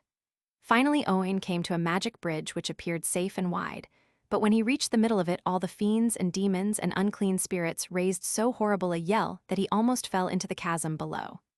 He, however, reached the other shore, and the power of the devils ceased. Before him was a celestial city, and the perfumed air which was wafted from it was so ravishing that he forgot all his pains and sorrows. A procession came to Owain, and welcoming him, led him into the paradise where Adam and Eve dwelt before they had eaten the apple. Food was offered to the knight, and when he had eaten of it, he had no desire to return to earth, but he was told that it was necessary to live out his natural life in the world and to leave his flesh and bones behind him before beginning the heavenly existence. So he began his return journey to the cave's entrance by a short and pleasant way. He again passed the 15 men clad in white, who revealed what things the future had in store for him, and reaching the door safely, waited there till morning. Then he was taken out, congratulated, and invited to remain with the priests for 15 days. Here we have clearly enough many of the essential features of the underworld. There is the mystic bridge which, when crossed, guarantees the traveler against evil spirits. Just as in Ireland, a peasant believes himself safe when fairies are pursuing him if he can only cross a bridge or stream. The celestial city is both like the Christian heaven and the Shia world. The eating of angel food by Owain has an effect quite like that of eating food in fairyland. But Owain, by Christian influence, is sent back on earth to die, that death which the King of heaven and earth hath ordained, as Patrick said of the prince whom he saved from the she-folk. A curious story, in which King Arthur himself is made to visit St. Patrick's Purgatory, published during the 16th century by a learned Frenchman, Stephanus Forcacellus, shows how real a relation there is between purgatory and the Greek or Roman Hades. Arthur, it is said, leaving the light behind him, descended into the cave by a rough and steep road. For they say that this cave is an entrance to the shades, or at least to purgatory, where poor sinners may get their offenses washed out, and return again rejoicing to the light of day. But Forcacellus adds that, I have learnt from certain serious commentaries of Merlin, that Gawain, his master of horse, called Arthur back, and dissuaded him from examining further the horrid cave in which was heard the sound of falling water which emitted a sulphurous smell, and of voices lamenting as it were for the loss of their bodies. Purgatorial and initiatory rites. Judging from the above data, and from the great mass of similar data available, the religious rites connected with St. Patrick's Purgatory are to be anthropologically interpreted in the light of what is known about ancient and modern initiatory ceremonies, similarly conducted. As has already been stated, the original purgatory, which was in a cave on Saints Island, is today typified by Prison Chapel on Station Island. And in this prison chapel, as formerly in the cave, pilgrims, after having fasted and performed the necessary preparatory penances, are required to pass the night. Among the Greeks, neophytes seeking initiation, after similar preparation, entered the cave shrine recently discovered at Eleusis, the site of the great mysteries, and therein, in the sanctum sanctorum, entered into communion with the god and goddess of the lower world. Whereas in the original purgatory, Sir Owain and Arthur are described as having come into contact with the Hades world and its beings. In the state cult at Echiraka, Greece, there was another cavern temple in which initiations were conducted. The oracle of Zeus Trophonius was situated in a subterranean chamber, into which, after various preparatory rites, including the invocation of agames, neophytes descended to receive, in a very mysterious manner, the divine revelations which were afterwards interpreted for them. So awe-inspiring were the descent into the cave, and the sights therein seen, that it was popularly believed that no one who visited the cave ever smiled again, and persons of grave and serious aspect were proverbially said to have been in the cave of Trophonius. The worship of Mithras, the Persian god of created light and all earthly wisdom, who in time became identified with the sun, was conducted in natural and artificial caves found in every part of the Roman Empire, where his cult flourished until superseded by Christianity. And in these caves, very elaborate initiations of 7 degrees were carried out. The cave itself signified the lower world, into which during the ordeals of initiation the neophyte was supposed to enter while out of the physical body, that the soul might be purged by many trials. In Mexico, the cavern of Chalchitango led to the plains of paradise, evidently through initiations, and Mictlan, a subterranean temple, similarly led to the Aztec land of the dead. Among the most widespread and characteristic features of contemporary primitive races, we find highly developed mysteries, puberty institutions, of the same essential character as these ancient mysteries. They are to uncivilized youth what the Greek mysteries were to Greek youth, and what colleges and universities are to the youth of Europe and America, though perhaps more successful than these last as places of moral and religious instruction. These mysteries vary from tribe to tribe, though in almost all of them there is what corresponds to the death rite in Freemasonry. That is to say, there is either a symbolical presentation of death in a sacred drama, as there was among the Greeks in their complete initiatory rites, or a state of actual trance imposed upon each neophyte by the priestly initiators. The sanctum sanctorum of these primitive mysteries is sometimes in a natural or artificial cavern, as was the rule with respect to the ancient mysteries and St. Patrick's Purgatory on Saints' Island, sometimes in a structure specially prepared to exclude the light. Or else the neophytes are symbolically or literally buried in an underground place to be resurrected greatly purified and strengthened. And the mystic purification at the seashore and spiritual rebirth sought in the cave at Eleusis by the highly cultured Athenians and their fellow Greeks, or among other cultured and uncultured ancient and modern peoples through some corresponding initiation ceremony, find their parallel in the purification and spiritual rebirth still sought in the Christian purgatory, now prison chapel, and in the lake waters amid the solitude of sacred Loch Derg, Ireland, by thousands of earnest pilgrims from all parts of the world. There is a correspondence between this conclusion and what was said about the initiatory aspects of the Ingus cult. And should we try to connect the purgatory with some particular sun cult of a character parallel to that of the Ingus cult, we should probably have to name Lugh, the great Irish sun god, because of the significant fact that the purgatorial rites on Station Island come to an end on the festival of the Assumption of the Blessed Virgin, the 15th of August, a date which apparently coincides sufficiently to represent, as it probably does, the ancient August Lughnasadh, the 1st of August. A day sacred to the sun god Lugh, as the name indicates. If we are to class together the original purgatory, New Grange, Gavrinis, and other Celtic underground places, as centers of the highest religious practices in the past, we should expect to discover that many similar structures or natural caverns existed in pagan Ireland, as indeed we find they did. Thus, in different Irish manuscripts, various caves are mentioned, and most of them, so far as they can be localized, are traditionally places of supernatural marvels, and often, as in the case of the last one enumerated, the cave of Cruachan, are directly related to the underworld. Another of these caves is described as being under a church, which circumstance suggests that the church was dedicated over an underground place originally sacred to pagan worship, and, as we may safely assume, to pagan mysteries.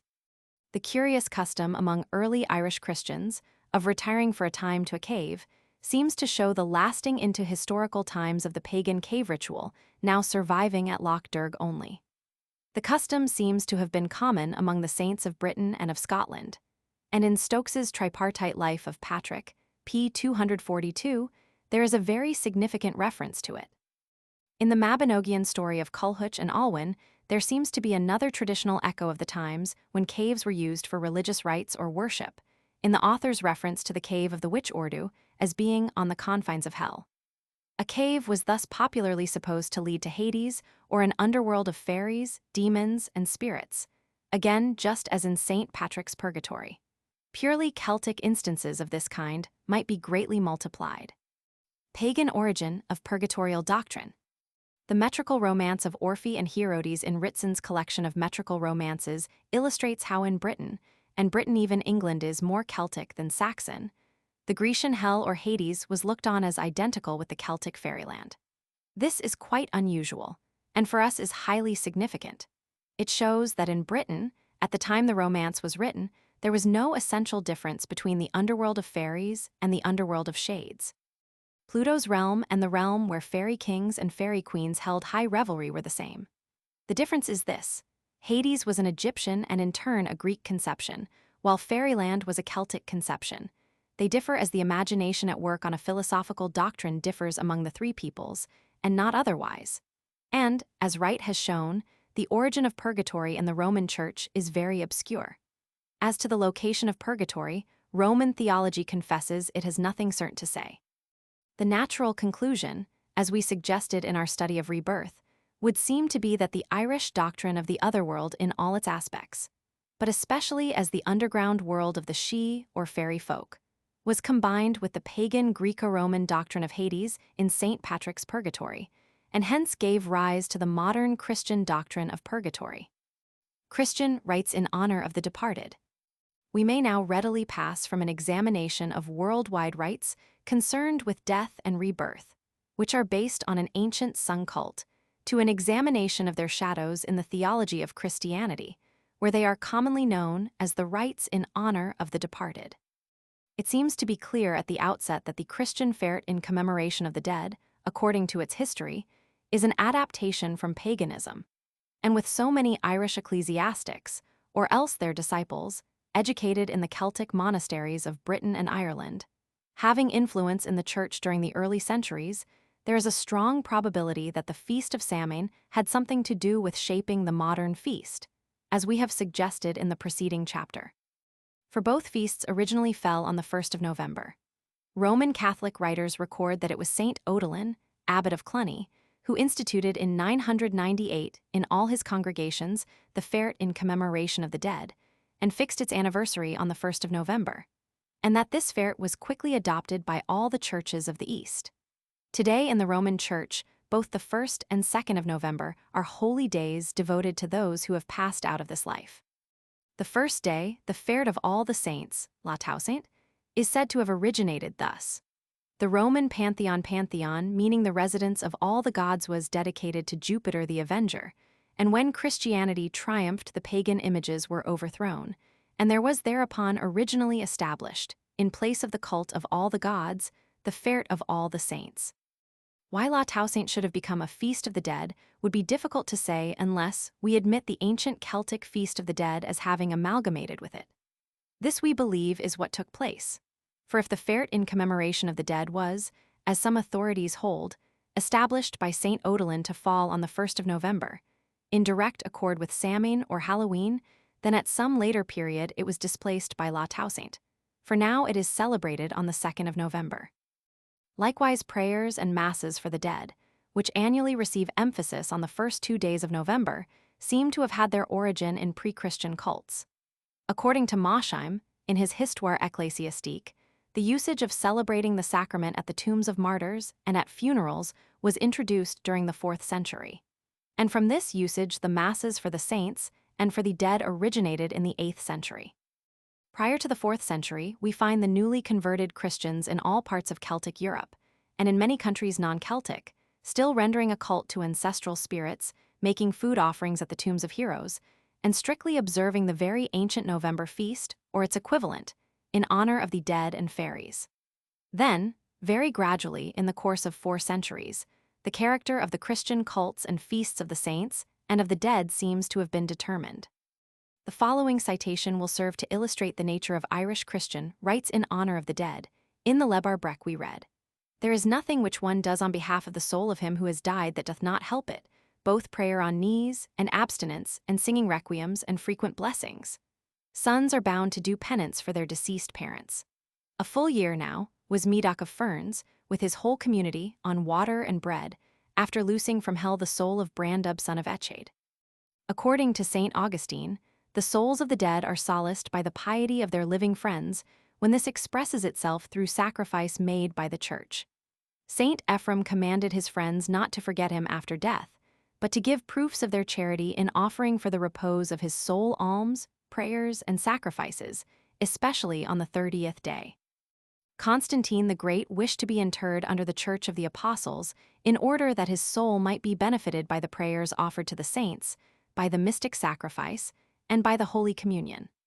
Such prayers and sacrifices for the dead were offered by the Church sometimes during 30 and even 40 days, those offered on the 3rd, the 7th, and the 30th days being the most solemn.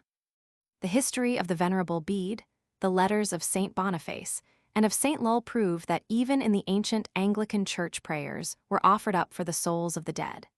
And a council of bishops held at Canterbury in 816 ordered that immediately after the death of a bishop, there shall be made for him prayers and alms.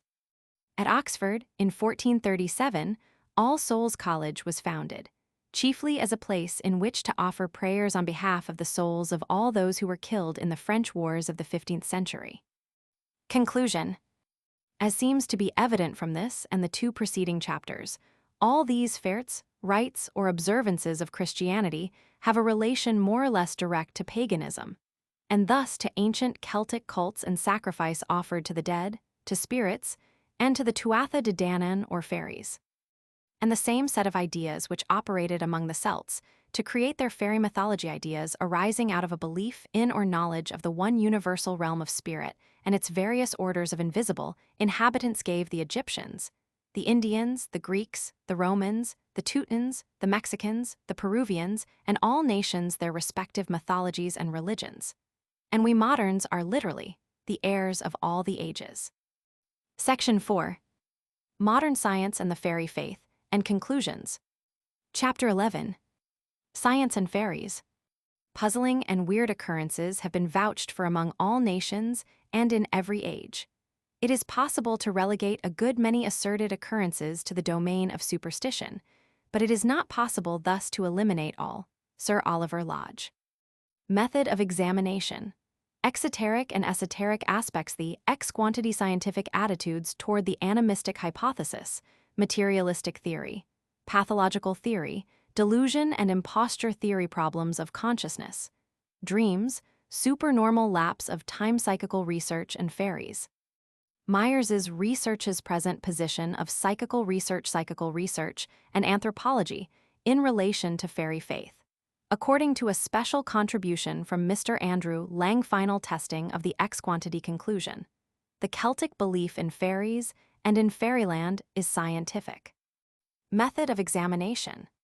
The promise made in the introduction to examine the why of the belief in fairies must now be fulfilled by calling in the aid of modern science. To adduce parallels when studying a religion or a mythology is worth doing, in order to show the fundamental bond which unites all systems of belief in things called spiritual. But it is more important to try to understand why there should be such parallels and such a unifying principle behind them. Perhaps there has been too much of a tendency among students of folklore, and of anthropology as a whole, to be content to do no more than to discover that the Eskimos in Greenland hold a belief in spirits parallel to a belief in spirits held in Central Africa, or that the Greek pantheon, and possibly the Celtic one as well, consists of goddesses which are apparently pre-Aryan and of gods which are apparently Aryan. We, too, have drawn many parallels between the Celtic fairy faith and the various fairy faiths throughout the world, but now we should attempt to find out why there are animistic beliefs at all. This chapter, then, will confine itself to a scientific examination of the more popular, or, as it may be called, the exoteric aspect of the fairy faith, which has come to us directly from the masses of the Celtic peoples. The following chapter, which is corollary to the present one, will deal especially with the mystical aspect, or, as this may be called by contrast, the esoteric aspect of the same belief, which in turn has come to us from learned mystics and seers, who form, in proportion, but a very small minority of the modern Celts. Each of these complementary aspects of the Celtic religion undoubtedly has its origin in the remotest antiquity. This is probably more readily seen with respect to the former than to the latter. The latter has been esoteric always, and in our opinion shows an unbroken tradition, if only a very incomplete one from Druidic times, and it depends less upon written records, because the Druids had none, than upon oral transmission from age to age. Both aspects of the fairy faith have in modern times absorbed many ideas from non-Celtic systems of religion and mystical thought. As Mr. Jenner has suggested in his introduction for Cornwall, and as certain details in Chapter 2 clearly indicate, systems of modern theosophy have had a marked influence in this respect. But it is impossible for us today to say what parts of the fairy faith are purely Celtic and what are not so, because comparative studies prove that mysticism is fundamentally the same in all ages and among all peoples. It is psychologically true, also, that there must always exist some sort of affinity between two sets of thought in order for them to coalesce. Hence, if modern mysticism, derived from Oriental or other sources, has, as we believe, affected Celtic mysticism as handed down from the dim Druidic ages, It is merely because the two occupy a common psychical territory. We must therefore be content to examine scientifically the fairy faith as it now presents itself. The analysis of evidence in Chapter 3 indicates clearly that there is in the exoteric part of the modern Celtic belief in fairies considerable degeneration from what must have been in pagan times a widespread and highly developed animistic creed.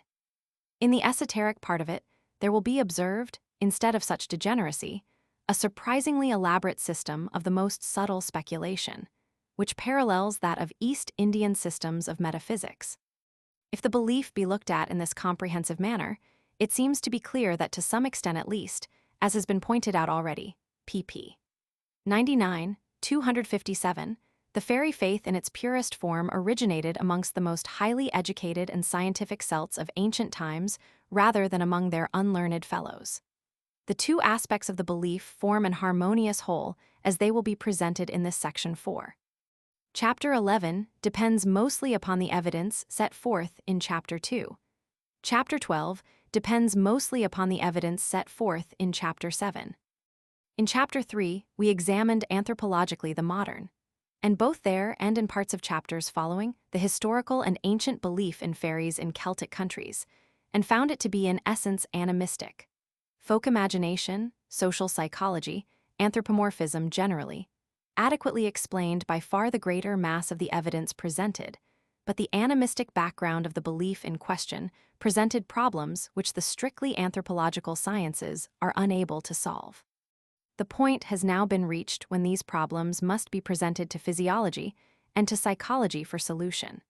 If they can be completely solved by purely rational and physical data, then the fairy faith as a whole will have to be cast aside as worthless in the eyes of science. In our generation, however, such a casting aside is not to be the fate of the folk religion of the Celts. The following phenomena recorded in Chapter 2 and elsewhere throughout our study, and designated as the X or unknown quantity of the fairy faith, cannot at the present time be satisfactorily explained by science. 1. Collective hallucinations and veridical hallucinations. 2. Objects moving without contact. 3. Raps and noises called supernatural. 4. Telepathy. 5. Seership and visions. 6. Dream and trance states manifesting supernormal knowledge. 7. Mediumship or spirit possession. Independently of our own Celtic data in their support, the first class of phenomena are supported by an enormous mass of good data scientifically collected. The second and third class are less well supported. Telepathy is almost generally accepted as now being established. The last three classes are hypothetically accepted by many authorities in pathology, psychology, and psychical research. Scientific attitudes towards the animistic hypothesis. Assertions similar to ours, that phenomena like these are incapable of being explained away by any known laws of orthodox science, have helped to bring about a marked division in the ranks of scientific workers. On one hand, there are those scientists who deny the existence of anything not capable of being mathematically tested, weighed, dissected, or otherwise analyzed in laboratories. On the other hand, there are their colleagues who, often in spite of previous bias toward materialism, have arrived at a personal conviction that an animistic view of man is more in harmony with their scientific experience than any other. Both schools include men eminent in all branches of biological sciences. Midway between these contending schools are the psychophysicists who maintain that man is a twofold being composed of a psychical and physical part. Some of them are inclined to favor animism. Others are unwilling to regard the psychical part of man as separable from the physical part. So the world of science is divided. Under such chaotic conditions of science, it is our right to accept one view or another, or to reject all views and use scientific data independently. There can be no final court of appeal in matters where opinion is thus divided, save the experience of coming generations. We are therefore content to state our own position and leave it to the future for rejection or acceptance, as the case may be. To attempt a critical examination of the 1,001 theories occupying the modern arena of scientific controversy about the essential nature of man is altogether beyond the scope of this work. We must, nevertheless, blaze a rough footpath through the jungle of scientific theories, and, at the outset, put on record our opposition to that school of scientific workers who deny to man a supersensuous constitution. Their theory, if carried out to its logical conclusion, is now essentially no different from Feuerbach's theory at a time when science was far less developed than it is today. He held that the object of sense, or the sensuous, alone is really true, and therefore truth, reality, and the sensible are one. To say that we know reality through sensual perception is an error, as all schools of scientists must nowadays admit. Nature is forever eluding the senses. She masquerades in disguise until science tears away her mask. We must always adjust the senses to the world itself, where there are only vibrations in ether, man sees light, and in atmospheric vibrations he hears sound. We only know things through the way in which our senses react upon them. We sum up the world problem by saying, consciousness does not exhaust its object, the world. Perceptibility and reality, thus not being coincident, man and the universe remain an unsolved problem, despite the noisy shoutings of the materialist in his hermetically sealed and light-excluding case called sensual perceptions. Science admits that all her explanations of the universe are mere products of human understanding and perceptions by the physical senses. The universe of science is wholly a universe of phenomena, and behind phenomena, as no scientist would dare deny, there must be the noumena, the ultimate causes of all things, as to which science as yet offers no comprehensive hypothesis, much less an answer. To consider the materialistic hypothesis as adequate to account for the residuum or exquantity of the fairy faith would not even be reasonable, and, incontestably, would not be scientific. When scientists holding to the non-animistic view of life are driven from their now, for the most part, abandoned fortress built by German scientists of the last century, of whom Feuerbach was a type, they, in opposing the animists, occupy a more modernly equipped fortress called the pathological theory. This theory is that mediumship, telepathy, hallucinations, or the voluntary and involuntary exercise of any so-called psychical faculties on the part of men and women, with the resulting phenomena, can be explained as due to abnormal and hence according to its point of view disease states of the human organism, or to some derangement of bodily functions, leading to delusions resembling those of insanity, which by a sort of hypnosis telepathically induced may even affect researchers and lead them into erroneous conclusions. All scientists are in agreement with the pathological theory insofar as it rejects as unworthy of serious consideration all apparitions and abnormal phenomena save those observed by sane and healthy percipients under ordinary conditions. And accordingly, whenever there can be shown in our percipients a diseased mental or psychical state, we must eliminate their testimony without argument. But since we have endeavored to present no testimony from Celtic percipients who are not physically and psychically normal, the pathological theory at best can affect the exquantity merely hypothetically. The following admission in regard to visual and auditory hallucinations is here worth noting as coming from so thorough an exponent of materialistic psychology as M. Theodule Ribat. There must exist anatomical and physiological causes which would solve the problem, but unfortunately they are hidden from us. Of these hidden causes, which he thinks create all psychical states of mind or consciousness called by him disease of personality, M. Ribat says, our ignorance of the causes stops us short. The psychologist is here like the physician who has to deal with a disease in which he can make out only the symptoms. What physiological influences are they which thus alter the general tone of the organism, consequently of the coanesthesis, consequently too of the memory? Is it some condition of the vascular system, or some inhibitory action, some arrest of function? We cannot say. And after 6 years of most careful experimentation, M. Charles Richet, professor of physiology in the Faculty of Medicine in Paris, reached this conclusion. There exists in certain persons at certain moments a faculty of acquiring knowledge which has no rapport with our normal faculties of that kind. We seem to have here the last words of science touching the pathological theory. When driven from their pathological stronghold, and they maintain that they have not been driven from it, the non-animists always find a safe way to cover their retreat by setting up the charge that all psychical phenomena are fraudulent or else due to delusion on the part of observers. In reply, psychical researchers readily admit that there is a large percentage of mere trickery, delusion, and imposture in observed, spirit phenomena, some of which is deliberate on the part of the medium, and some of which is apparently not consciously induced. Nevertheless, such investigators are not at all willing to say that there is nothing more than this. The delusion and imposture theory will account for a very respectable proportion of these phenomena, but not for all of them. And theoretically, we shall admit its application to the parallel phenomena attributed to fairies, though it must be acknowledged that fairy phenomena are for the most part spontaneously exhibited rather than as in spiritualism, set up through holding seances. Further, there are comparatively few charmers or wise men the fairy, mediums, among the Celts who ever make money out of their ability to deal with the good people or till with teg. Whence the margin of encouragement for fraudulent production of fairy phenomena is extremely limited when compared with spiritualism.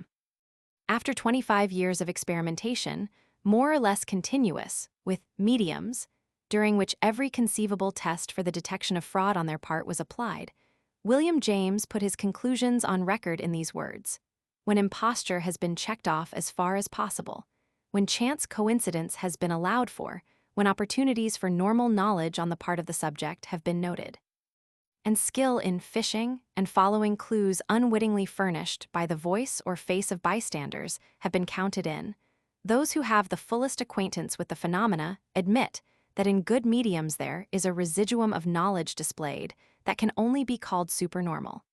The medium taps some source of information not open to ordinary people.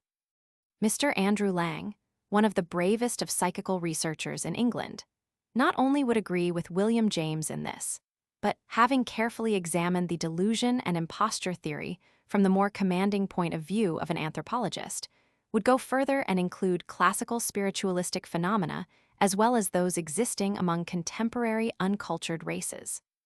He says, meanwhile, the extraordinary similarity of savage and classical spiritualistic rites with the corresponding similarity of alleged modern phenomena raises problems which it is more easy to state than to solve.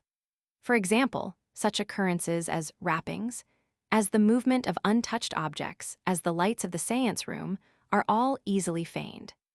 But that ignorant modern knaves should feign precisely the same raps, lights, and movements as the most remote and unsophisticated barbarians, and as the educated Platonists of the 4th century after Christ, and that many of the other phenomena should be identical in each case, is certainly noteworthy.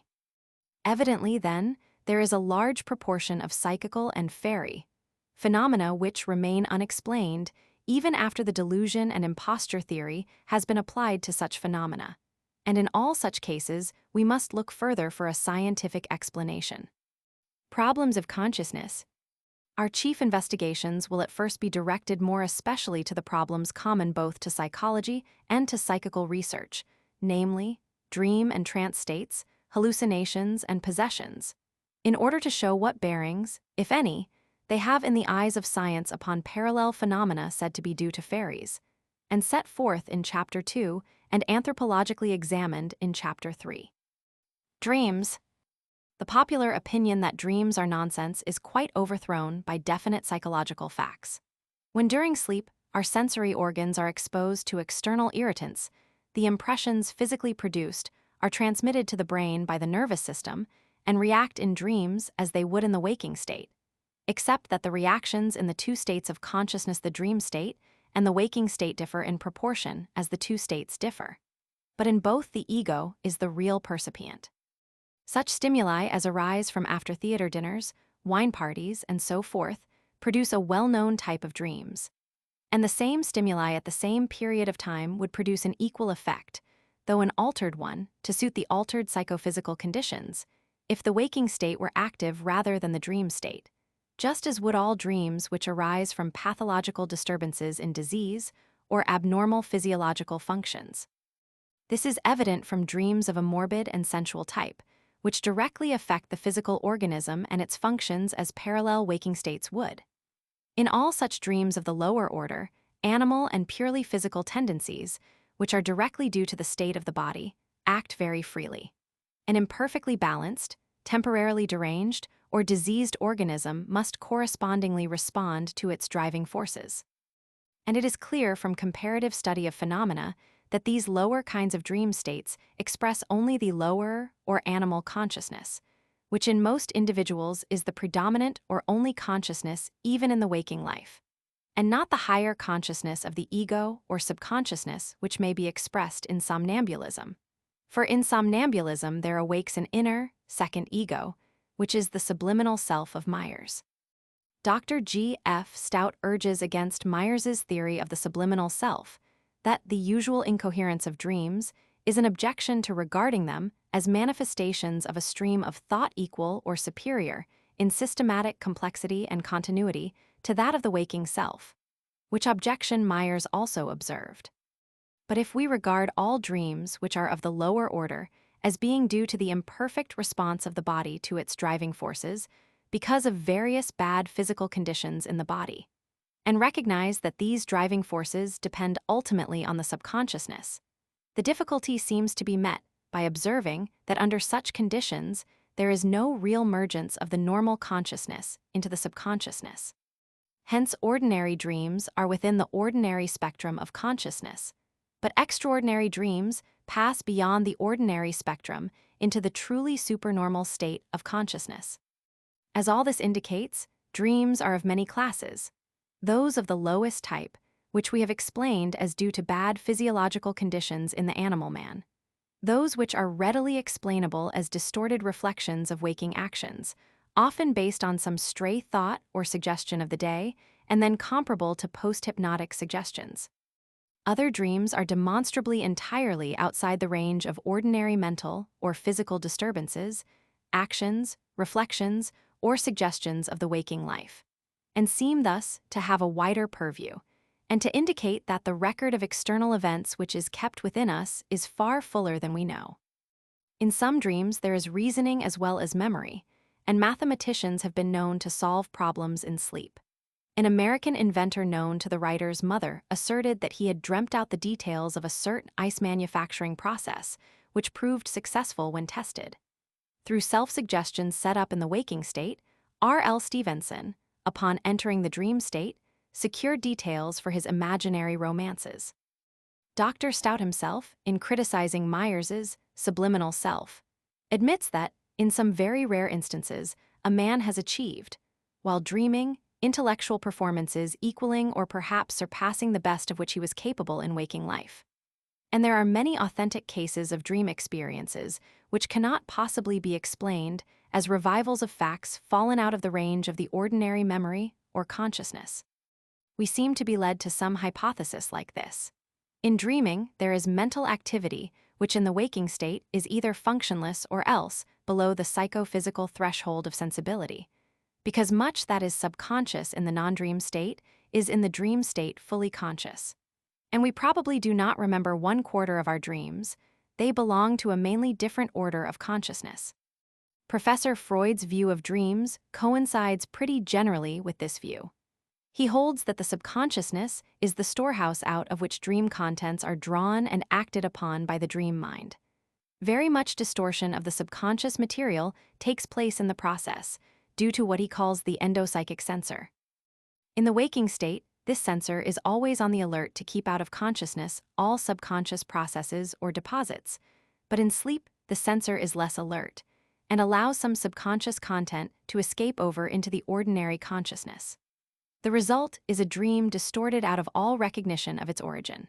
Such a dream seems to occupy a position midway between what we have classed as the lowest or animal mind dream and the highest or subliminal dream.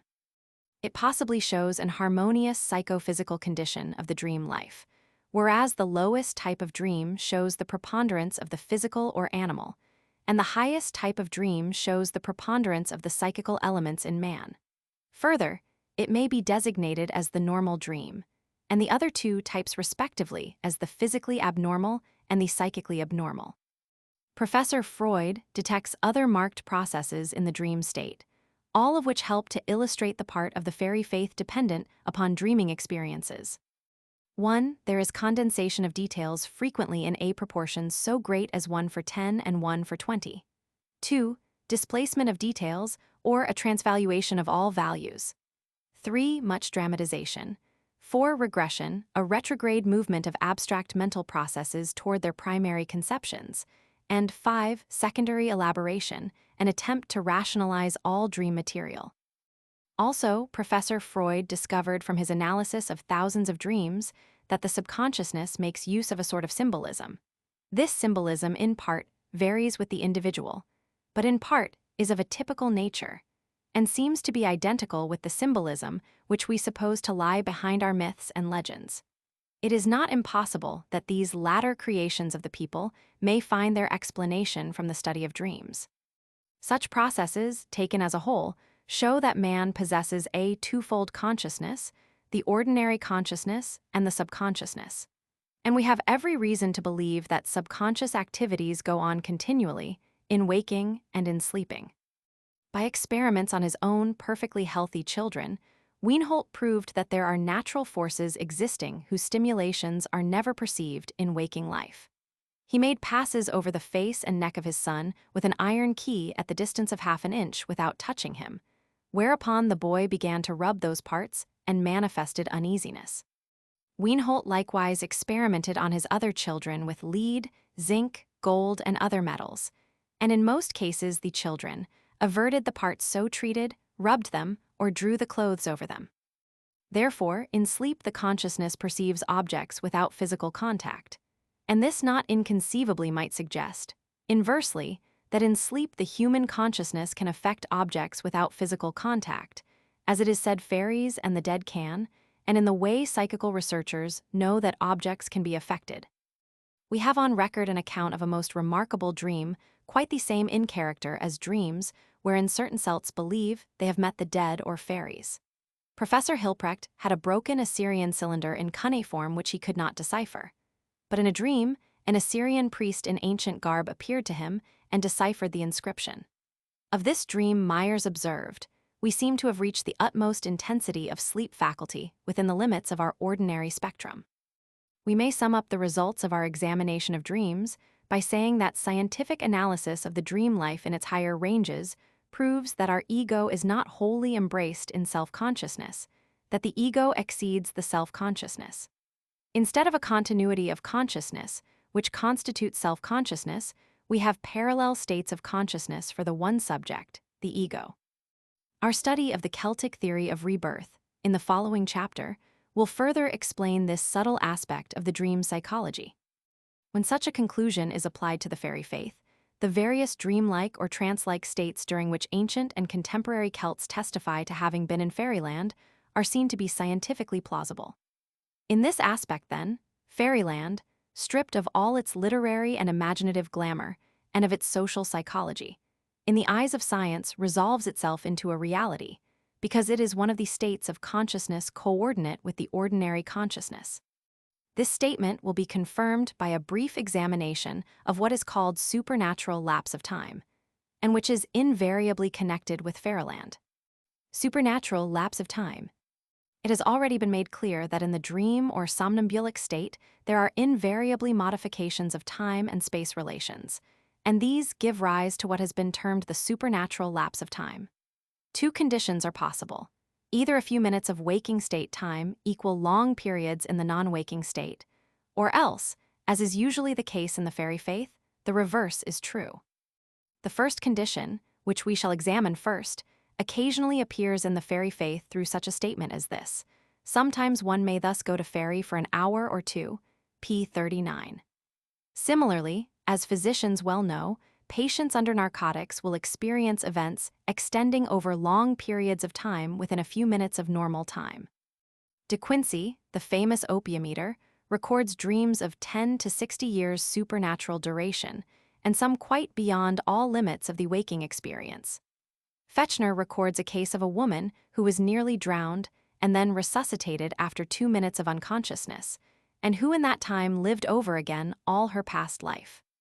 Another even more remarkable case than this last concerns Admiral Beaufort, who, having fallen into the water, was unconscious also for 2 minutes, and yet he says that not only during that short space of time did he travel over every incident of his life with the details of every minute and collateral feature, but that there crowded into his imagination many trifling events which had long been forgotten.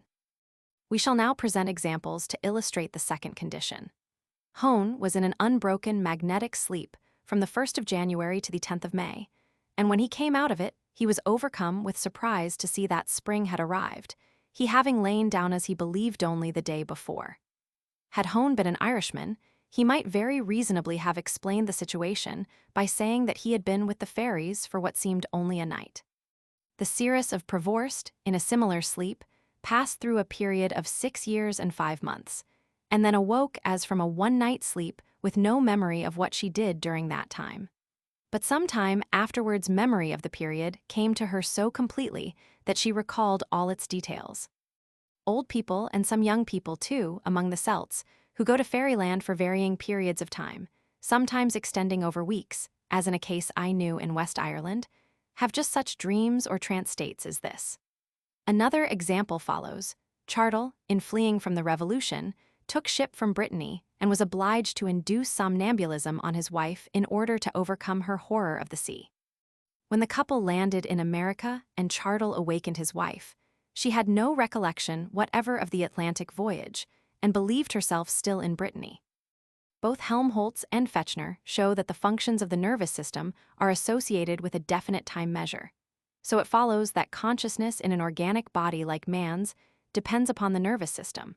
But, as these examples and similar ones in the fairy faith show, certain conscious states exist independently of the human nerves, and they therefore set up a strong presumption that complete consciousness can exist independently of the physical nerve apparatus.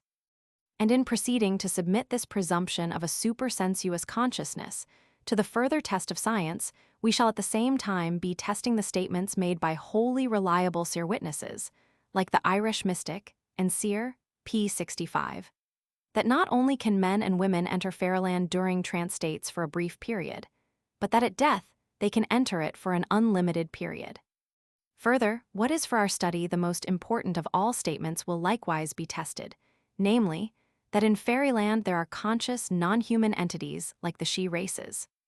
Psychical research and fairies.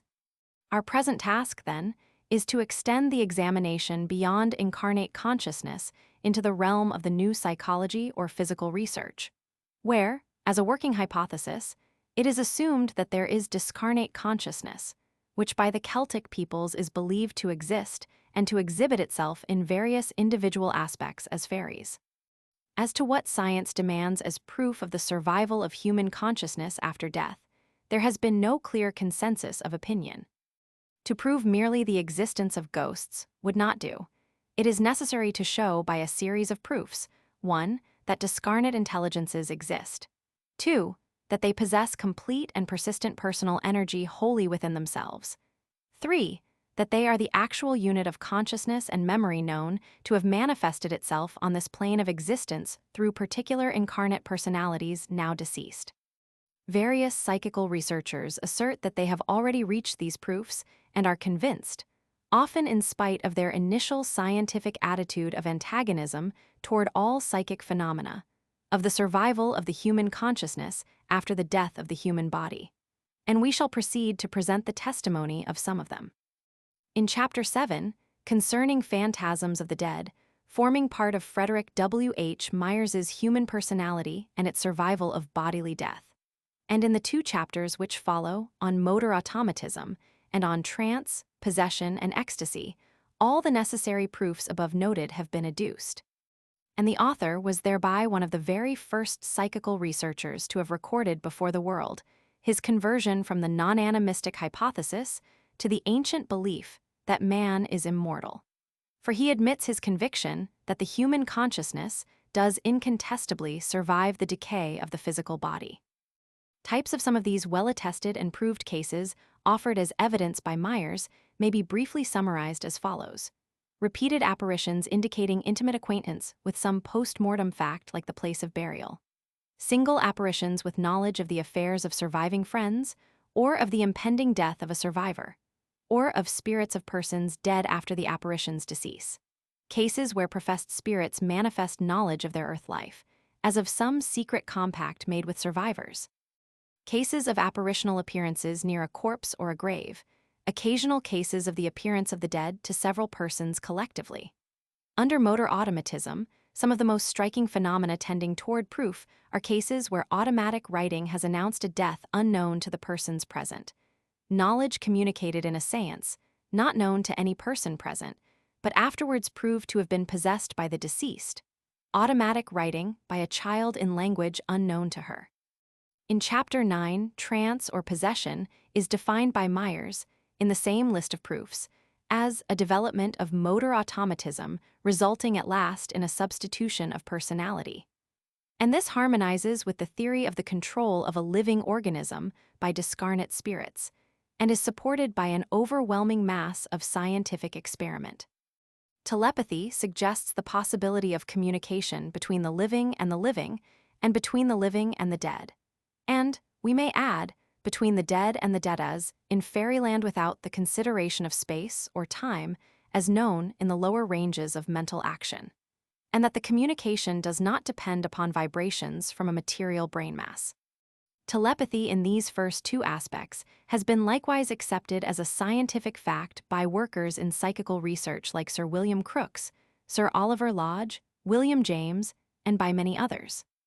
All such phenomena as these, now being so carefully investigated and weighed by men thoroughly trained in science, are, so to speak, the protoplasmic background of all religions, philosophies, or systems of mystical thought yet evolved on this planet. And in all essentials they confirm the ex-quantity presented in the evidence of the fairy faith. Dr. G. F. Stout, an able representative of the school of non-converts to the theories in psychology propounded by Myers and by psychical research, states his position thus: "But, at least, my doubt is not dogmatic denial, and I agree with Mr. Myers that there is no sufficient reason for being peculiarly skeptical concerning communications from departed spirits. I also agree with him that the alleged cases of such communication cannot be with any approach to probability explained away as mere instances of telepathy." In addition, Dr. Stout says, the conception which has been really useful to him is that of telepathy. Given that communication takes place between individual minds unmediated by ordinary physical conditions, we may regard intercourse with departed spirits as a special case of the same kind of process. And clairvoyance, precognition, and see, may perhaps be referred to telepathic communication either with departed spirits or with other intelligences superior to the human. In this last phrase, intelligences superior to the human, Dr. Stout assumes our own position, that hypothetically there is good reason for thinking that discarnate non-human intelligences such as the Irish call the Shime exist and communicate with, or influence in some unknown way, the living, as during mediumship, and in seership. Mr. Andrew Lang points out, in his reply to Dr. Stout's criticism, that the only legitimate scientific resource for overthrowing Myers's position, since the evidence is mathematically incapable of explanation by chance coincidence, is to say that several people are deliberate forgers and liars. And he adds, to myself, but only to myself and a small circle, the evidence is irrefragable from our lifetime knowledge of the percipient. But the animistic position does not by any means depend upon the evidence presented by Myers, no matter how incontestably reliable it is. We have only to examine the voluminous publications of the Society for Psychical Research, London, to realize this, and especially the report on the census of hallucinations of modern spiritualism by Professor Sidgwick's Committee, PSPR London. Psychical Research and Anthropology in relation to the fairy faith. According to a special contribution from Mr. Andrew Lang. Mr. Andrew Lang, who has done a special service to science by showing that psychical research is inseparably related to anthropology, has favored us with a statement of his own position toward this relationship and has made it directly applicable to the fairy faith. In a general way, but not in some important details, as indicated in our annotations, we agree with Mr. Lang's position, which he states as follows. Mr. Evans-Wentz has asked me to define my position towards psychical research in relation to anthropology. I have done so in my book, The Making of Religion. The alleged abnormal or supernormal occurrences which psychical research examines are, for the most part, universally human, and, whether they happen or do not happen, whether they are the results of malobservation, or of fraud, or are merely mythical. As human, they cannot be wisely neglected by anthropology. The fairy folk, under many names in many tongues, are everywhere objects of human belief, in Central Australia, in New Zealand, in the Isles of the Pacific, as in the British Isles, Lowland or Highland, Celtic in the main, or English in the main. I conceive the various beings, fairies, brownies, Urantarinia, jinns, or what you will, to be purely mythical. I am incapable of believing that they are actual entities, who carry off men and women, steal and hide objects, especially as the Urantarinia do, love or hate, persecute or kiss human beings, practice music, vocal and instrumental, and in short, play the pliskies, with which they are universally credited by the identical workings of the human fancy. They tend to shade away, on one side, into the denizens of the house of Hades phantasms of the dead. The belief in such phantasms may be partially based on experience, whether hallucinatory or otherwise, and inexplicably produced. As far as psychical research studies report of these phantasms, it approaches the realm of the Faerie Queen Proserpine.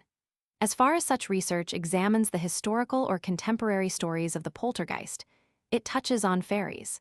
Because the Irish, for example, attribute to the agency of fairies the modern poltergeist phenomena, whether these, in each case, be fraudulent or, up to now, be unexplained.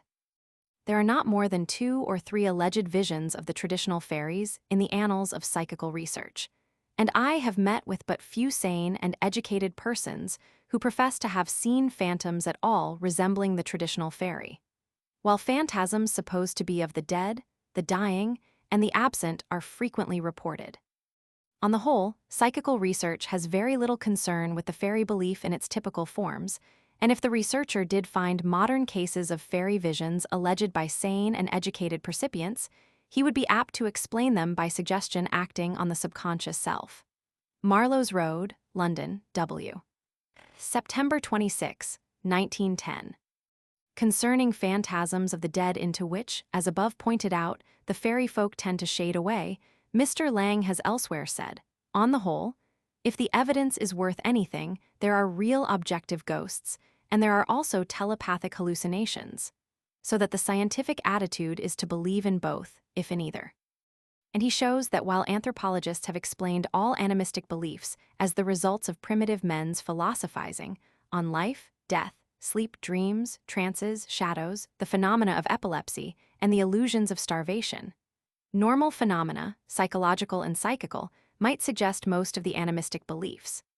In The Making of Religion, Mr. Lang has expanded this anthropological argument so as to make it even more fully embrace psychical research. If we apply the brilliant results of Mr. Lang's investigations to our own, it is apparent that the background of the fairy faith, like that of all religions, is animistic, as we have argued in Chapter 3. That it must have grown up in ancient times into its traditional form out of a pre-Celtic, followed by a pre-Christian Celtic religion. These latter due, in turn, to actual psychical experiences, such as hallucinations, visions of different sorts, clairvoyance, mediumship, and magical knowledge on the part of Druid priests, and probably, to some extent, on the part of the common people as well. And finally, that the living fairy faith depends not so much upon ancient traditions, oral and recorded, as upon recent and contemporary psychical experiences, vouched for by many seers and other percipients among our witnesses, and now placed on record by us in Chapter 2 and elsewhere throughout this study. The present position of psychical research.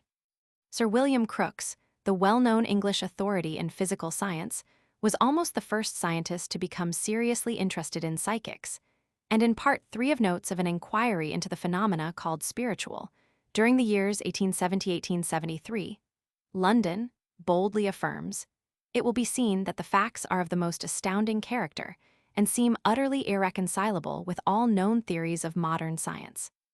Having satisfied myself of their truth, it would be moral cowardice to withhold my testimony because my previous publications were ridiculed by critics and others. And this conclusion, reached 40 years ago, has not been reversed, but has been confirmed by one after another of learned scientists on both sides of the Atlantic. In 1908, Sir Oliver Lodge, principal of the University of Birmingham, and at present one of the best known of scientists concerned with the study of spiritual phenomena, stated his position thus: "On the whole, I am of those who, though they would like to see further and still stronger and more continued proofs, are of opinion that a good case has been made out. And that as the best working hypothesis at the present time, it is legitimate to grant that lucid moments of intercourse with deceased persons may in the best cases supervene. The boundary between the two states, the known and the unknown, is still substantial, but it is wearing thin in places, and like excavators engaged in boring a tunnel from opposite ends, amid the roar of water and other noises, we are beginning to hear now and again the strokes of the pickaxes of our comrades on the other side." In 1909, Sir Oliver Lodge published The Survival of Man, in which, after a careful exposition, covering over 300 pages, of the definite results of much scientific experimentation by the best scientists of Europe and America, in such psychical phenomena as telepathy or thought transference, telepathy and clairvoyance, automatism and lucidity, the following tentative conclusion is reached. The first thing we learn, perhaps the only thing we clearly learn in the first instance, is continuity. There is no such sudden break in the conditions of existence as may have been anticipated, and no break at all in the continuous and conscious identity of genuine character and personality. And his personal conviction is that intelligent cooperation between other than embodied human minds than our own has become possible. William James, who was one of the chief psychical researchers in the United States, published his conclusions in October 1909. And of psychical phenomena he wrote, "As to there being such real natural types of phenomena ignored by orthodox science, I am not baffled at all, for I am fully convinced of it." Of mediumship, he postulated the very interesting theory of a universally diffused soul stuff, which elsewhere, p. 254, we have referred to as the scientific equivalent to the Polynesian mana. My own dramatic sense tends instinctively to picture the situation as an interaction between slumbering faculties in the automatist's mind and a cosmic environment of other consciousness of some sort which is able to work upon them. If there were in the universe a lot of diffuse soul stuff, unable of itself to get into consistent personal form or to take permanent possession of an organism, yet always craving to do so, it might get its head into the air, parasitically, so to speak, by profiting by weak spots in the armor of human minds, and slipping in and stirring up there the sleeping tendencies to personate. Expanding this theory into a panpsychic view of the universe and assuming a mother sea of consciousness, a bank upon which we all draw, James asked these questions about it, which educated Celtic seers ask themselves about the Shia or fairy world and its also collective consciousness or life. What is its own structure? What is its inner topography? What are the conditions of individuation or insulation in this mother sea? To what tracks, to what active systems functioning separately in it do personalities correspond? Are individual spirits constituted there? How numerous, and of how many hierarchic orders may these then be? How permanent, how transient, and how confluent with one another may they become? We should ask the reader to compare this scientific attitude with the almost identical attitude taken up with respect to the Shia races and the constitution of their world and life by the Irish mystic and seer, pp. 60 ff. M. Camille Flammarion, the well-known French astronomer, is another of the pioneer psychical researchers, and in his psychic studies, entitled as translated in an English edition, The Unknown, recently announced these definite conclusions. 1. The soul exists as a real entity independent of the body. 2. It is endowed with faculties still unknown to science. 3. It is able to act at a distance without the intervention of the senses. And in his Mysterious Psychic Forces, Boston, 1907 pp. 452-3, he says, "The conclusions of the present work concord with those of the former, the unknown. I may sum up the whole matter with the single statement that there exists in nature, in myriad activity, a psychic element the essential nature of which is still hidden from us. The final testing of the X-quantity. This chapter can now be brought to its logical conclusion by directly applying the results so far attained to our still vigorous X-quantity or residuum gathered out of the fairy faith. We have, although hurriedly, blazed a rough pathway through the necessary parts of the jungle of scientific theories, and have arrived at a very considerable clearing made by the pioneers, the psychical researchers. We seem, in fact, to have arrived at a point in our long investigations where we can postulate scientifically on the showing of the data of psychical research, the existence of such invisible intelligences as gods, genii, demons, all kinds of true fairies, and disembodied men. It is not necessary to produce here, in addition to what already has been set forth, the very voluminous detailed evidence of psychical research as to the existence of such intelligences. The general statement may be made that there are hundreds of carefully proven cases of phenomena or apparitions precisely like many of those which the Celtic peoples attribute to fairies. Various explanations or theories are offered by our men of science as to what these invisible intelligences are, for none of our scientists would say that the dead alone are responsible, even in a majority of cases, for the observed phenomena and apparitions, but rather such beings as we call demons, fairies, and elementals. M. Camille Flammarion says, the greater part of the phenomena observed noises, movement of tables, confusions, disturbances, raps, replies to questions asked are really childish, puerile, vulgar, often ridiculous, and rather resemble the pranks of mischievous boys than serious bona fide actions. It is impossible not to notice this. Why should the souls of the dead amuse themselves in this way? The supposition seems almost absurd. There could be no better description of the pranks which house-haunting fairies like brownies and Robin Goodfellows and elementals enjoy than this, and to suppose that the dead perform such mischievous and playful acts is, in truth, absurd. M. Flammarion also says, two inescapable hypotheses present themselves. Either it is we who produce these phenomena, and this is not reasonable, or it is spirits. But mark this well, these spirits are not necessarily the souls of the dead, for other kinds of spiritual beings may exist, and space may be full of them without our ever knowing anything about it, except under unusual circumstances. Do we not find in the different ancient literatures demons, angels, gnomes, goblins, sprites, specters, elementals, and sea? Perhaps these legends are not without some foundation in fact. On the phenomena of percussive and allied sound such as fairies and the dead are said to produce, Sir William Crookes made this report. The intelligence governing the phenomena is sometimes manifestly below that of the medium. It is frequently in direct opposition to the wishes of the medium. The intelligence is sometimes of such a character as to lead to the belief that it does not emanate from any person present.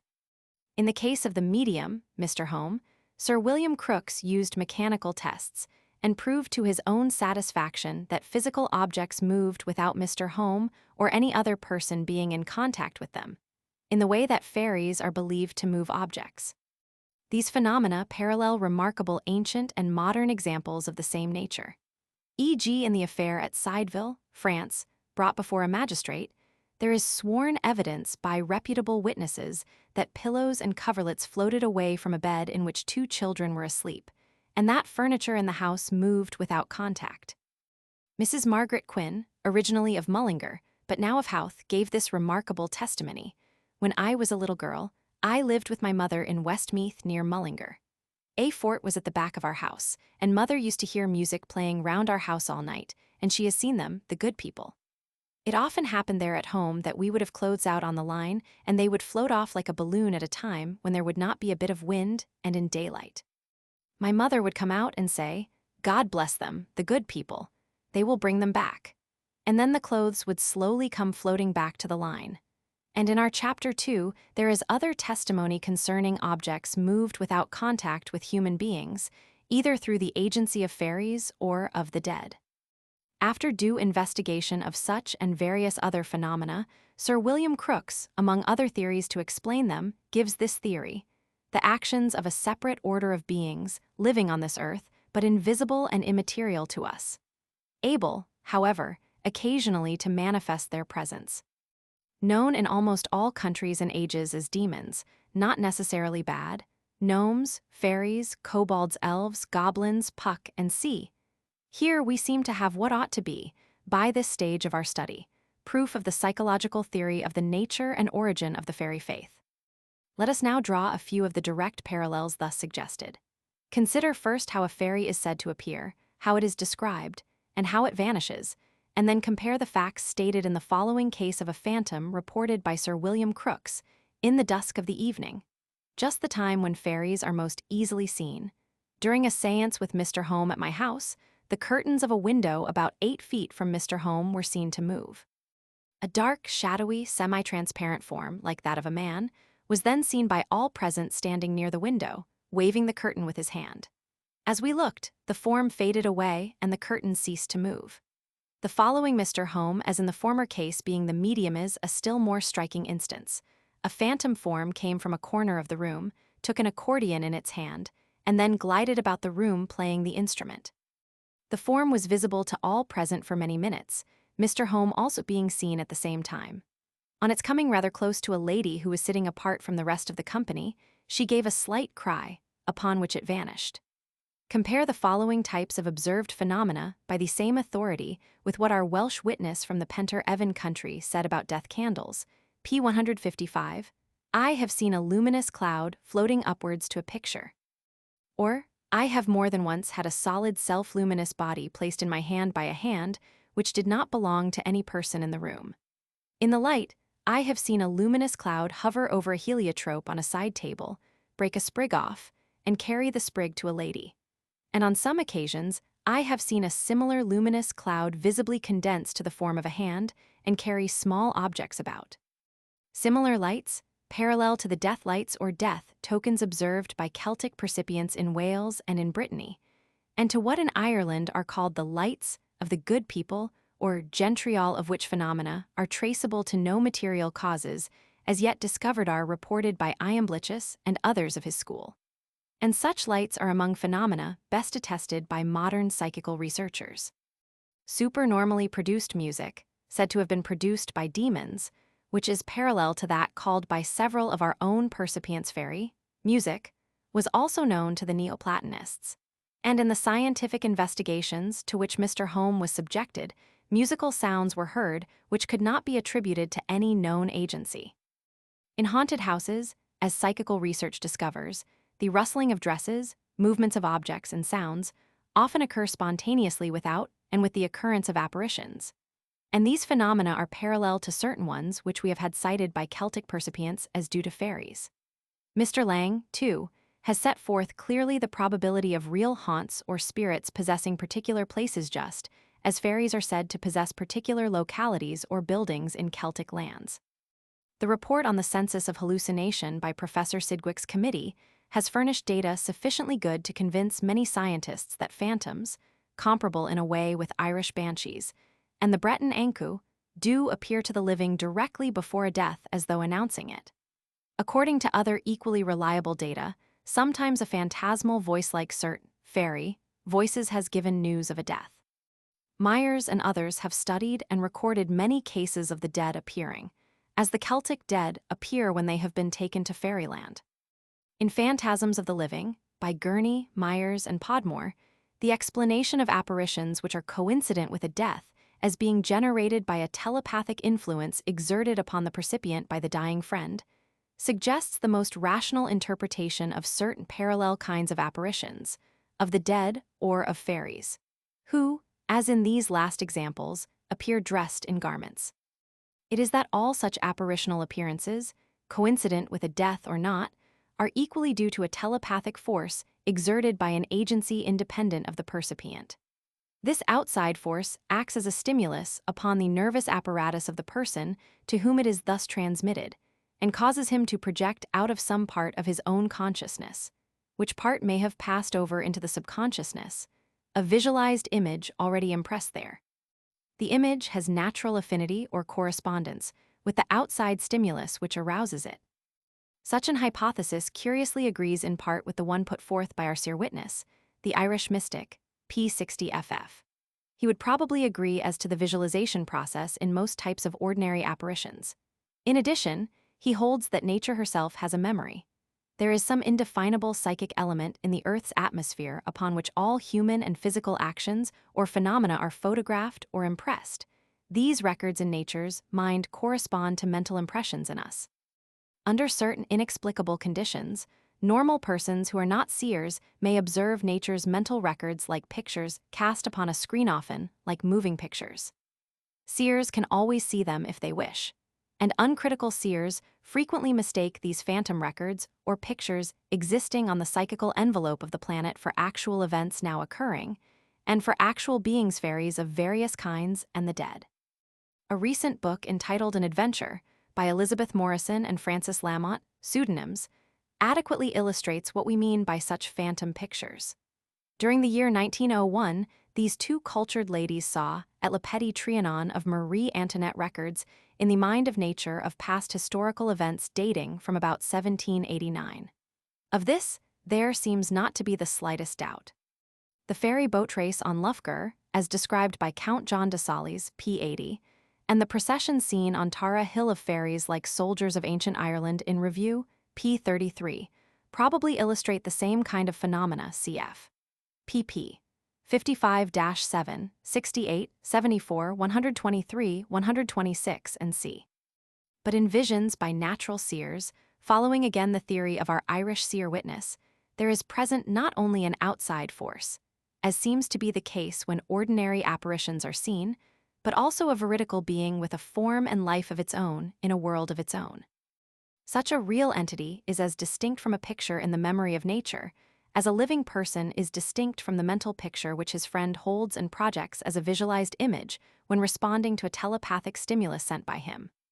The natural seer, not being obliged to see with his normal sense of vision, need not use the normal method, namely, visualization, of responding to the outside telepathic stimulus, and so does not see the ordinary apparitional ghost or fairy. He exercises second sight, or ecstatic vision, and while so doing is in the same plane of consciousness, and under the same conditions of perception as the intelligence which projects upon him, the stimulus inducing automatically such second sight, or ecstatic vision. Therefore, if the intelligence has a form and nature of its own, the seer and not the non-seer will perceive them in their own world, while his consciousness is temporarily functioning there, and out of the normal plane of mental action. In other words, in the normal plane, the non-seer reacts normally upon the same stimulus upon which the seer reacts abnormally. The former percipient sees a non-real apparition, a visualized image out of his own experience. The latter claims to see a real being. The real being exists normally under conditions which are abnormal to the non-seer, but which to the seer become normal. The visualization of the non-seer is a makeshift, a psychophysical reaction to a purely psychical stimulus. It is mathematically possible to conceive fourth-dimensional beings, and if they exist, it would be impossible in a third-dimensional plane to see them as they really are. Hence, the ordinary apparition is non-real as a form, whereas the beings, which wholly sane and reliable seers claim to see when exercising seership of the highest kind, may be as real to themselves and to the seers as human beings are to us here in this third-dimensional world when we exercise normal vision. Concerning actual demon possession, which among spiritualists and psychical researchers would be called spirit phenomena through mediums, and which, as we have elsewhere pointed out, pp. 249 ff, offers the most rational explanation for the changeling belief and related Celtic beliefs about fairies, Dr. J. L. Nevius, in his Demon Possession, offers very important scientific data relating to China. Dr. F. F. Ellenwood, who like that authority studied strange psychical phenomena in the interior districts of the Shantung province, China, for many years, says in an introductory note to that work, antecedently to any knowledge of the New Testament, so full of cases of demon possession. The people of North China believed fully in the possession of the minds and bodies of men by evil spirits. It has always been understood that the personality of the evil spirit usurped, or for the time being supplanted, that of the unwilling victim, and acted through his organs and faculties. Physical suffering and sometimes violent paroxysms attended the presence and active influence of the spirit. In the face of so many cases of such phenomena observed in China by the same authorities, Dr. Ellenwood adds, as Dr. Nevius's conclusion, that no theory has been advanced which so well accords with the facts as the simple and unquestioning conclusion so universally held by the Christians of Shantung, viz., that evil spirits do in many instances possess or control the mind and will of human beings.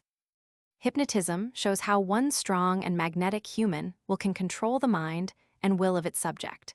The scientific results attained by the Society for Psychical Research in its study of spiritualism show a disembodied will or intelligence controlling and using the body of a living human being.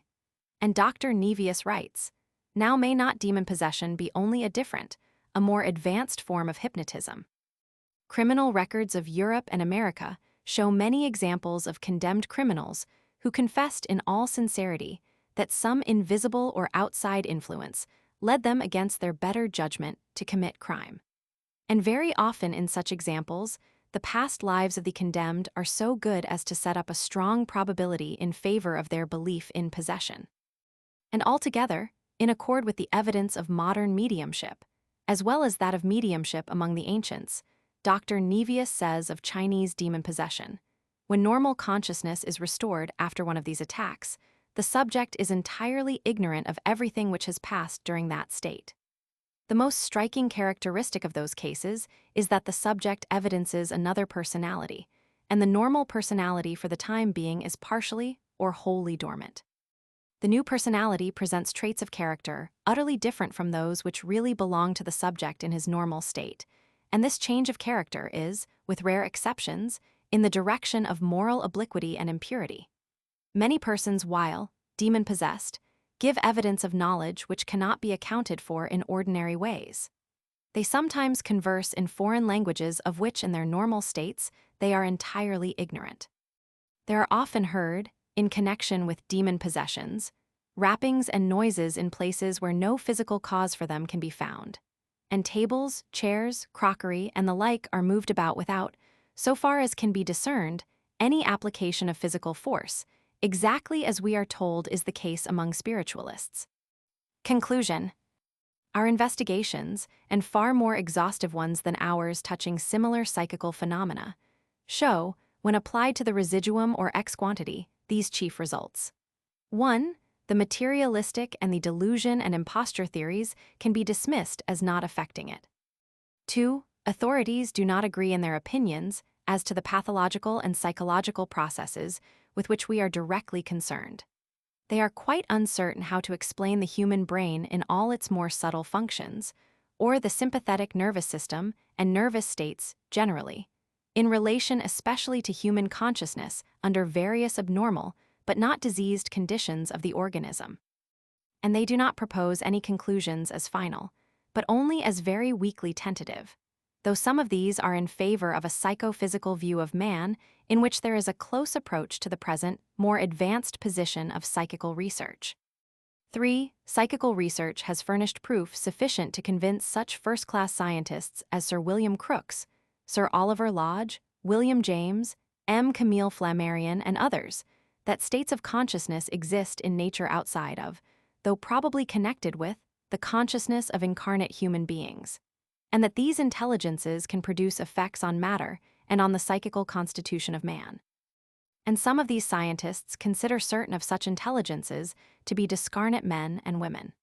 4. Scientific proof has been adduced that there are genuine hallucinations like those relating to fairies of human-like forms, seen by single percipients or collectively, and such collective hallucinations are incapable of being explained away, which is equally true of apparitions seen by a single percipient to move physical objects. 5. Many of the foremost psychical researchers, including those named above, accept mediumship or spirit possession as the best working hypothesis to explain automatism. 6. In the accepted theory of telepathy, we have support for assuming that, like hypnosis, it is a psychical process, and can be carried on either by two embodied spirits or human beings, or by a disembodied spirit and one still incarnate. Myers's theories, including that of the subliminal self, embody all the preceding ones and agree in details with them. 7. The results taken together harmonize with those attained in our study of psychical phenomena attributed by the Celtic peoples to fairies, and, if they be accepted, older psychological and pathological theories must be thoroughly revised in many cases, or else cast aside as worthless. Finally, since we have demonstrated that the background of the fairy faith, and hence the residuum or X quantity of it, is like the background of all religious and mystical beliefs, being animistic, and like them has grown up in ancient times out of definite psychical phenomena identical in character with those now studied by science, and is kept alive by an unbroken succession of seers and percipients, We have a clear right to set up under scientific authority these tentative conclusions. 1. Fairyland exists as a supernormal state of consciousness into which men and women may enter temporarily in dreams, trances, or in various ecstatic conditions, or for an indefinite period at death. 2. Fairies exist because in all essentials they appear to be the same as the intelligent forces now recognized by psychical researchers, be they thus collective units of consciousness like what William James has called soul stuff, or more individual units like veridical apparitions. 3. Our examination of living children said to have been changed by fairies shows, CPP 251. A. That many changelings are so called merely because of some bodily deformity or because of some abnormal mental or pathological characteristics capable of an ordinary rational explanation. B. But that other changelings who exhibit a change of personality, such as is recognized by psychologists, are in many cases best explained on the demon possession theory, which is a well-established scientific hypothesis. Therefore, since the residuum or X-quantity of the fairy faith, the folk religion of the Celtic peoples, cannot be explained away by any known scientific laws, it must for the present stand, and the psychological theory of the nature and origin of the belief in fairies in Celtic countries is to be considered as hypothetically established in the eyes of science. Hence, we must cease to look upon the term fairy as being always a synonym for something fanciful, non-real, absurd. We must also cease to think of the fairy faith as being no more than a fabric of groundless beliefs. In short, the ordinary non-Celtic mind must readjust itself to a new set of phenomena which through ignorance on its part it has been content to disregard, and to treat with ridicule and contempt as so much outworn superstition. Section 4. Modern Science and the Fairy Faith, and Conclusions. Chapter 12. The Celtic Doctrine of Rebirth and Otherworld, Scientifically Examined. If all things which partook of life were to die, and after they were dead remained in the form of death, and did not come to life again, all would at last die, and nothing would be alive. What other result could there be? Socrates, as reported by Plato. The soul, if immortal, existed before our birth. What is incorruptible must be ungenerable. Hume. If there be no reasons to suppose that we have existed before that period, at which our existence apparently commences, then there are no grounds for supposing that we shall continue to exist after our existence has apparently ceased. Shelley. The extension of the terms fairy and fairyland, the real man, as an invisible force, acting through a body conductor, a psychical organ essential, for memory pre-existence, a scientific necessity, the vitalistic view of evolution, old theory of heredity disproved embryology, supports rebirth doctrine, psychophysical evolution, memory of previous existences in subconsciousness, examples, dream psychology, furnishes clearest illustrations, no post-existence, without pre-existence resurrection, as rebirth, the circle of life. The mystical corollary conclusion. The Celtic doctrine of rebirth and otherworld is essentially scientific. In the esoteric fairy faith, the terms fairy and fairyland attain their broadest meaning. To the Celtic mystic, the universe is divisible into two interpenetrating parts or aspects, the visible in which we are now, and the invisible which is fairyland or the otherworld, and a fairy is an intelligent being, either embodied as a member of the human race or else resident in the otherworld. The latter class includes many distinct hierarchies and lower orders. Some, like the highest of the Tuatha De Danann, who are the same in character as the gods of the Greeks and Hindus, are superhuman. Others are the souls of the dead, while many are subhuman and have never been embodied in gross physical bodies. These last include demons, incorrectly regarded by Christian and other theologies as being in all cases evil and called demons, and other like spirits, such as those which Dr. Tyler in Primitive Culture has designated nature spirits, leprechauns, pixies, knockers, corrigans, lutins, little folk, elves generally, and their counterparts in all non-Celtic fairy faiths, which are the elementals of medieval mystics. In the preceding chapter, chiefly the lower species of fairies were under consideration, but now the higher orders, including human souls embodied and disembodied, in their relation toward one another, are to be considered independently. It becomes necessary, then, to present here a view of life and death not yet scientifically orthodox. The Celt, in all ages of his long history, like the ancient Greek thinkers with whom his ancestors were contemporary, has always been inclined, unlike modern scientists, to seek an explanation for the phenomena of evolutionary life by postulating a noumenal world of causes as the background of the phenomenal world of effects. Today, the rapid march of scientific pioneers, chiefly those in psychical research, is bringing our own cold and exact science very close to that indefinable boundary which separates the two worlds. And for that reason alone, a presentation of the Celtic theory of the causes operating to produce death and birth will be, at least by way of suggestion, of some value. Facts of common everyday knowledge are apt to lose their significance through too great familiarity. A fact of this character is that when each child is born, it must awaken into life. Often it is not known whether the newly born babe is dead or alive until it stretches forth its arms and breathes or cries.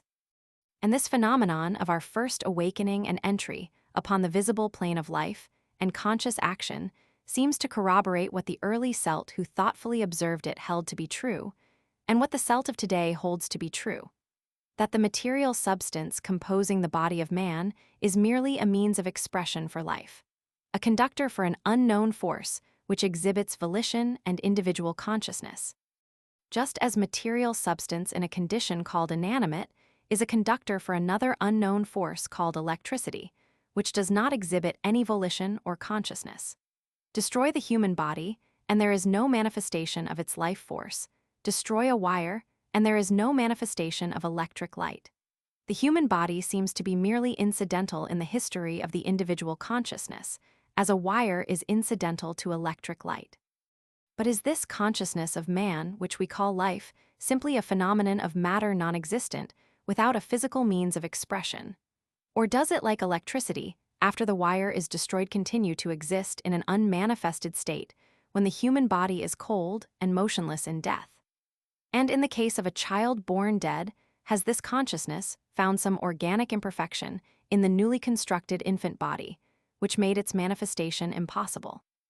A few thoughts to aid in answering these questions will probably suggest themselves if we briefly consider the great difference between a human body in life and a human body in death. In life, there is the highly organized, delicately adjusted, perfectly balanced human body responding to the will of an invisible power. And it is admitted by all schools of philosophers, moralists, and scientists that this invisible power, whatever it may be, is the real man. This invisible power, beginning its manifestation through a microscopic bit of germplasm, gradually builds for itself a more and more complex physical habitation, until, after the short space of 9 months, it claims membership among the ranks of men. During the many years of its sojourn on our planet, it renews its habitation many times. Every atom it began within childhood is discarded and replaced by a new one long before the age of manhood is reached. And yet, upon reaching manhood, the invisible power remembers what it did in a child's frame.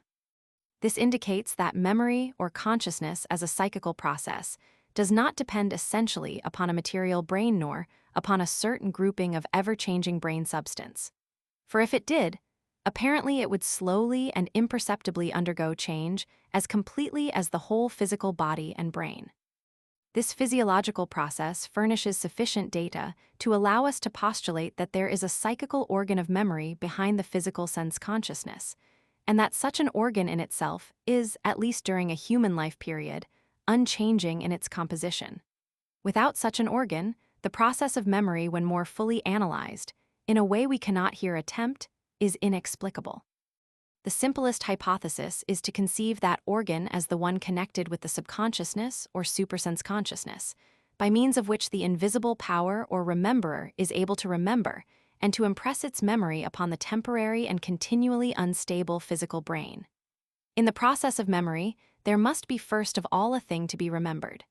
Second, a record of that thing to be remembered. And third, something to remember that thing. The thing remembered is the result of a conscious experience, the record of it the result of its impress at the time it was experienced, but the rememberer is neither. That invisible power, which we have called the real man, animates the body. It places food in it as fuel to produce animal heat, animal vitality and force, and tries to keep it in good working order as long as possible. If the body is imperfect at birth or becomes so later, that invisible power is forced to act through it imperfectly. If the brain is diseased, there is insanity, if undeveloped, idiocy. And when the body ceases to respond either perfectly or imperfectly, the invisible power must surrender it entirely, and there is what we call death. Now, what is this invisible power or force which has entirely vanished, leaving the physical body and brain cold and motionless? Let us see if there is an answer. Chemical analysis proves that the visible parts of the body of man are merely transformed gases, but in a complete analysis of a living body such as man's, there are certain elements to be considered which are always invisible. Thus at death, there is instantly a cessation of all bodily consciousness of all willing, thinking, movement. The power which has made the body conscious, and which cannot be compared to any known form of matter, is entirely gone. But there is left in the body a moment after its departure everything which we know to be material: the animal heat, the animal magnetism, the animal vitality. When these are gone, the body is cold and stiff, and in no essential way unlike any other mass of inert matter. If heat be applied to the body, or magnetism, or vital forces, there is nothing in it to retain them any more than there would be in a stone. The real man is gone. Then the body begins to disintegrate. The law of the conservation of energy and the indestructibility of matter makes it certain that in the process of death nothing has been lost, certainly nothing material. The animal heat has gone off somewhere in the atmosphere or in some other matter. The animal magnetism and vitality are momentarily lost sight of, but soon they will be attached to other organic beings, such as plants or animals, to begin a new cycle of embodiment. The physical constituents of the body will go to their appropriate places, into the air as gases, into the water as fluids, into the earth as salts and minerals, and in a short time may form the parts of a flower or fruit or animal. But where or what is the willing, the thinking, the remembering, the directing force which once controlled all these and held them together in unity? Ultraviolet rays are invisible, but they show their existence through their chemical action. Similarly, a soul or ego may exist invisibly and show its existence through the vital and physical unity manifested by a living human being. As we have already seen in the preceding chapter, there are a number of the first men of science who feel that, when all the data of the latest scientific discoveries in the realm of psychology and of psychical research are impartially examined, there is no escape from some such hypothesis as the ancient hypothesis of a soul.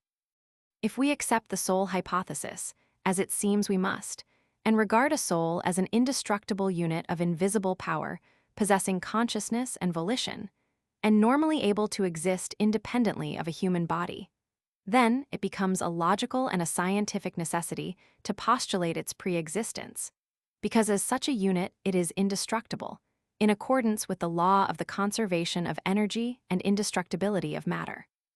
We speak here not of the ordinary soul or human personal consciousness, but of that ego which Celtic mystics conceive as the permanent principle, though probably itself relative to some still higher power behind the personality which, in turn, they believe is a temporary combination wholly dependent upon the ego. Accordingly, it is scientifically possible for such a soul as a homogeneous unit of force or conscious energy to pass from one mass of matter or physical body to another without disintegration, diminution, or loss of its own identity. It is scientifically certain also, from experiments performed to test the power of resistance to decomposition exhibited by the force which we call life in an organic body, that such a force is capable of outwearing many physical embodiments.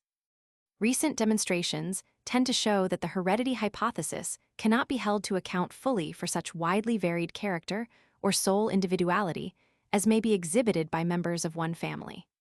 We must therefore account for mental, moral, and certainly psychical inequalities among our race by some other hypothesis.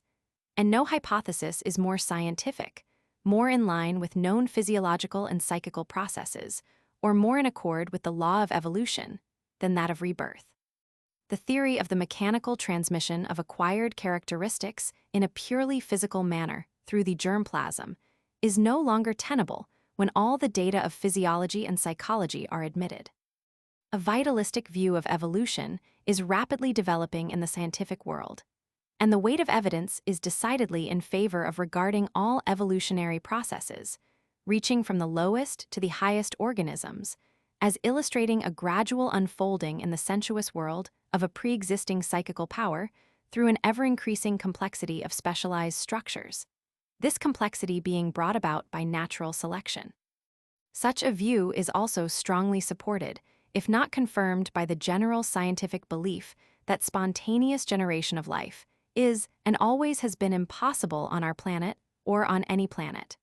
There must have been life before its physical manifestation or its physical evolution began.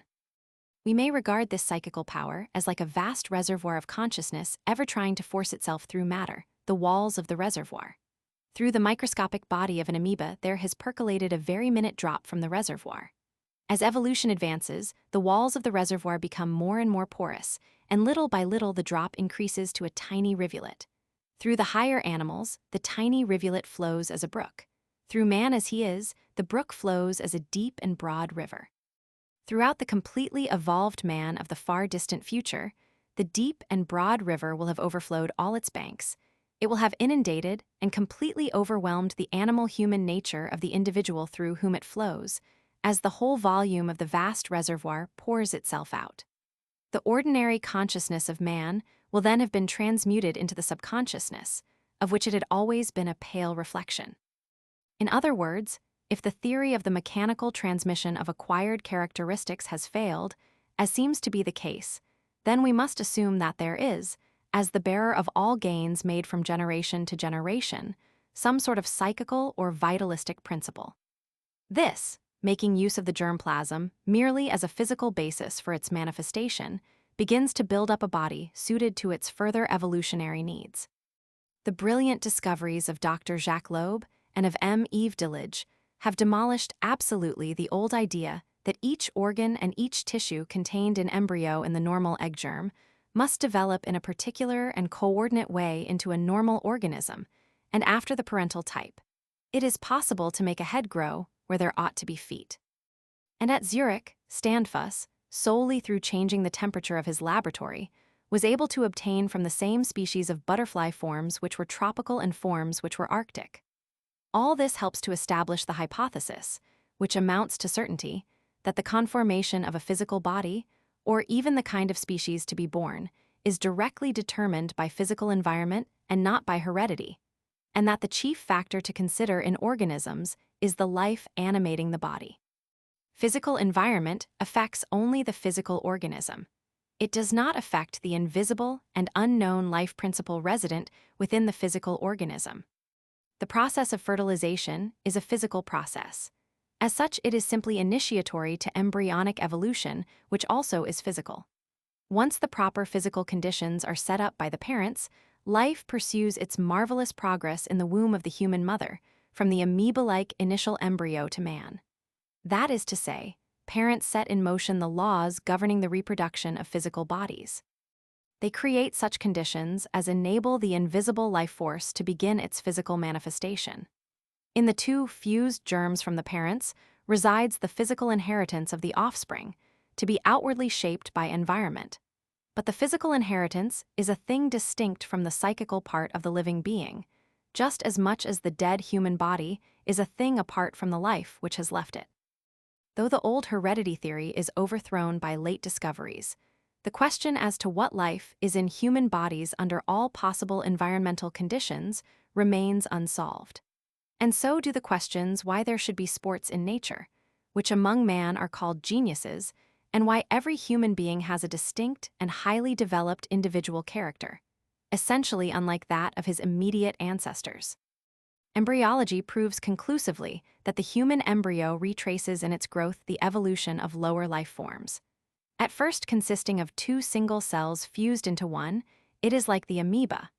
By cell division, it grows and progresses step by step through each lower realm of being until it comes to be a water creature with gills. And science teaches that all organic life on this planet once dwelt in the seas. It grows progressively out of the water world stage of organic life into the world of air-breathing creatures. Nature at last achieves her highest product, and a human being is born out of the womb of time. The initial microscopic bit of germplasm is endowed with power of motion, thought, and human consciousness, with dominion over all the lower kingdoms through which by right of ancient conquests it passed in the brief period of 9 months. On every side the problem of life is full of poetry and wonder. It is the greatest mystery. Not only can we thus study the age-long evolution of the physical man, but we have recently acquired sufficient scientific data to lay foundations for a study of the evolution of the psychical man. Thus, for example, instincts seem to be nothing more than habits which through unknown periods of time have become so ingrained in the constitution of man, and of all animals, that now they have become second nature, and usually are exercised without the need of reasoning processes. The influence from innate sensuous experiences rises into consciousness as the life of every normal child and youth unfolds itself. And these experiences in their full expansion, when the age of maturity has been reached, constitute in their unity what we call character, which, in one sense, may be defined as the sum total of instincts of every kind. From such a point of view, the psychical or invisible power in man is merely a bundle of acquired habits which make use of the bodily organism in order to express themselves in the same way, as we have pointed out, that electrical forces manifest their presence through a conductor. If these habits be good, we call their possessor a good man. If evil, we call him an evil man. The theory of Charles Darwin suggests that all evolutionary progress is directed to the acquirement of newer and ever higher instincts. And if this process be the true one, that is to say, if all instincts, which in their finer distinctions mark off species from species in all animal kingdoms, be as Darwin thought and, as is today more clearly evident the result of a long and gradual evolution through experience in a sensuous realm of existence, then it would seem to follow that there must be some kind of a monad, probably a non-sensuous one, to which such acquired instincts can attach themselves. Such a monad, too, must have been a percipient and hence a recorder of such ever-accumulating experiences throughout an inconceivably long chain of lives. And it of itself must, while so perceiving and recording, not be subject to the transitoriness of the sensuous realm wherein it gathers together these instincts, which in their unified expression form its personality or human character. In harmony with the vitalistic view of evolution, which implies a pre-existent psychical power continually striving to express itself completely through matter, yet normally able to exist independently of a physical means of expression, we should regard such high mental processes as judgment, reasoning, analysis and synthesis, and spatial perception, along with memory, as resultants of very great experience in a sensuous world, on which in our present psychophysical constitution, such processes appear to have direct bearing. In other words, for man to be able to exercise such high mental processes, there is need to postulate incalculable ages of specialization in the nervous apparatus, and in psychophysical adjustment, of a kind which has thus enabled the psychical power to express itself to such a supreme degree in the realm of mind and matter. The same vitalistic argument is applicable to the lower mental processes and to the instinctual powers in man, because we cannot at any time, in viewing the complete evolution of man as a twofold being composed of a physical and a psychical part, force aside Fechner's conviction that the problem is a psychophysical one. A study of sexual instincts in children seems to confirm this. Such a psychical and vitalistic hypothesis is, as we have seen, strongly supported by embryology. And embryology proves conclusively the need of long ages of physical evolution for the development of each tissue and highly specialized organ in the human body. Certain French and German and other scientists of the vitalistic school have demonstrated physiologically the need of a pre-existent power as the unifying principle which attracts and compels material atoms to group themselves into the pattern of the human body or, as we may add, of any organic body. Psychical researchers at the outset of their science seem apparently to have demonstrated psychologically the post-existence of the personal consciousness unity. And it is very likely when further progress has been made in psychics that there will arise a logical need to postulate, in addition to the personal consciousness unity, a hypothetical pre-existent soul monad as the unifying principle, which attracts and compels psychical atoms of experience, if such an expression may be used, to group themselves into the personal consciousness unity, which appears to survive the death of the gross physical body for a long or short time, as future research may show.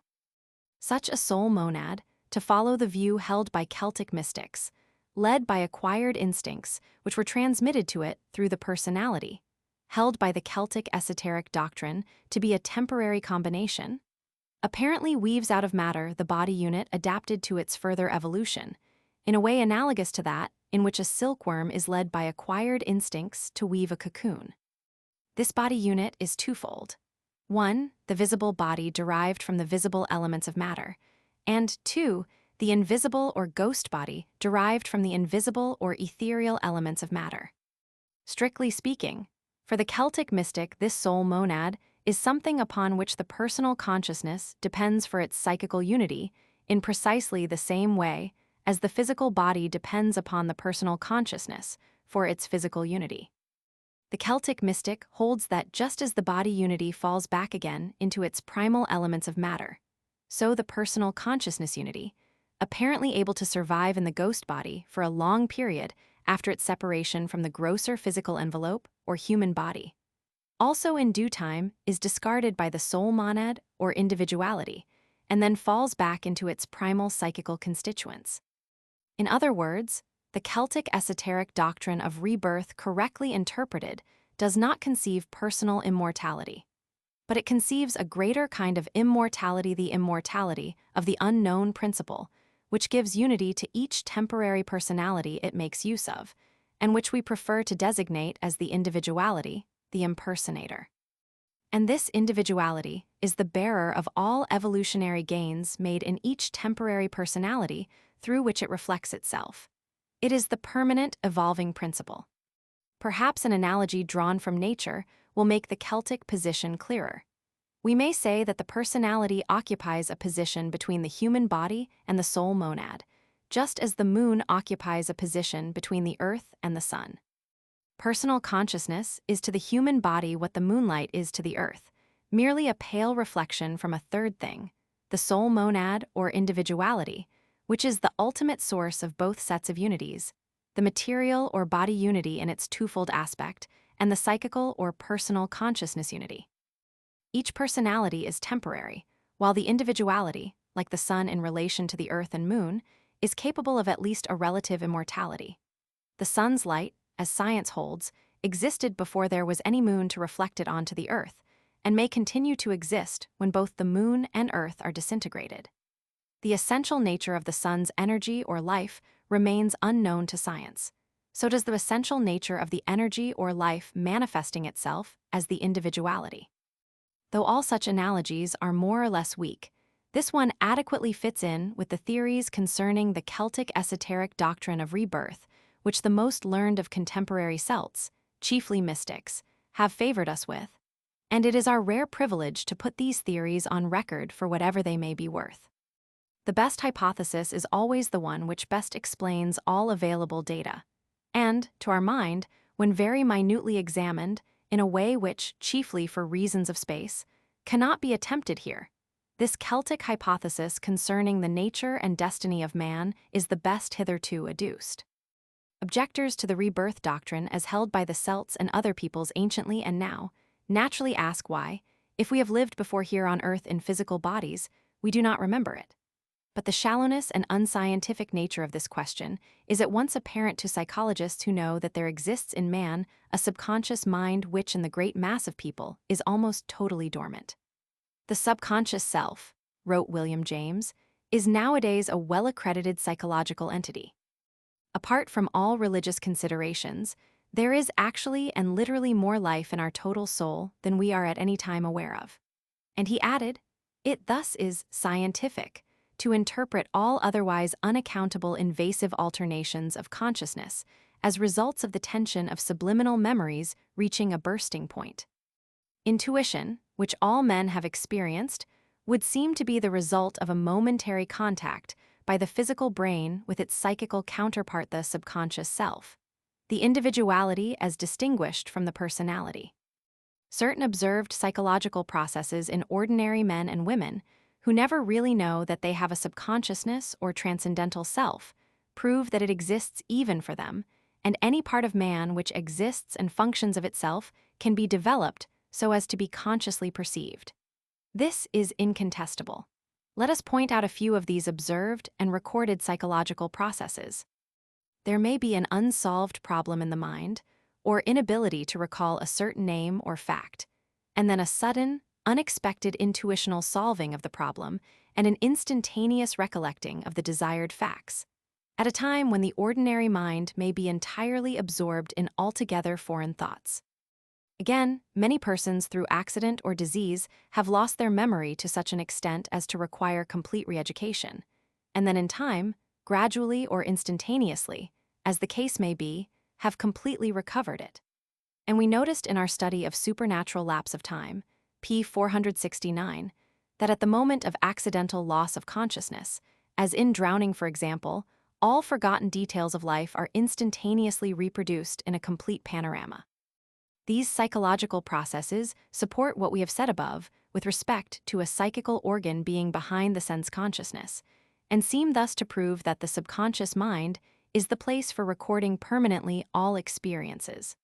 Under hypnosis, a subject may be requested to perform a certain act, let us say 11,999 minutes after the moment of making the request. When the hypnotic condition is removed, the subject has no personal consciousness of the suggestion, but, as different experiments have proved conclusively, he invariably performs the act exactly at the expiration of the 11,999 minutes without knowing why he does so. This proves that there is a subconsciousness in man which can take full cognizance of such a suggestion, which can keep count of the passing of time, and then cause the unconscious personality to act in response to its will. Again, in extreme old age people who have come to have an imperfect memory or none at all in their normal consciousness, under abnormal conditions, which seemingly are due to a temporary influx of a latent psychical power into the physical body and brain, or else to an awakening of a dormant force within the physical body and brain themselves, often regain, for a time, complete and clear memory of their childhood. This proves that the memory is somewhere still perfect, and that it does not reside in the consciousness of the age-exhausted physical brain and memory. Albert Moll, in his treatise on hypnotism, says that events in the normal life which have dropped out of memory can be remembered in hypnosis. An English officer in Africa was hypnotized by Hansen and suddenly began to speak a strange language. This turned out to be Welsh, which he had learnt as a child but had forgotten. And even memory of acts done in hypnotic somnambulism can be awakened in the normal state. Furthermore, through psychoanalysis, as Professor Freud has shown, forgotten dreams and dreams which were never complete in the ordinary consciousness can be recovered in their entirety out of the subconsciousness. How many of us can recall without some mental stimulus certain acts performed 10 years ago? A good deal of our present life is no longer vivid. Much of it is forgotten, and in old age many of the memories of youth and of mature life will be subconscious. If this brain, whose total existence is comprised between birth and death, cannot remember in a normal way all its own experiences, how could it be expected to know anything at all of hypothetical past lives, where there were various physical brains long ago, disintegrated unless the hypothetically ever-existing transcendental individuality, whose consciousness is the subconsciousness, be made by some unusual psychical stimuli to transmit its memory of the past lives to each new brain it creates? In other words, to have memory of pre-existent conditions, there must be continuity of association with present conditions. If such continuity exists, it exists in the subconsciousness. And if it exists therein, then in order to recall in the present personal or ordinary consciousness, which began at birth, memory of an anterior state of consciousness, it would be necessary to hold impressed upon the present physical brain and body a clear and unremittent consciousness of the subconsciousness. In relation to our personal consciousness, apparently our greatest powers lie in the subconsciousness which is sleeping and in embryo, awaiting to be born into the consciousness of this world through the slow process of evolutionary gestation. In the case of a Buddha, who on good historical authority is said to have been able to recall all past existences from the lowest to the highest, this evolutionary process seems to have reached completion. Under ordinary conditions, individuals have been known to see a place which they have never seen before, or to do a thing which they have never done before in this life nor in any conscious dream state, and yet feel that they have seen the place before and done the thing before. M.Th. Ribot, in his Diseases of Memory, Chapter 4, has brought together many cases of this kind. Some are undoubtedly explicable as forgotten experiences of the present life. Others, to our mind, strongly support the theory of pre-existent experiences preserved in memory in the subconsciousness. Under chloroform or other anesthetics, patients often recover for the time being forgotten facts of experience, and sometimes appear to make momentary contact with their subconsciousness and to exhibit therein another personality. In certain well-defined types of double personality, which are not the kind due to demon possession nor to spirit possession as in mediumship, there are two memories, each complete and absolutely independent of the other. And in similar cases, where the subject exhibits alternately numerous personalities, we see the individuality, that is to say the subconscious man, exhibiting, as a dramatist might, various characters or personalities of probable past existences, according as each is most active at the moment. Similarly, crystal gazing sometimes seems not only to revive lost memories of this life, but also to call up subconscious memories of some unknown state of consciousness, which may be from a previous life. M. Ribot has made it clear from his careful study of numerous cases of amnesia, loss of memory, that recollections return in an inverse order to that in which they disappear. For example, a celebrated Russian astronomer lost all memory save that of his childhood, and in recovering it there appeared first the recollections of youth, then those of middle age, then the experiences of later years, and, finally, the most recent events. Many even more marked examples of the law of regression in amnesia are given by M. Ribot. We conclude from them that all strange and apparently long-forgotten facts of experience arising in consciousness out of the subconsciousness, as in the different cases which have been cited above, would necessarily be those which have been the longest lost to memory. And hence, if they cannot be attached to this present life, then they can only be derived from a former life, because every primary detail of memory must always originate from an experience at some past period of time. M. Ribot himself, in his conclusion to the Diseases of Memory, makes this significant observation with respect to the law of regression in amnesia. This law of regression provides us with an explanation for extraordinary revivification of certain recollections when the mind turns backward to conditions of existence that had apparently disappeared forever. In dreams, there is a great wealth of latent memory, sometimes memory of the present waking life, but often not capable, apparently, of being attached to it, nor explicable as due to the soul wandering from the body during sleep. The hypothesis of rebirth seems to be the only adequate one here. Certain dreams suggest that man possesses innate memories extending backwards to prehistoric times, cf. p5 above. This fits in with Professor Freud's theory in his Die Traumdeutung, that the dream is nothing else than the concealed fulfillment of a repressed wish. Some dreams are in the form of frightful, cruel, horrible scenes, which seem frightful to us, but in a certain depth of the unconscious satisfy wishes which, in the prehistoric ages of our own mental development, were actually recognized as desires. This also supports our vitalistic view of the evolution of human instincts. Again, in somnambulism, there is a much more exalted memory, and clear cases are on record of facts being then consciously present, which cannot be accounted for save through the same hypothesis.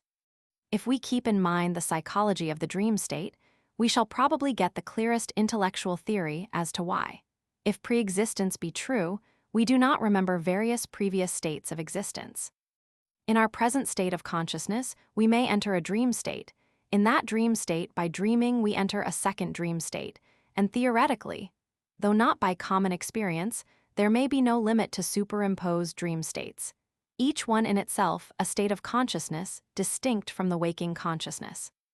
Accordingly, if, as Wordsworth put it, our birth is but a sleep and a forgetting of another state of consciousness, and death the abrupt ending of that sleep of dreams and a waking up, or if the direct opposite be true, and death is the entrance to a sleep and dream state of consciousness, it becomes very clear how difficult it would be for us here now either to recall what we may have dreamt or have actually done in another state of conscious existence corresponding to our present one. The subtle thinkers of modern India, who completely accept the doctrine of rebirth as a universal law, have summed up this abstruse aspect of the dream psychology as follows. The first or spiritual state was ecstasy. From ecstasy the ego, forgot itself into deep sleep. From deep sleep it awoke out of unconsciousness, but still within itself, into the internal world of dreams. From dreaming it passed finally into the thoroughly waking state and the outer world of sense. But our own psychologists are not yet far enough advanced to accept this. Much more work in psychical research must first be done before it will be possible for them to announce to the West that pre-existence is a necessary condition for post-existence, which they now hypothetically accept. If for the present our standpoint be that of our own psychologists, we may then think of the human consciousness as a spectrum whose central parts alone are visible to us. Beyond at either end lies an unseen and to us unknown region, awaiting its explorer from the West. Each one of us is in reality an abiding psychical entity far more extensive than he knows, an individuality which can never express itself completely through any corporeal manifestation. The self manifests through the organism, but there is always some part of the self unmanifested, and always, as it seems, some power of organic expression in abeyance or reserve. William James stated the position thus: the B region, another name for the region of subconsciousness, then is obviously the larger part of each of us, for it is the abode of everything that is latent, and the reservoir of everything that passes unrecorded and unobserved. Men of science see no way of accepting the doctrine of the resurrection of the physical body as at present interpreted by Christian theology, but the late Professor Th. Henry Martin, Dean of the Faculty of Letters of the University of Rennes, has suggested in his La Vie Future that the doctrine may be the exoteric interpretation of a long-forgotten esoteric truth, namely, that the soul may be resurrected in a new physical body, and this is scientifically possible. The ancient scientists called life a circle. In the upper half of this circle, or here on the visible plane, we know that in the physiological history of man and of all living things there is first the embryonic or prenatal state, then birth. And as life, like a sun, rises in its newborn power toward the zenith, there is childhood, youth, and maturity. And then, as it passes the zenith on its way to the horizon, there is decline, old age, and finally, death. And as a scientific possibility, we have in the lower half of the circle, in Hades or the other world of the Celts and of all peoples, corresponding processes between death and a hypothetical but logically necessary rebirth. The logical corollary to the rebirth doctrine, and an integral part of the Celtic esoteric theory of evolution, is that there have been human races like the present human race, who in past eons of time have evolved completely out of the human plane of conscious existence into the divine plane of conscious existence. Hence the gods are beings which once were men, and the actual race of men will in time become gods. Man now stands related to the divine and invisible world in precisely the same manner that the brute stands related to the human race. To the gods, man is a being in a lower kingdom of evolution. According to the complete Celtic belief, the gods can and do enter the human world for the specific purposes of teaching men how to advance most rapidly toward the higher kingdom. In other words, all the great teachers, e.g. Jesus, Buddha, Zoroaster, and many others in different ages and among various races, whose teachings are extant, are, according to a belief yet held by educated and mystical Celts, divine beings who in inconceivably past ages were men, but who are now gods, able at will to incarnate into our world, in order to emphasize the need which exists in nature, by virtue of the working of evolutionary laws, to which they themselves are still subject. For man to look forward, and so strive to reach divinity rather than to look backward in evolution, and thereby fall into mere animalism. The stating of this mystical corollary makes the exposition of the fairy faith complete, at least in outline. As shown by the Barda's MSS. In our Chapter 7, the Celtic doctrine of rebirth is the scientific extension of Darwin's law as corrected, that alone through traversing the circle of life man reaches that destined perfection which natural analogies, life's processes as exhibited by living things, and evolution suggest, and from which at present man is so far removed. There seems to emerge this postulate. The world is the object of normal consciousness, the ego or soul monad the object of subconsciousness, and the subconsciousness cannot be realized in the world until through the normal consciousness of man, the ego is able to function completely, and so endow man with full self-consciousness in matter, which endowment seems to be the goal of all planetary evolution. We conclude that the other world of the Celts and their doctrine of rebirth accord thoroughly in their essentials with modern science, and accordingly, with other essential elements in the complete Celtic fairy faith, which we have in the preceding chapter found to be equally scientific, establish our psychological theory of the nature and origin of that fairy faith upon a logical and solid foundation. And we now submit this study to the judgment of our readers. With more complete evidence in the future, both from folklore and from science, there will be, we trust, a better vindication of the theory, and perhaps finally there will come about its transformation into what it but seems to us to be now a fact.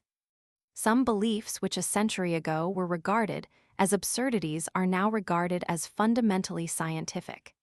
In the same way, what in this generation is heretical alike to the Christian theologian and to the man of science may in coming generations be accepted as orthodox. Index: Adamnan's Vision, 356. Aeneas' Journey of 336-7, 343, 382, 445. Ingus, 62, 292, 301, 376, 397, 413-4. Cult of 415 FF, 450. Dun 2, 41, 416-8. Agalam, 28, 283N, 286, 290, 292, 295, 402, 412. Endoshued, 344. Ailil, 288-9, 301, 374-5, 440. Ain, 79-80N, 83, 301. Alchemists, 240, 244, 261, 276, 296N. Alignments, Roman 15, 199N, 393, 399, 419 FF. See Archaeology. All Saints La Toussaint, 439, 453, see Samhain and November Day. Angel 7, 12, 85, 238, 241, 263 4, 267, 272, 374. See Fallen Angels and Saint Michael. Angels and Science, 481. Anglesey 10, 138-9, 141-2. Animism 55, 226 FF, 282, 457 FF. See Dead and Death. Pre 253, 401. Science and 459 FF. Anku 16, 29, 218, 220. Science and 484. Anon 319, 353. Anthropology 226-82. Antrim 73, 371. Apollo 403, 405-6, 421. Apparitions, Science and 480, 484 FF. Aaronmore 2, 440, 416. Archaeology, Roman 15, 2, 9, 10, 12, 5, 31, 52, 78, 81, 118-9, 137N, 148, 157N, 163, 165 FF. 172, 179, 210, 221, 234N, 393 426, 450N. Armagh 74-5, 443. Book of 283N, 291. Art Voyage of 351-2. Arthur 9, 10, 12-3, 82N, 163, 183, 238, 304, 308 FF. 333-4, 353, 429, 437, 441, 447. See Rebirth. Arthur Bird as 183, 185. Arthurian Legend 9, 260, 308 FF. See Arthur. Astral Body 29. Light 133. Milk 164. Plain 167, 171. Spirits 167, 171. Avalon 252, 311, 314 5, 321 4, 330, 347 8, 379, 386. Bacchus 2880 N. Bodybee 302 7, 309 N. Ballymote Book of 340 N 410. Banshee 25 6, 81 99, 220, 304 5, 437 8.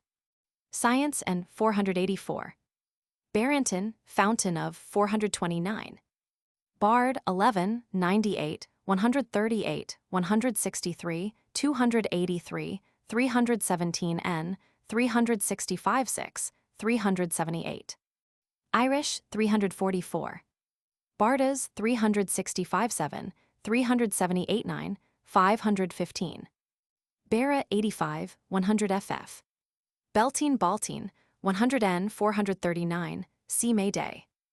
Ben Bulbin 3, 44, 56, 58, 237, 242, 284, 293, 300. Beryl 325.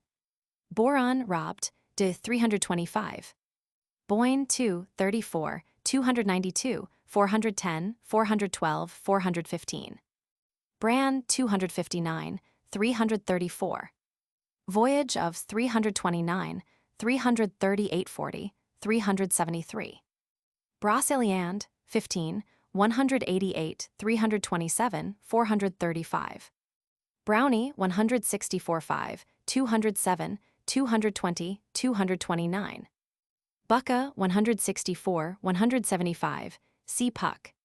Keedman 240, 243. Cambrensis Geraldus 149 N, 324. Cardigan 146, 155, 334, 389.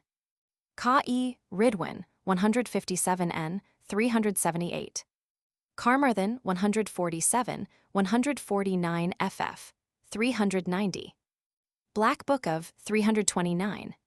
Fall of 435. Carnac Roman 13, 199 N, 271, 398 9, 407, 418 9, 428. Etymology of Roman 15. Mystic Center, as 13 5, 221. Carnarvon 143 4. Cayley, description of 6. Changelings 34, 78, 87, 91, 96, 98, 101, 104, 110, 128, 132, 136 7, 146, 148, 150, 154, 156, 171, 177, 179, 182, 198. 242, 230, 265, 281, see Charms Fairy. Anthropology, and 244.53. Explanation of 491. Science and 487. Channel Islands 403, 406 7. Charms 42, 49, 171, 176, 258 9, see Exorcism. Fairy against 37 8, 49, 58, 87, 91, 95, 97, 112, 124 5, 132, 177, 179, 199, 204, 210, 212, 250, 253, 265, 268, 314. Witchcraft against 122. Chaucer 326. Creation 311, 325, 430. Christable 202. Christian Science and Witchcraft 261 2.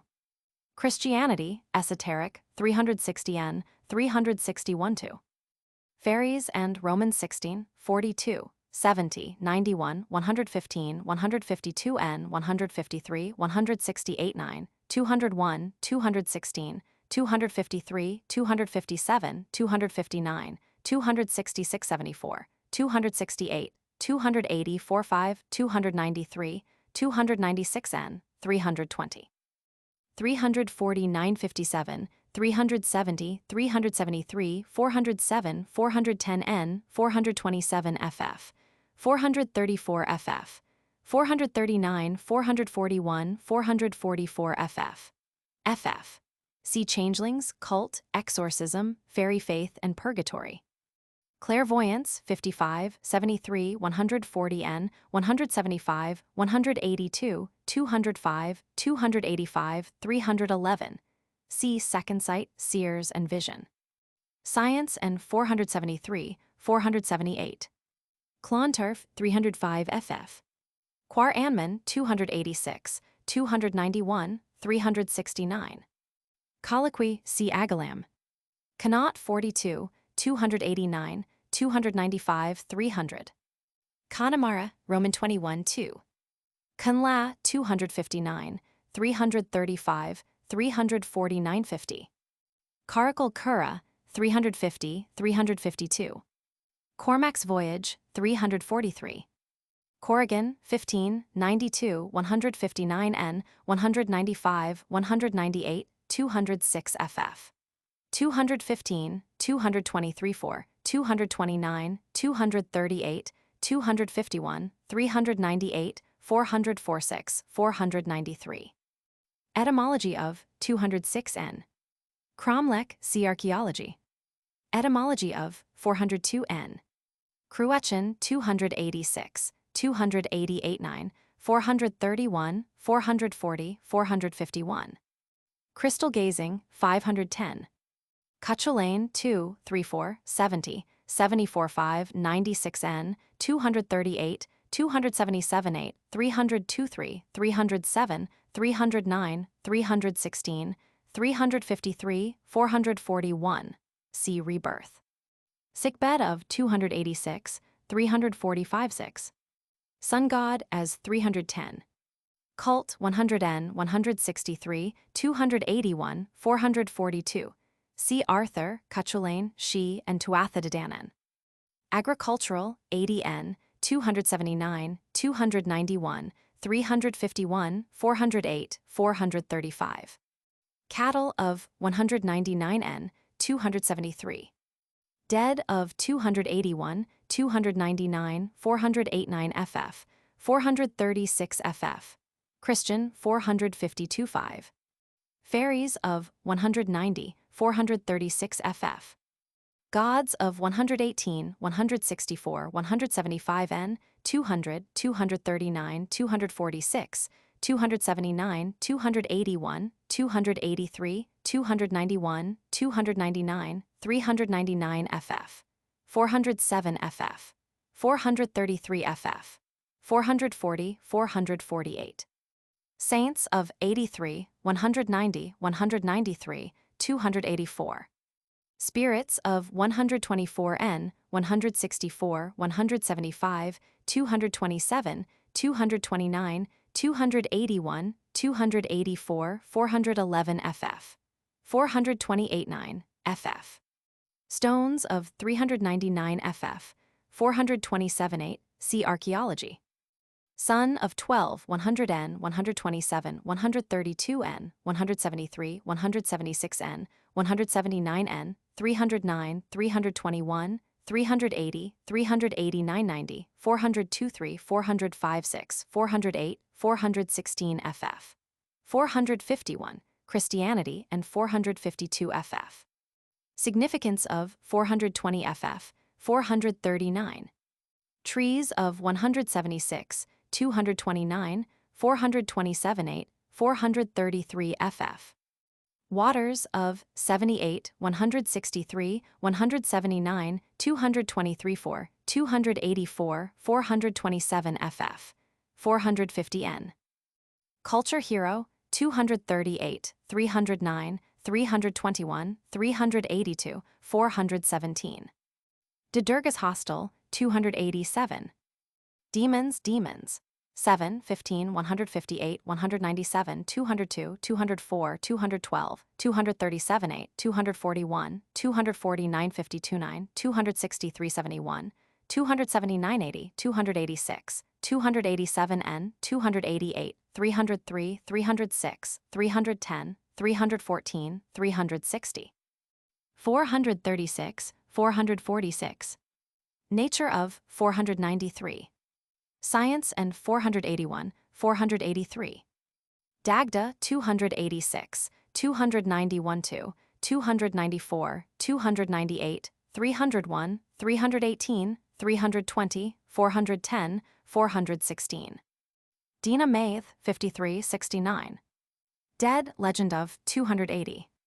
Breton 14, 29, 169, 194 5, 212 ff. 392, 404. Cornish 169 70, 178, 181, 183. Irish 33, 48, 53, 55, 68, 71 2, 74 7. Scotch 95. Welsh 142n, 152. Death candle or corpse candle. 10, 145, 153, 155, 207, 221. Death coach 71, 221. Death warning 10, 169, 180, 213, 220, 345. Demon possession 228, see exorcism and possession. Science and 487 ff. Theory of 249 ff. Dermot 41, 44, 57n, 354. Pre-existence of 376. Devil 123, 157, 180, 201, 241, 263, 271, 319, 446. Worship 258n, 421. Devonshire Pixies 179. Diana as Moon Goddess 80n. Dinchenches 78n, 81n, 260, 301. Divination 150, 176n, 258, 264, 278, 343, 405, 428, 432. Dolmen, see Archaeology. Etymology of 402n. Donegal 61, 72, 442. Douth 2, 61. Dream 41, 50, 55, 58, 68, 159, 181, 281. Fairyland and 490. Rebirth and 383, 511 ff. Science and 459, 464 ff. 508, 511 ff. Druids 10, 12, 14, 31, 52, 82n, 85, 138, 147, 152, 157n, 216 7, 259, 265 7, 278, 292, 299, 345 6, 351, 356, 441, 444.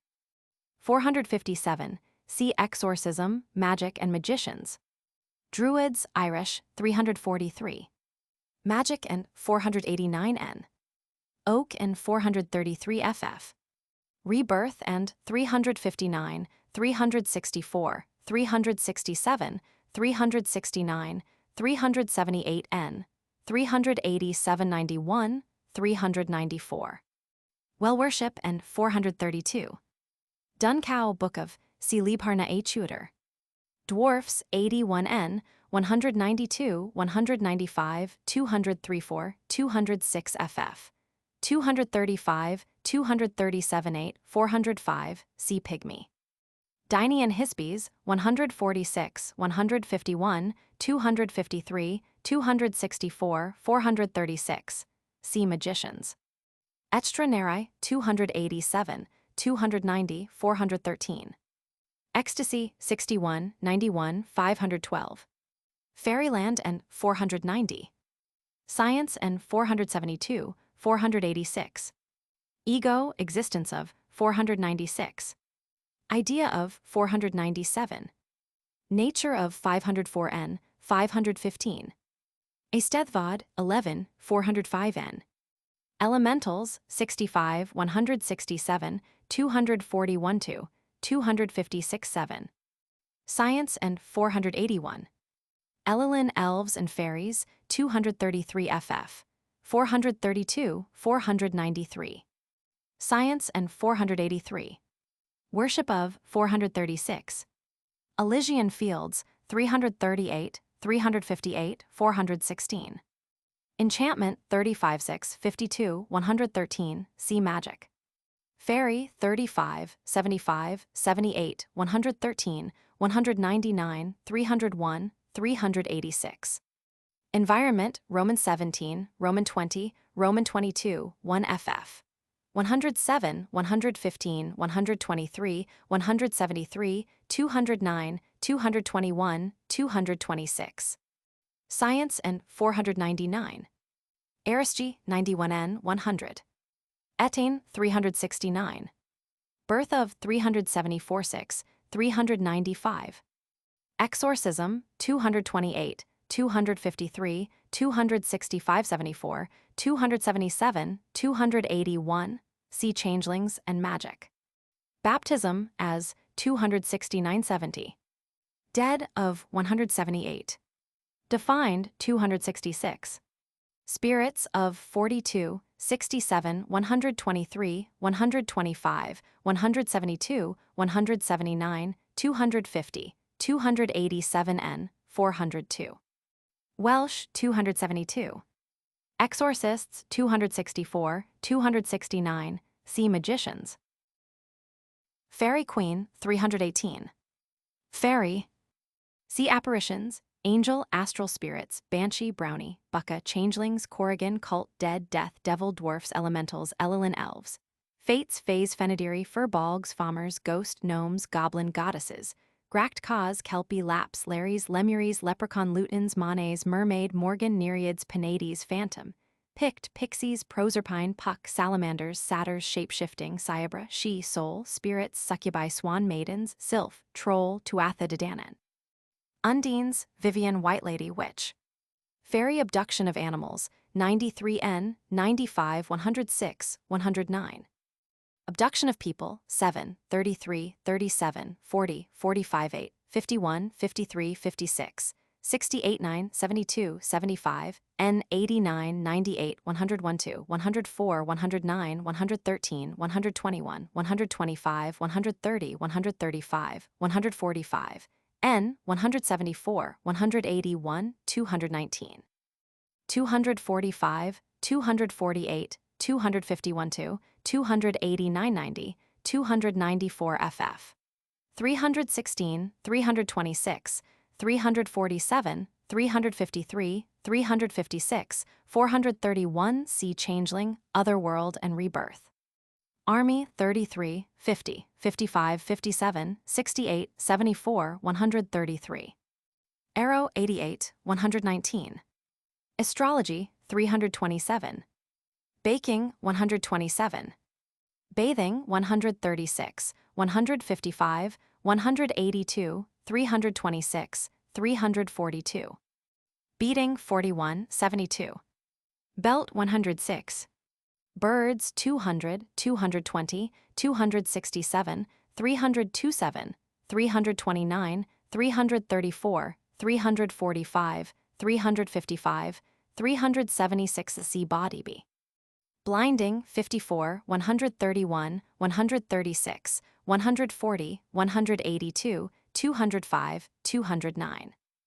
Bowtrace 80. Borrowing 136. Bush, see Fairy Tree and Cult of Trees. Cattle 143, 147, 203.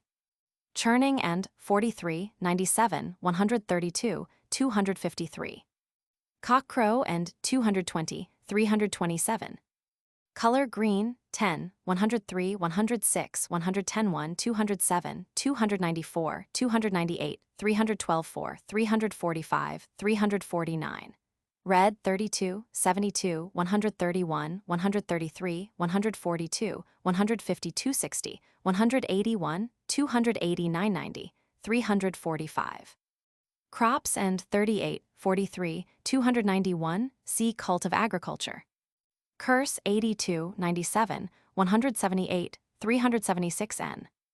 Dance, 41, 56, 72, 86, 88, 92, 111, 116, 124 5, 131, 135, 139 3, 146, 148, 155, 159 60, 171, 173, 175, 181 2, 207 9. 211 Explanation of, 281 Origin of, 405 6. Deceit, 127. Description of 46, 60, 68, 77, 116, 122, 133, 141, 177, 187, 200, 211, 242 3, 297, 349 50, 352. See fairy dress. Dog, 40, 120, 122, 129, 134, 259. Dress, 45, 55, 67, 74, 95, 103, 116, 123, 131, 133, 143, 155, 160, 192, 245, 208, 289, 294, 297 8, 339, 345. 349 50, 352. Drops, 44.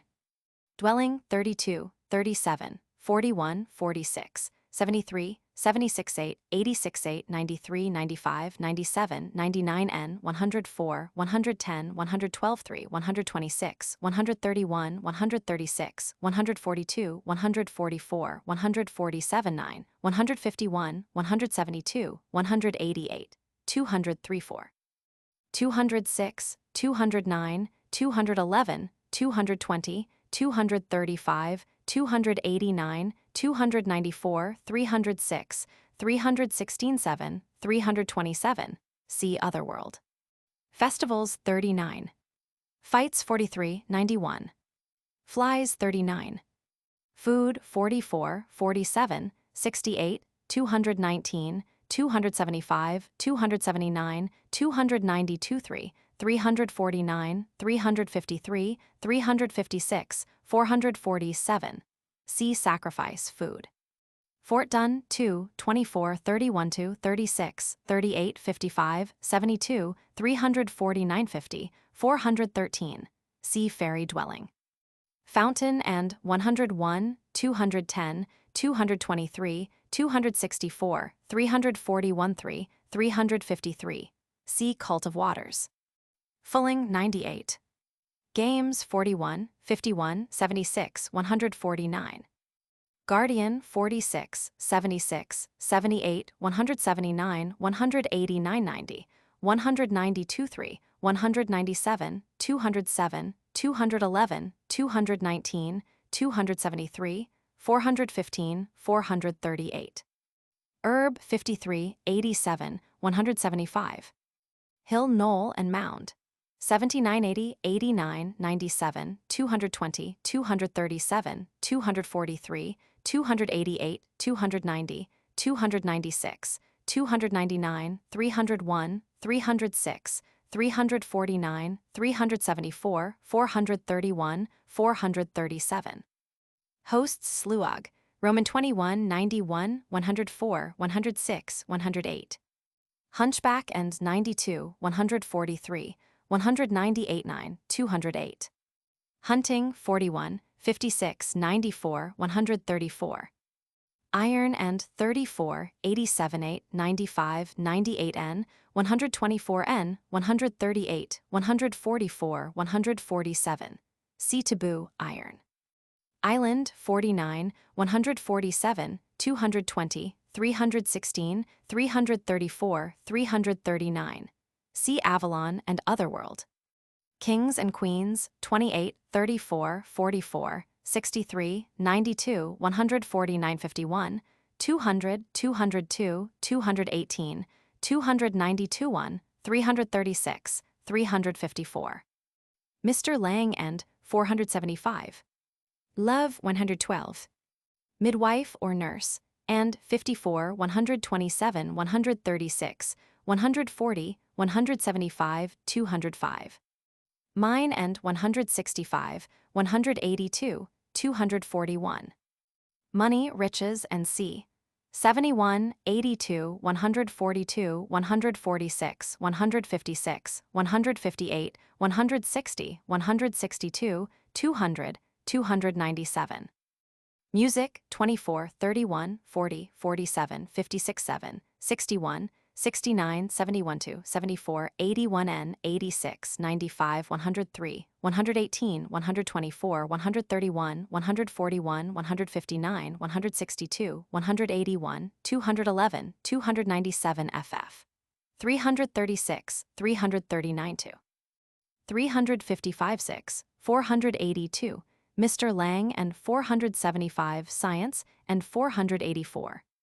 Names 22, 30, 52, 72, 82, 117, 153, 164, 182, 203, 207, 231, 274, 307 objects and 86.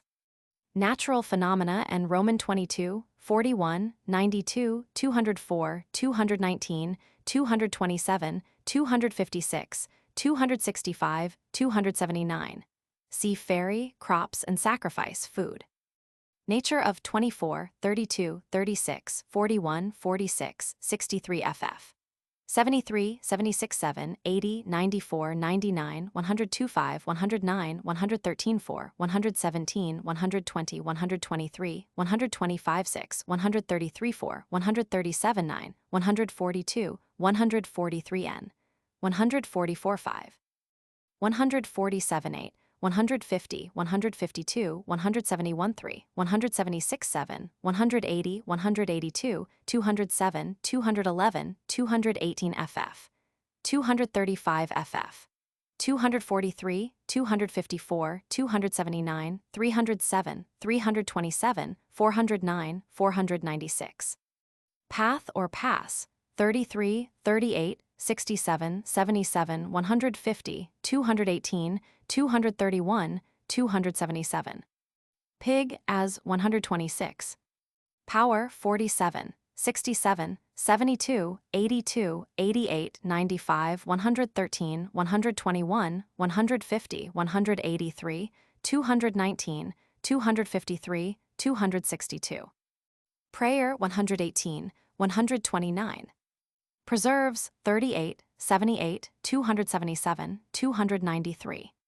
Procession 33, 57, 67, 74, 79 N, 80 N, 126, 134, 218, 277, 288. Prophet 47, 94, 139, 160, 197, 211, 290, 302 N, 305. Reality of 490, 492 FF.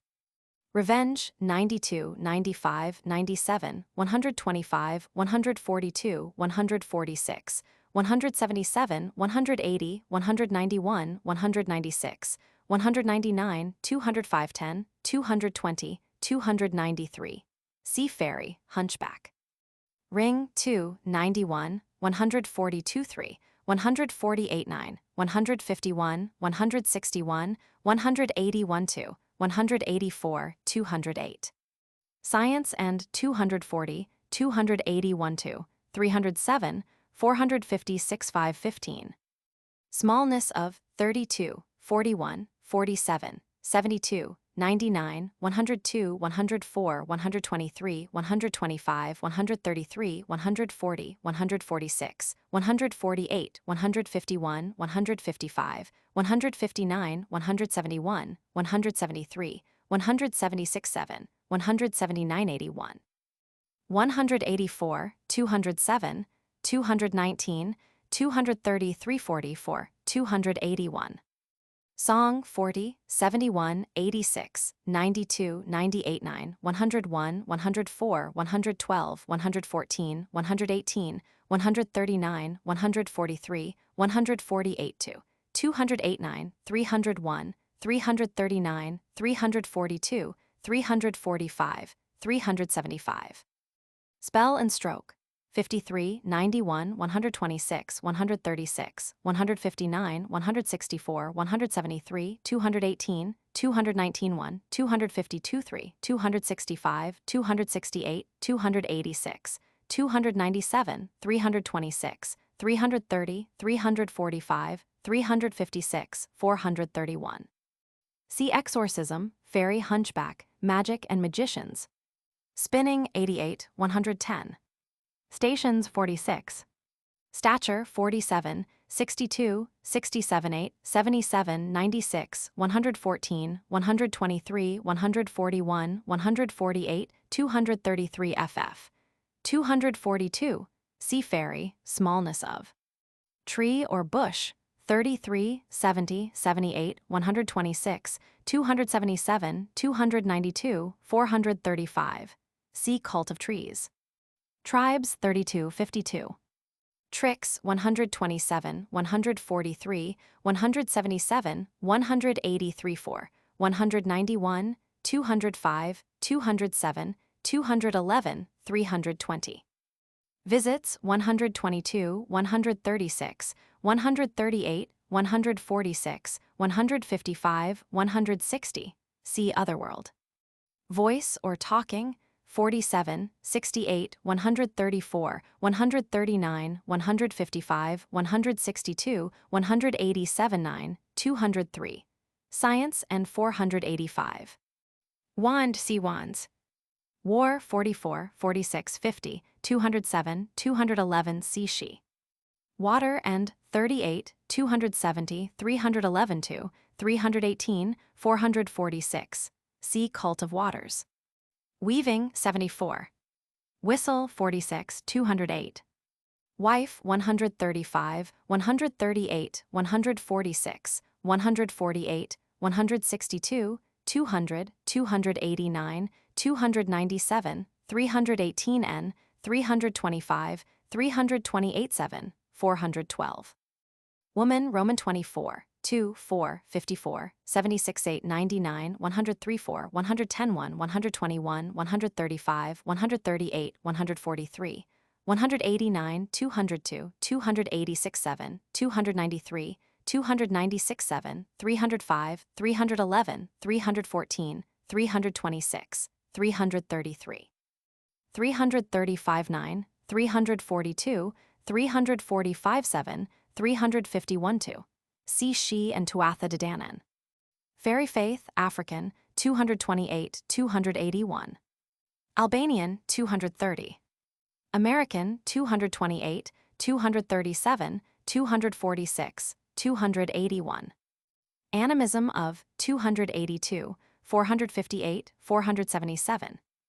Antiquity of 99, 163, 178, 194, 213, 216, 221, 231, 244, 256, 266, 278, 307, 321, 325, 331, 354, 357, 395.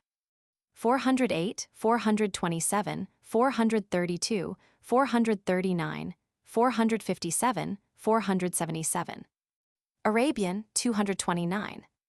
Australian, 227, 281. Breton, 185, 225. Chinese, 228, 250. Collecting evidence of Roman 19. Comparative, 226 ff. 281, 307, 457, 475. Cornish, 163.85. Degeneration of, 458. Egyptian, 229. Esoteric, 457.8, 492 ff. Etruscan, 231. Exoteric, 457.8. German, 231.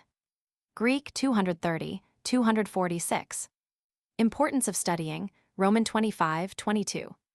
Indian, 228, 238. Interpretation of Roman 16, 18, 25, 28 30, 59, 171, 225, 277, 281, 383, 489, 515. Irish 2384. Italian 231. Japanese 228, 440. Malay 228, 238. Manx 11735. Melanesian 227, 265, 277. Metaphysics of 458. Methods of studying Roman 18. Mexican 246.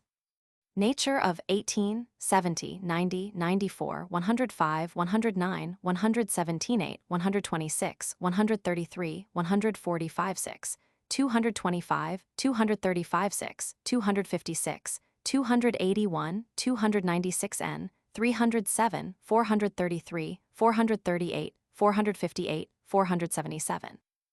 Origin of Roman 16, 18, 70, 90, 99, 137, 168, 178, 226, 244 5, 257, 432 3, 452, 455, 457 8, 477. Persian 229. Philosophy of 1820. Polynesian 238, 248, 281. Psychical phenomena and 459. See Science and Fairies. Religion and Roman 16, 22, 70, 78, 83, 90, 99, 100 n, 118, 123, 125, n, 163, 168, 194, 221, 245, 256 7, 266, 269, 271, 274. 296 n. 344, 354, 364, 388, 404, 468, 421, 427 ff. 439, 441, 442 ff. 450 n, 452 ff. 457 8, 477. See Cult and Christianity. Rauman 230. Scandinavian 231. Science and 119, 456 ff. Scotch 84 116. Siamese 229. State of in Brittany 205, in Cornwall 170, 180, in Highlands 84, 88, 90, 91, 94, 99. Swiss 231. Theology and 42, 91, 99, 127, 146, 168, 244, 363, 365 n, 369, 373, 493. Theories of Roman 21, 20, 84, 118 Delusion and Imposture, 462 489 Druid Roman 23. Materialistic Roman 25, 461, 489. Mythological Roman 24. Naturalistic Roman 21, 1, 8, 152 n. Pathological, 461 489. Psychical 1, 7, 9, 10, 13, 14, 61, 171, 265, 405, 409, 477, 489 ff. Psychological Roman 22, 20, 95, 202, 211, 253, 274, 305, 330, 338, 383, 441, 515. Psychophysical 459 60, 489. Pygmy Roman 22, 119, 148 n, 169, 219, 234 5, 241, 245, 276, 398. Turkish 229. Unity of 233, 329, 331, 357, 396. Welsh 135 63. X quantity of 282 outlined, 459. Testing of 480 ff, 491. Fairyland, see Avalon, Hades, Otherworld, and Purgatory. Dead End 40, 43, 56, 68 9, 72, 123, 194 5, 202, 214, 217, 219 20, 280, 350, 490. See Dead, Legend of and Under Death. Going to 40, 43, 55, 65, 68 9, 148, 154, 161, 175, 248, 251 2, 299, 302, 306, 348, 413, 469 ff. 490. See Abduction of People under Faerie and Changelings. Nature of 18, 39, 43, 60 ff. 70, 84, 120, 123, 137 n, 144, 149 n. 151, 154, 167, 171, 194 5, 202, 219, 281, 296 n, 310, 312. 335, 350, 383, 416, 452, 493. See Otherworld. Origin of Belief in 235, 245, 281, 452. Reality of 18, 84, 154, 469, 490, 493, 515. Return from 39, 48 9, 51, 98, 130, 149, 162, 252, 265, 295, 296 n. 299, 316, 347. See Changelings. Science and 490. Time in 88, 95, 113, 135, 145, 149, 154, 162, 175 6, 296 n, 329, 350, 354, 469 ff. 473. Fallen Angels as Fairies. 67, 76, 85, 105 6, 109, 113, 116, 129, 154, 212, 231, 241. Fanned 316, 345 6. Fascination 258. Fasting 179, 267, 412 4, 422, 445, 447 n. Fate, Irish idea of 278. Fates 203, 231, 327. Feast of Dead 218, 288 9, 299, 439 ff. 452 ff. See Dead, Legend of, and November Day. Phase Roman 24, 195 ff. 216, 231, 257, 327, 347. Fennel 79, 83. Fenadiri 120, 129, 131. Fermanagh 73. Fetishism 259, 401, 402 n. Fiax hymn 436. Fianna 287 n, 293, 298, 347, 443. Find Rebirth of 374. Finvara 2, 28, 42, 44, 300.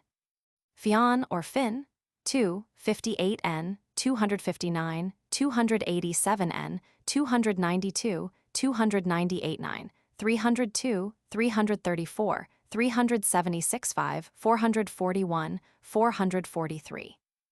Furbolgs 32, 70, 285, 417. Falmers 70, 303, 307, 310, 335.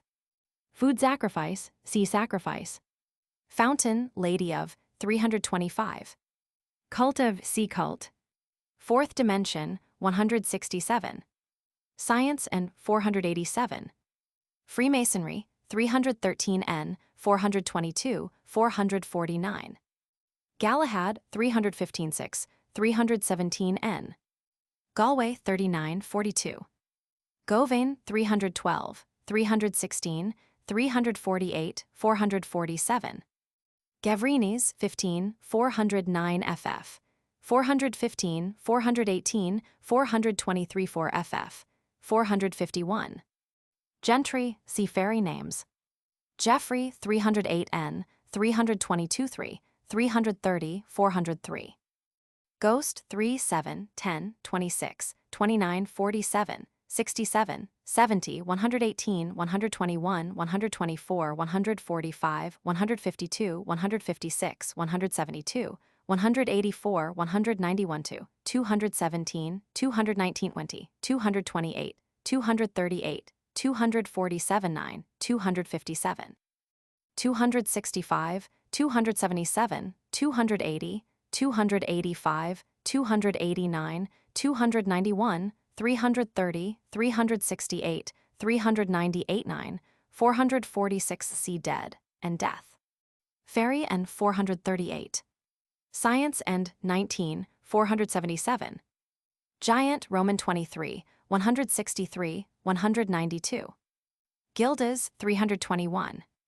Glamorgan 158. Glashton 131. Gnomes 241 3. Science and 481, 483. Gnosticism 361 2. Goblin 143, 145, 207, 220, 241, 306. Goddess 78 9, 83, 229, 369, 378, 390, 457. Goddess Dana 283 3 7.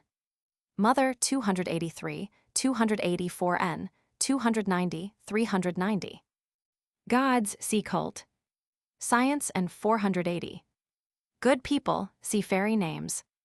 Gospel stories and fairy faith 168. Gower 10, 158 FF. Gracht cause 195 FF. Greylant 326. Grail holy 311, 316, 325, 353. Holy cup as 342, 350. Grania 41, 57 N. Gruagach 92. Ginjamer 326, 348. Gwenwivar 152 N, 310 4, 316. Guion, rebirth of 378. Gwydion 151 2 N, 379, 417. Gwyn ob Nud 152 N, 319 20. Hades 296 N, 310, 312, 336 8, 352 3, 411, 445. Origin of belief in 452. Purgatory as 447. Science and 514. Sun cult and 422. Halloween 38, 91, 93 N, 179 see November Day and Salmon. Hallucinations see apparitions. Science and 459, 461, 464, 490. Harlech 10, 144, 334. Hebrides 47990, 100 FF. Hergest, Red Book of 308 N, 330. Highlands 57, 93 FF. Huey Cora, Voyage of 354. High Brazil, 334. Hypnotism, 255, 265, 466, 488, 578. Iamblichus, 254, 257 N, 400, 484. Immortality, non-personal 503 FF, 509 N. Incantation, 176, 259, see Charms. Initiates, 59, 313 N, 336 7, 358, 378, 423 4. Initiations, 13, 78, 157 N, 179 N, 257, 313 N, 336 8, 342, 353 9, 405 6, 411 2, 415 6, 419, 422, 425, 444 FF. 447 FF. Initiations, Celtic, 342 3, 409 FF. Nature of 447 N. Inishmare, 49, 54, 334. Inverness 493. Ilo Mis 308n. Iona 7, 93, 436. Jack in the Green 435. Jeanne d'Arc 263 4. Jews, Rebirth and 359. Sun Cult and 421. Carnac and Carnac, Roman 15. Kelpie, Roman 21, 3, 28, 207. Carey 61, 83, 340. Kirk, Robt, 66, 85, 89, 91n, 237, 279n, 293. Noth 34.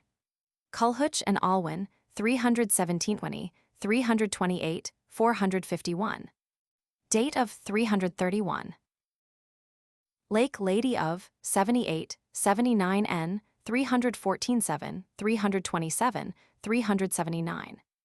Lancelot, 312, 315 6, 348. Land's End, 181. Lanville, 325, 326. Lanville's Voyage, 347 8. Laps, Roman 23, 234 and 5, 244. Larry's, 438. Layaman, 308 n, 323. Liba Maloga, 414.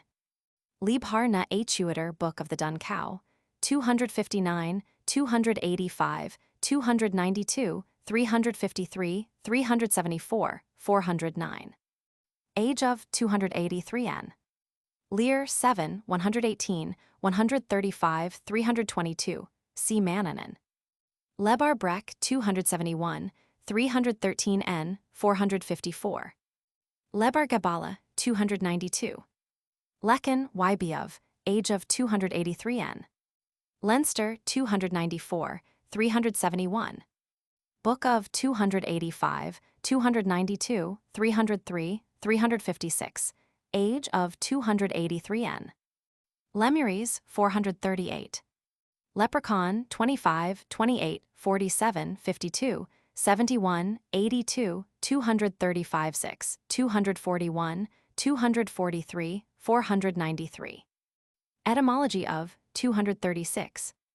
Leofail 14, 401. Libations to Fairies 36, 92 3, 200, 218, 273, 291. Lights 7, 61, 77, 83, 133, 145, 155, 180, 207, 215.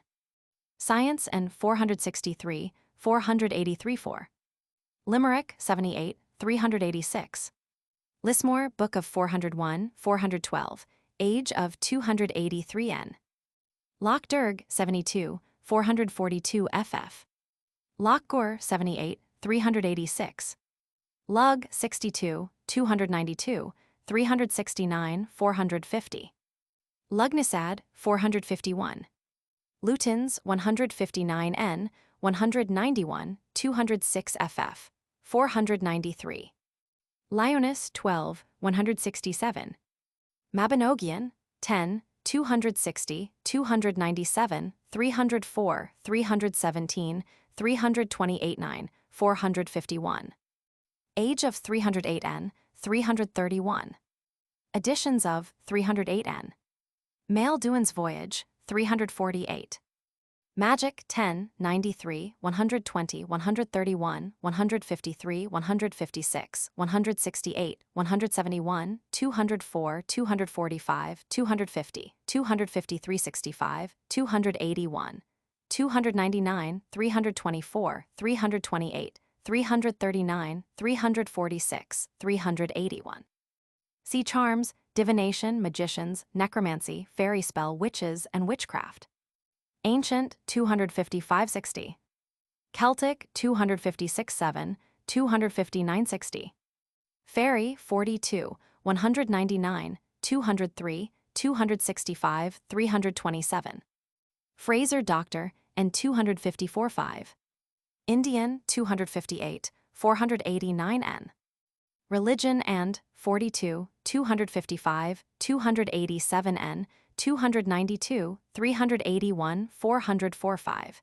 see exorcism and taboo. Roman Church and 42, 237 n. Study of 257, 489 n. Taboo and 274 ff. Theories of 253. Magicians 131, 156, 227 8, 247, 253 5, 257, 262 5, 268, 299, 329, 344 1, 417, 433, 437, 489 NC Mannanen, and Merlin.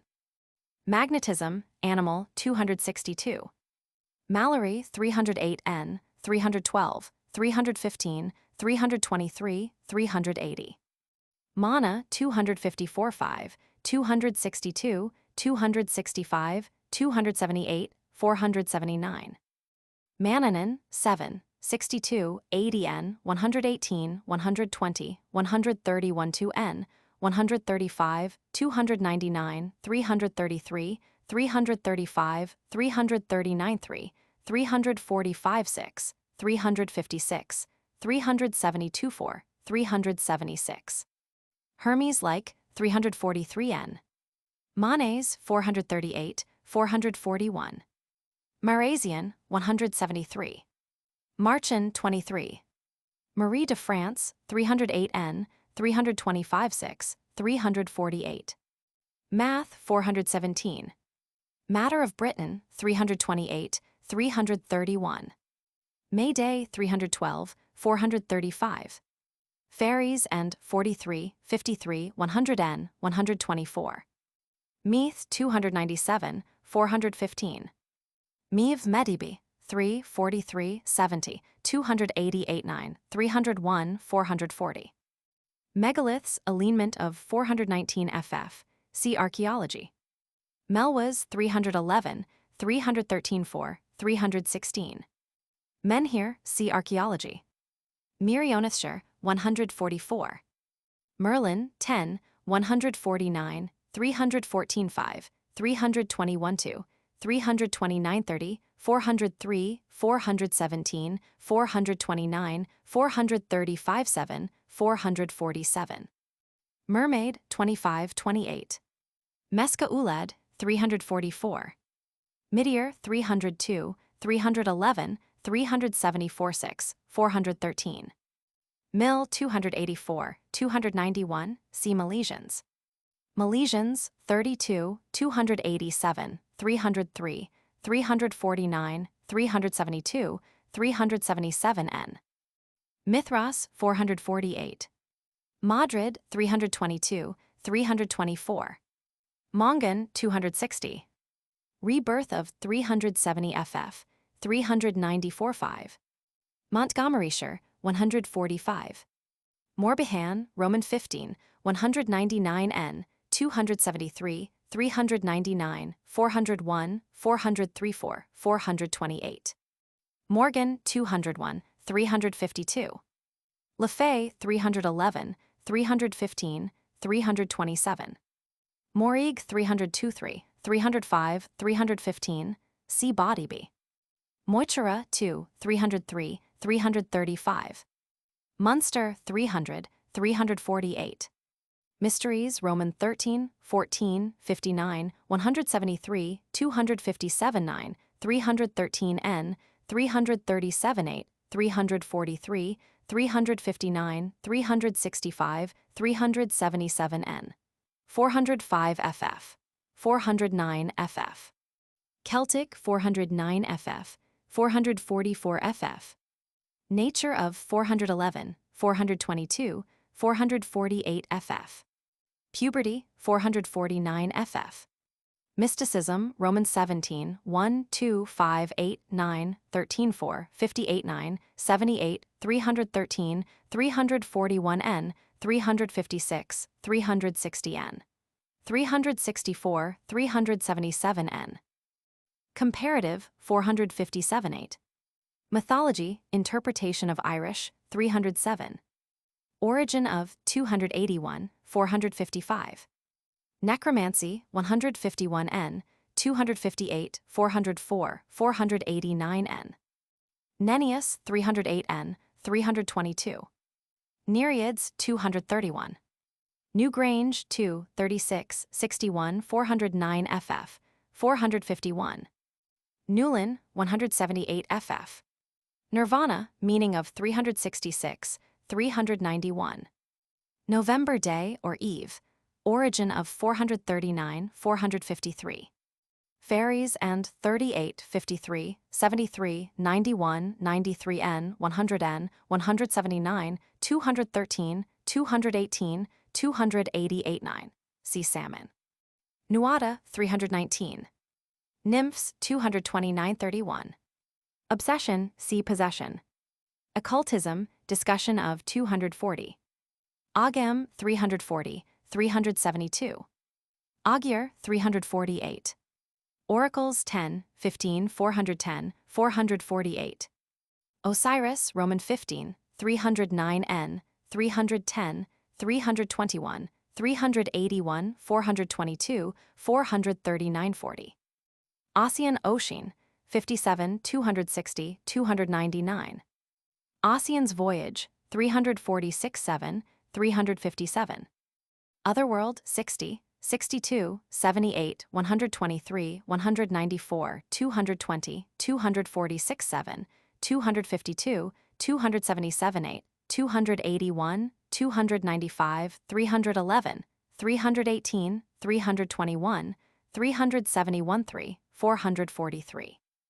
Atlantis and 33n 59. Classical 336 7. Description of 332 8, 343, 349 ff. Egyptian 381, 422. Evolution of idea of 333n, 353 7. Heaven as 354 5, 446. Hell as 355. Interpreted 70, 285, 337 8, 356, 492. Location of 332 4. Names of 334 5. Nature of 332 8, 343, 356 7. New Zealand 275.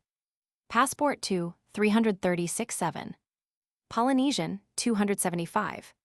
Purgatory as 281, 354, 364. See Purgatory. Rebirth and 334, 365. See Rebirth. Science and 514 5.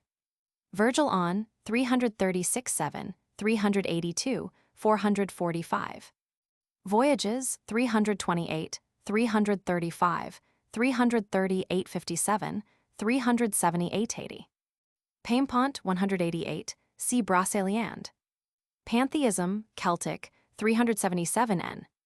Paracelsus, 167, 240, 254. Pardon, Breton, 428, 450n. Peel, 129, 132, 387. Pembrokeshire, 147, 153, 161. Penades, 190, 229. Penzance, 12, 174 ff, 391. People of Peace, origin of name, 438 NC fairy names. Phallicism, 402 N. Phantom, see apparition, dead, death, fairy, ghost, and science and fairies. Coach 25. Funeral 10, 126, 145, 152, 213 5, 221. Horse 79N, 215. Ship 25. Washerwomen 212, 216. Filters 258. Phoenicians 12, 173, 176, 395 6. Pict 165 6, 234 and 5. Pinwells 430. Pixies 158 9, 164 ff. 207, 220, 229, 238, 241, 250, 398, 406, 493. Etymology of 165. Pliny on Druids 256, 259, 260, 433. Pluto, 312, 337, 367, 452. Poltergeist phenomena, 67, 74, 88, 120, 124, 5, 132, 156, 162, 164, 220, 488. Fairies and 475, 6, 482, 484. Science and 459, 463, 481, 490. Possession, 34, 69, 112, 207, 265, 268 ff. 375 see demon possession and exorcism. Science and 472. Proserpine, 312, 336 8, 382, 450 n, 475. Psychical research, 14, 255, 265, 365, 459, 461 ff. 471 ff. 493, 497 ff. Society, 268, 330, 398, 447 n, 488. Psychic centers, 14, 74, 221, 299, 410 1. See Mysteries. Psychological theory, see Fairy Faith, Theories of. Psychology, social, 232, 251, 282, 289, 307, 458, 469, 475 n, 476 n. Puck Puka, 25, 53, 164, 207. Science and 483. Purgatory, 169, 364, 405, 414, 442 ff. Fairies and 76. Origin of doctrine of 452.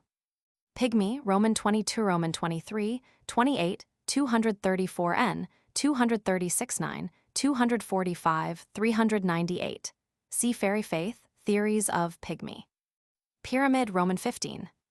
Celtic tumuli and 418 ff. Purpose of 423 ff. Rag bushes, 430.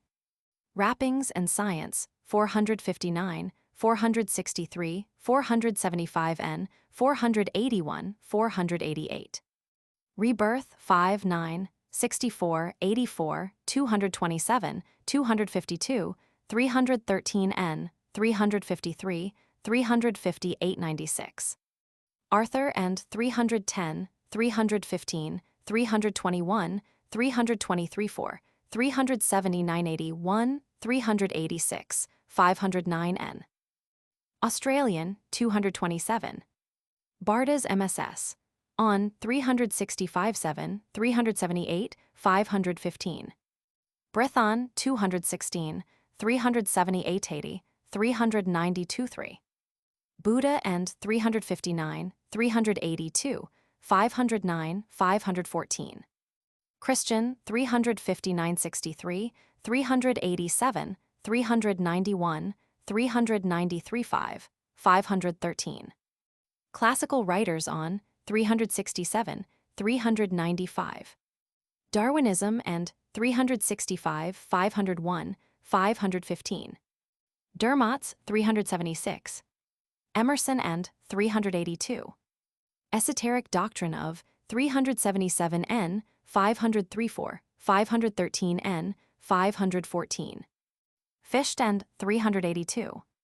Gnostics and 361 2. Greek 382. Herder and 382. Historical survey of 35965. Dr. Haydon 368.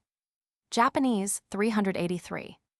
Jewish 359, 384 n. Jubainville on 368. Lama and 383. Manichaean 362. Modern 364. Modern Celtic 380 393. Non-Celtic 364 383. Mongans 370. Origin on 359-61, 394. Origin and Evolution of Doctrine, 393-6. Otherworld and 338, 358, 452. Parnell's 385. Philo and 359. Purgatory and 364, 384, 452. Roman Church and 364. Rosicrucians and 364. Schopenhauer and 382. Science and 469, 492 513. Sex in 375n, 391. Spiritual 449. Sun and 310, 321, 380, 420. Tennyson and 382. Tertullian on 359-61, 394. TUAN's 377. Tuatha De Danann of 367-76. Whitman and 382. William Roman II and 383. Wordsworth and 382. Religions, Origin of 226, 455. Robin Goodfellow, 207, 220. Science and 481. Roman Catholic Theology and Fairies, 42, 168, 270, 364, 452. Romans Bretons, 326-8. Roscommon, 327, 69, 70. Rosicrucians, 167, 241, 243, 364. Ross's Point, 58, 66, 243. Rothshire 90. Round Table, 309-10, 312, 323. Round Tower, 59, 98, 129. Sabbath, 215, 264. Corrigan, 209-10n. Sacrifice, 258-9, 413, 429-30, 434n, 436ff. 455. Animal, 424, 435. Food, 281, 404, 408, 437-8, 441, 454 Anthropology and 279-80. Fairy, 236-7, 44, 70, 75, 117, 164, 171, 175, 218, 279-80, 291. Sea libations. Human, 246-7, 251-2, 280, 351, 407, 430, 436. Sagas, 30, 368, 374. Saints, Communion of 127. Salamanders, 242. Salmon, Sacred, 341n, 433. Salmon, 31, 288-90, 298-9, 345, 439-40, 453. See November Day. Satyrs, 303, 306, 406. Science and Fairies, 456-515. Second Sight, 43, 91n, 140. See Clairvoyance. Science and 486. Seers and Seeresses, Roman 18, 2, 3, 18, 43, 4, 55, 60 ff. 72, 76, 83, 91, 94, 96, 122, 124, 141, 152, 155, 158, 177, 182, 206-4, 217, 227, 242. 264, 284-5, 290, 334, 392-3, 457, 459, 470. Seine, Isle of 15, 218. Senchus na Relec, 292. Serpents, 343. St. Patrick and 444. Escalta, 23. Shakespeare, 164, 241. Shape-shifting, 34-5, 47, 79n, 81n, 192, 205, 207, 211, 230, 259, 301-2, 328, 345, 356, 374, 389. Shoni 93, 200. Cyabra ghosts, 285, 310. See definition of 291. She 27 8 58 66, 77 86 113 227 283 307 314 334 352 431. See Tuatha De Danann. Abductions by 294 6. Clontarf at 305 7. Minstrels and musicians 69 297 300. Nature of 62 4 280 591 307. Palaces 291 3 302 431. Science and 473 479. Society and warfare 60 63 65 291 307 335. Visions of 60 ff 296 7. War goddesses 302. World 60 62 5 295. Sky 4 96 98 257. Sleeve Gullion 2 75 6 237. Sligo 44 54 285 299. Sluag 108 Sea Fairy Hosts. Snedgus Voyage of 354. Snowdon 10 136 7n. Sociology of Celts 233. Sorcery 258 402. Soul B as 178. Bird as 183 185 240 304n 355. Existence of 496 7. Fairy as 147 169 176 179 183 235 493. See Dead. Idea of 178 215 239 41 244 247 52 304n 355 360 390. Moth as 178 240 304n. Seen disembodied 215. Science and 480. World of 65 254. Spencer 318. Sphinx 419 20. Spirits Nature 237 8 244 493. Spiritualism 55 151n 249 263 459 ff. Saint Anne 428 450n. St. Brandon's Voyage 354. St. Bridget 3 284. St. Columba 3 7 85 266 8 441 428. Human Sacrifice and 436. Rebirth and 385. St. Cornley 199n 271 274 393 428. St. David 402. St. David's 10 147. St. Genelay 201. St. John's Day 80n 273. St. Malo's Voyage 355. St. Michael 12 407. St. Michael's Mount Roman 15 12 15 173 398 407 423.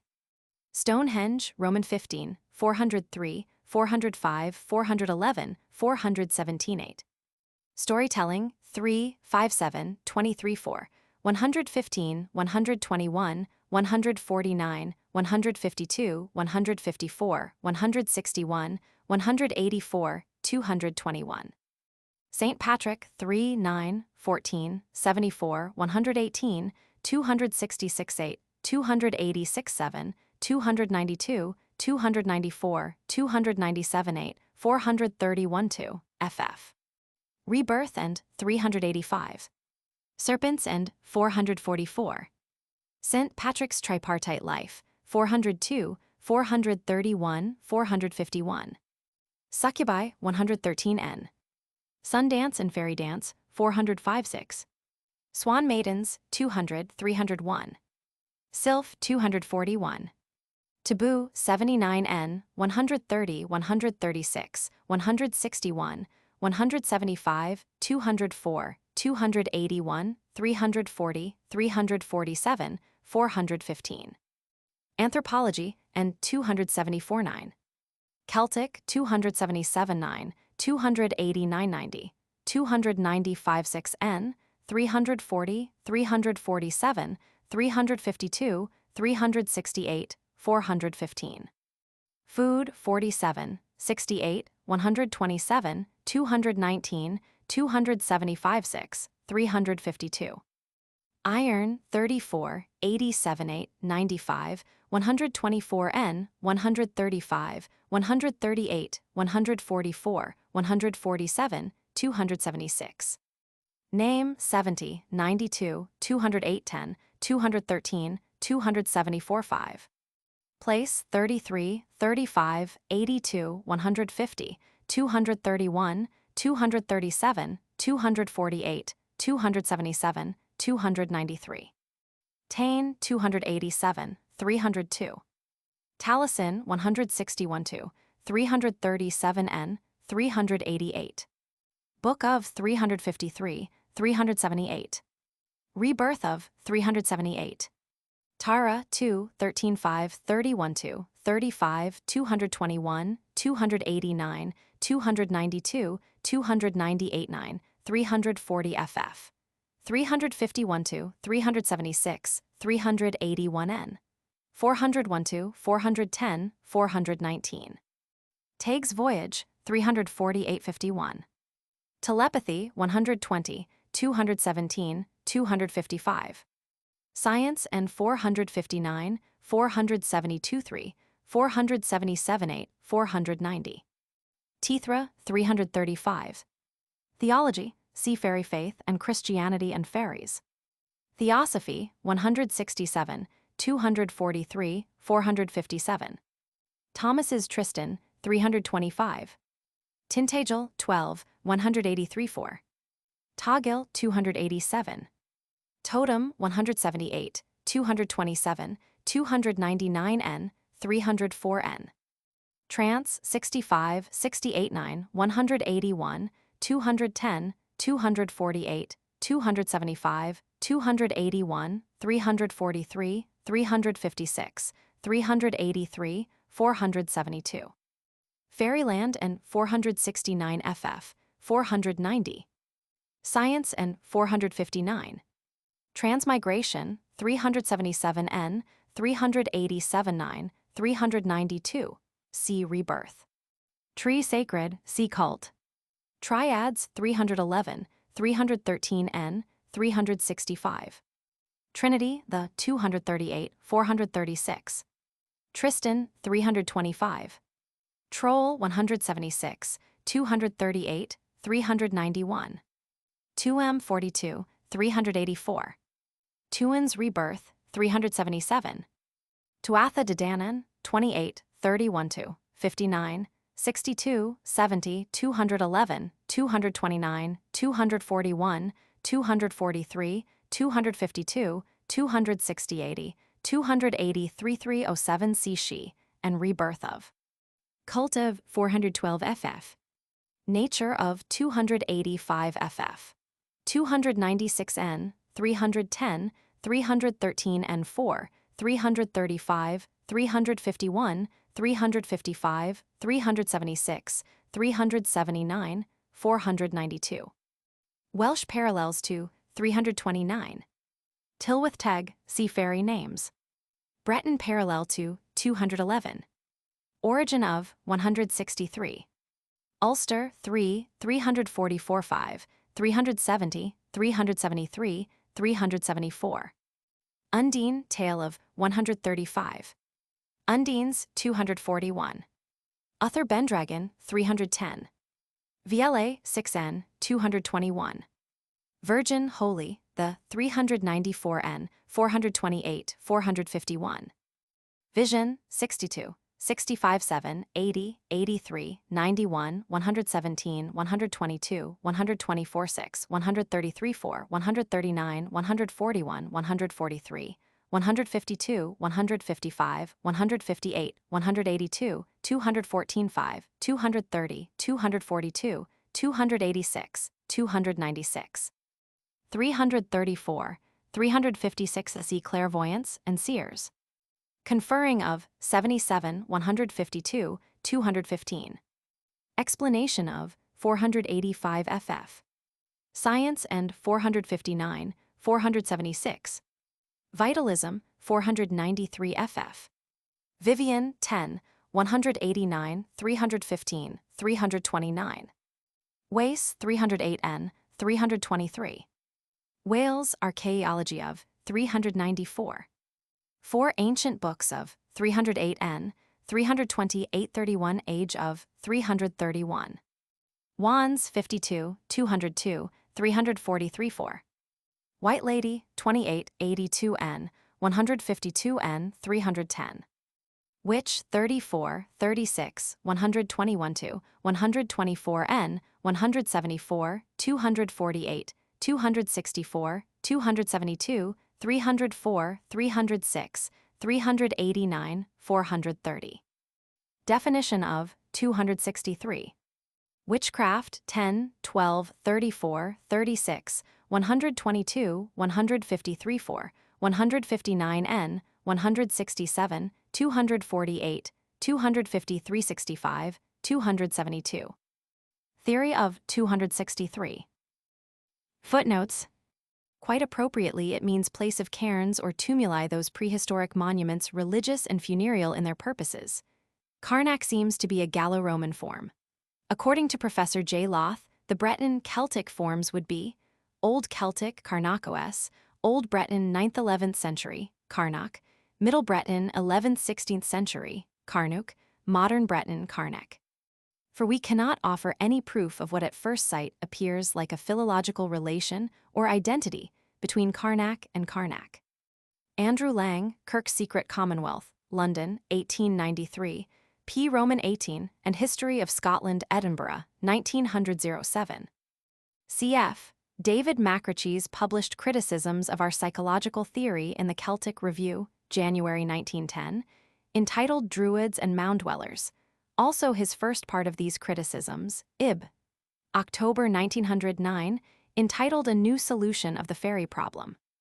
Alexander Carmichael, Carmina Gaedlica, Edinburgh, 1900, I.P. 19.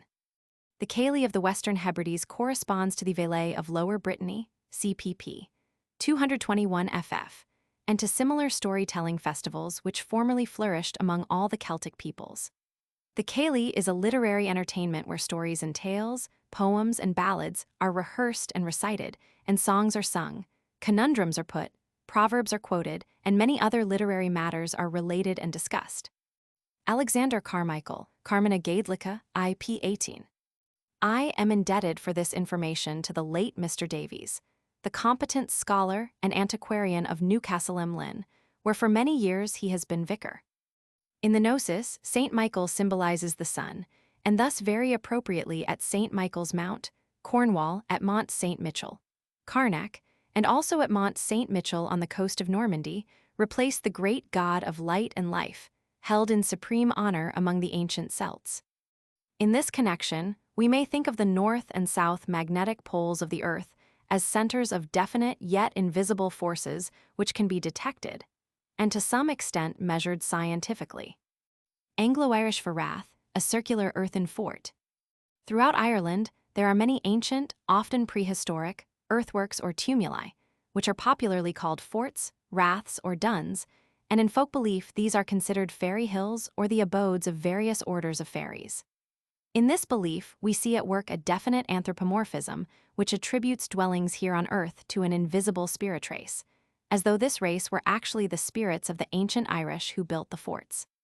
As we proceed, we shall see how important and varied a part these earthworks play in the Irish fairy faith, cf. Chapter 8 on Archaeology. An Irish mystic and seer of great power, with whom I have often discussed the fairy faith in its details, regards fairy paths or fairy passes as actual magnetic arteries, so to speak, through which circulates the Earth's magnetism. Irish scholars differ as to the signification of Meadha. Some say that it is the genitive case of Mead, the name of some ancient chieftain who was buried in the hill. Knockmog is the spelling often used by writers who hold that the name means Hill of the Plain. John Glynn.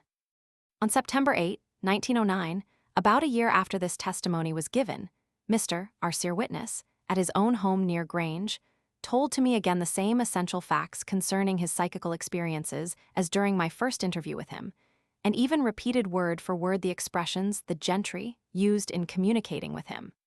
Therefore, I feel that he is thoroughly sincere in his beliefs and descriptions, whatever various readers may think of them. As his neighbors said to me about him, and I interviewed a good many of them, some give in to him and some do not. But they always spoke of him with respect, though a few naturally consider him eccentric. At the time of our second meeting, which gave me a chance to revise the evidence as first taken down, Mr. made this additional statement: the gentry do not tell all their secrets, and I do not understand many things about them, nor can I be sure that everything I tell concerning them is exact. A learned and more careful Irish seer thinks this headdress should really be described as an aura. I have been told by a friend in California, who is a student of psychical sciences, that there exist in certain parts of that state, notably in the Yosemite Valley, as the red men seem to have known, according to their traditions, invisible races exactly comparable to the gentry of this Ben Bulben country, such as our seer witness describes them, and as other seers in Ireland have described them, and quite like the people of peace, as described by Kirk, the seventh son. In his Secret Commonwealth, see this study, p. 85n.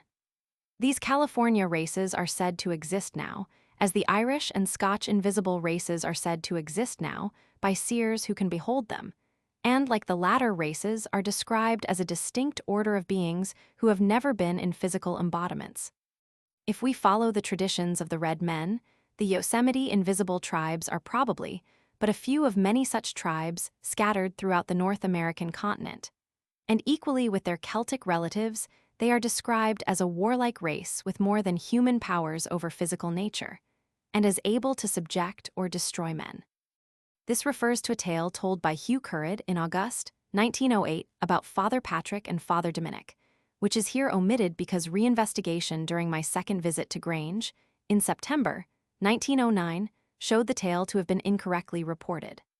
The same story, however, based upon facts, according to several reliable witnesses, was more accurately told by Patrick Waters at the time of my reinvestigation and appears on page 51. It happened that I had in my pocket a fossil, picked out of the neighboring Seacliff rocks, which are very rich in fossils. I showed this to Pat to ascertain if what he had in his hand looked anything like it, and he at once said no. After this oceanic fragment, which has been handed down orally, I asked Pat if he had ever heard the old people talk about Dermot and Grania, and he replied, "To be sure I have. Dermot and Grania used to live in these parts. Dermot stole Finn Mackel's sister and had to flee away. He took with him a bag of sand and a bunch of heather, and when he was in the mountains, he would put the bag of sand under his head at night, and then tell everybody he met that he had slept on the sand, the seashore. And when on the sand, he would use the bunch of heather for a pillow, and say he had slept on the heather, the mountains. And so nobody ever caught him at all. As to probable proof that there was an Atlantis, see p. 333n. This refers to Robert Kirk, minister of Aberfoyle, who wrote The Secret Commonwealth, see this study, p. 85n. In going from East Ireland to Galway, during the summer of 1908, I passed through the country near Mullingar, where there was then great excitement over a leprechaun which had been appearing to school children and to many of the country folk. I talked with some of the people as I walked through part of County Meath about this leprechaun, and most of them were certain that there could be such a creature showing itself. And I noticed, too, that they were all quite anxious to have a chance at the money bag if they could only see the little fellow with it. I told one good-natured old Irishman at Ballywillen where I stopped overnight as we sat round his peat fire and pot of boiling potatoes, that the leprechaun was reported as captured by the police in Mullingar. Now that couldn't be, at all, he said instantly, for everybody knows the leprechaun is a spirit and can't be caught by any blessed policeman, though it is likely one might get his gold if they got him cornered, so he had no chance to run away. but the minute you wink or take your eyes off the little devil, sure enough he is gone. Cf. David Fitzgerald, Popular Tales of Ireland in Rev Celt, Roman 4, 185-92, and All the Year Round, New Series, Roman 3. This woman guardian of the lake is called Tois Breen, untidy, or lazy wench. According to a local legend, she is said to have been originally the guardian of the sacred well, from which, owing to her neglect, Loch Gur issued. And in this role she corresponds to Libin, daughter of Eachade Finn, the guardian of the sacred well from which issued Loch Neag, according to the Dinchenches and the tale of Eachade McMurrido. Day, F. Lynch. It was on the bank of the little river Camog, which flows near Loughgore, that the Earl of Desmond one day saw Aine as she sat there combing her hair. Overcome with love for the fairy goddess, he gained control over her through seizing her cloak and made her his wife. From this union was born the enchanted son Geroid Iarla, even as Galahad was born to Lancelot by the Lady of the Lake. When Geroid had grown into young manhood, in order to surpass a woman he leaped right into a bottle and right out again, and this happened in the midst of a banquet in his father's castle. His father, the Earl, had been put under taboo by Aine never to show surprise at anything her magician son might do. But now the taboo was forgotten, and hence broken, amid so unusual a performance, and immediately Geroid left the feasting and went to the lake. As soon as its water touched him, he assumed the form of a goose, and he went swimming over the surface of the loch and disappeared on Garrod Island. According to one legend, Aine, like the Breton Morgan, may sometimes be seen combing her hair, only half her body appearing above the lake. And in times of calmness and clear water, according to another legend, one may behold beneath Aine's like the lost enchanted castle of her son Geroid, close to Garrod Island, so named from Geroid or Gerald.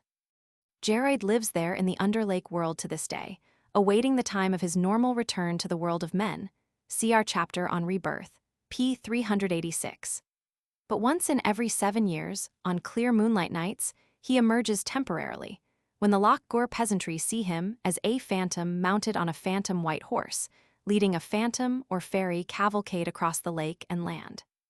A well-attested case of such an apparitional appearance of the Earl has been recorded by Miss Anne Bailey, the percipient having been Taig O'Neill, an old blacksmith whom she knew. See All the Year Round, New Series, Roman 3.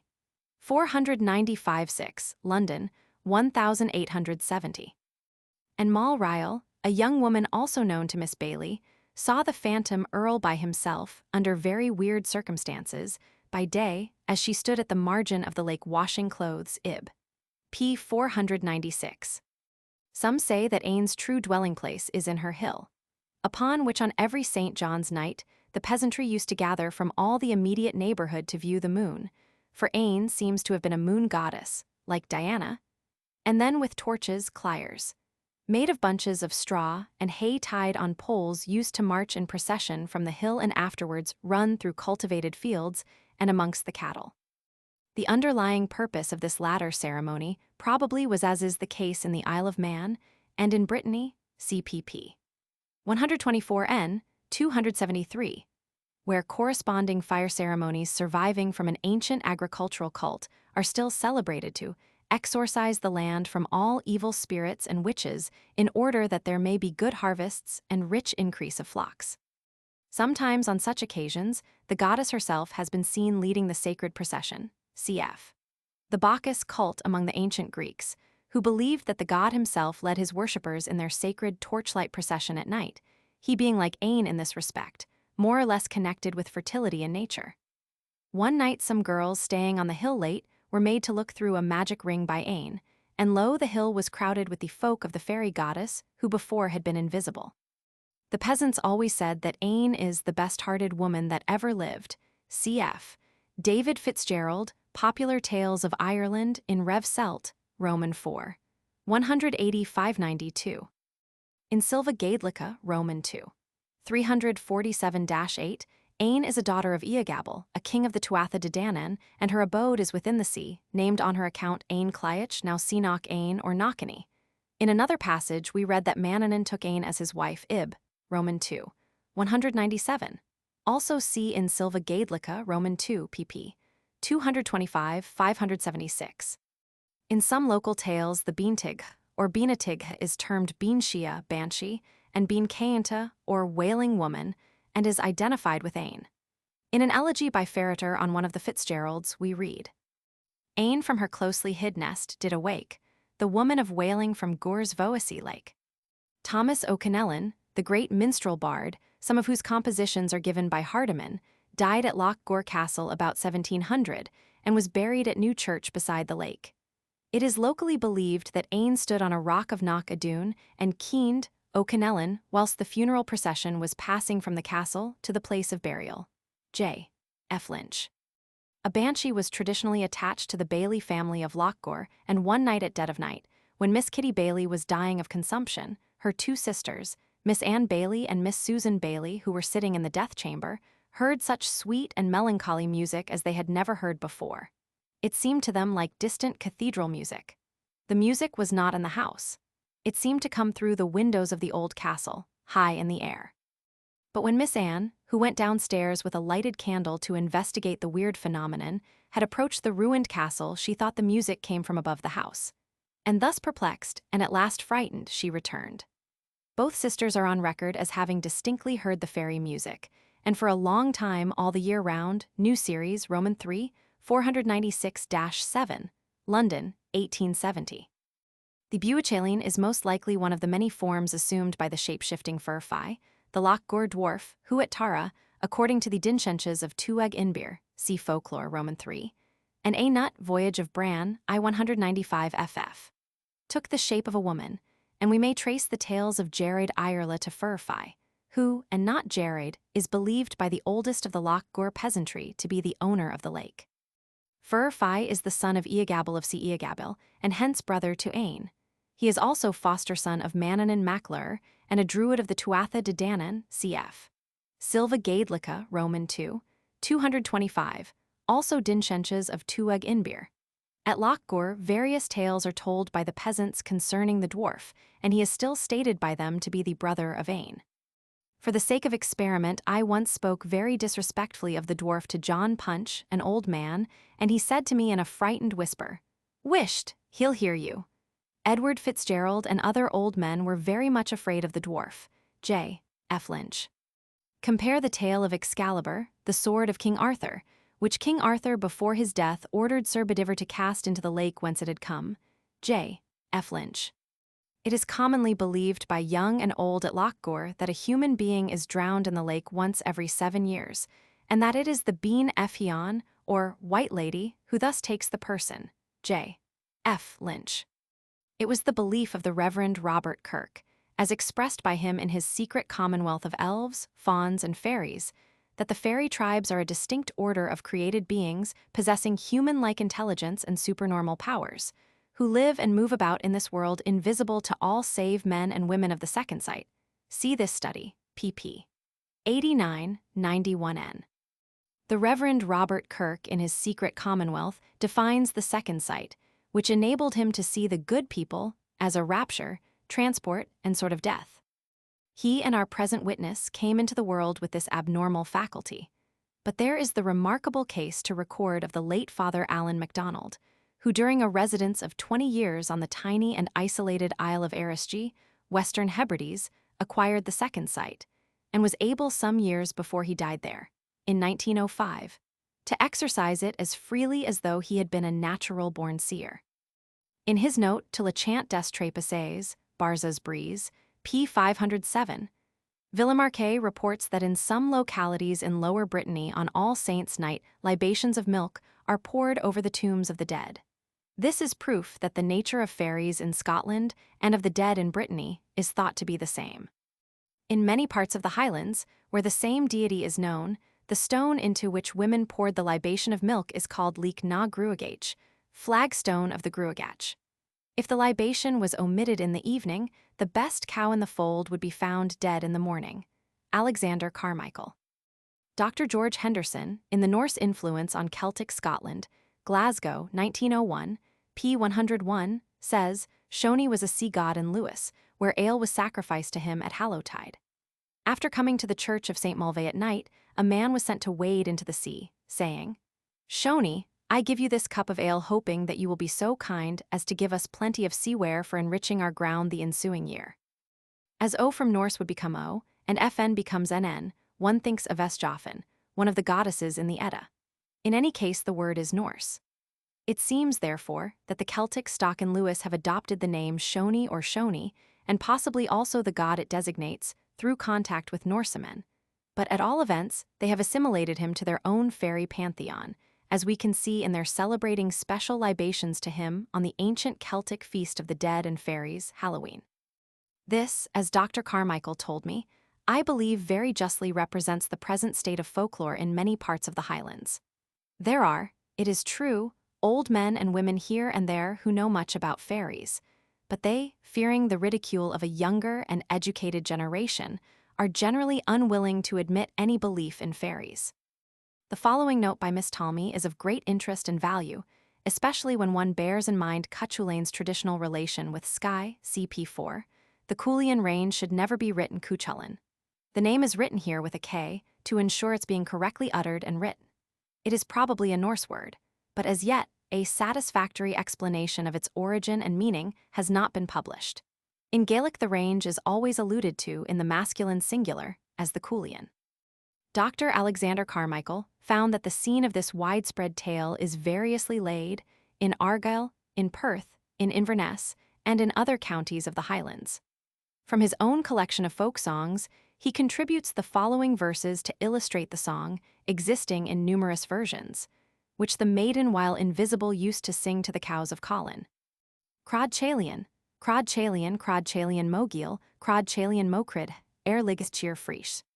Cows of Colin, cows of Colin, cows of Colin of my love, cows of Colin of my heart, in color of the heather hen. In one of Dr. Carmichael's versions, Colin's wife and her infant child had been lifted away by the fairies to a fairy bower in the glen between the hills. There she was kept nursing the babes which the fairies had stolen, until upon Hallow Eve, when all the bowers were open, Colin, by placing a steel tinder above the lintel of the door to the fairy bower, was enabled to enter the bower and in safety lead forth his wife and child. In this beautiful fairy legend, we recognize the fairy woman as one of the Tuatha De Danann-like fairies, one of the women of the Sidhe, as Irish seers call them.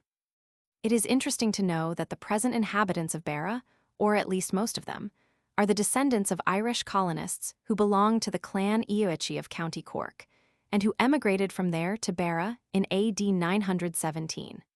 They brought with them their old customs and beliefs, and in their isolation, their children have kept these things alive in almost their primitive Celtic purity. For example, besides their belief in fairies, May Day, Baltine, and November Eve are still rigorously observed in the pagan way. And so is Easter for it, too, before being claimed by Christianity, was a sun festival. And how beautiful it is in this age to see the youths and maidens, and some of the elders of these simple-hearted Christian fisherfolk, climb to the rocky heights of their little island home on Easter morn to salute the sun as it rises out of the mountains to the east, and to hear them say that the sun dances with joy that morning because the Christ is risen. In a similar way, they salute the new moon, making as they do so the sign of the cross. Finbar is said to have been a County Cork man of great sanctity, and he probably came to Beara with the colony, for he is the patron saint of the island, and hence its name. To my friend, Mr. Michael Buchanan of Beara, I am indebted for this history and these traditions of his native isle. Sluag hosts the spirit world. The hosts are the spirits of mortals who have died. According to one informant, the spirits fly about in great clouds, up and down the face of the world like the starlings, and come back to the scenes of their earthly transgressions. No soul of them is without the clouds of earth, dimming the brightness of the works of God, nor can any win heaven till satisfaction is made for the sins of earth. Alexander Carmichael, Carmina Gaedlica, Roman 2, 330.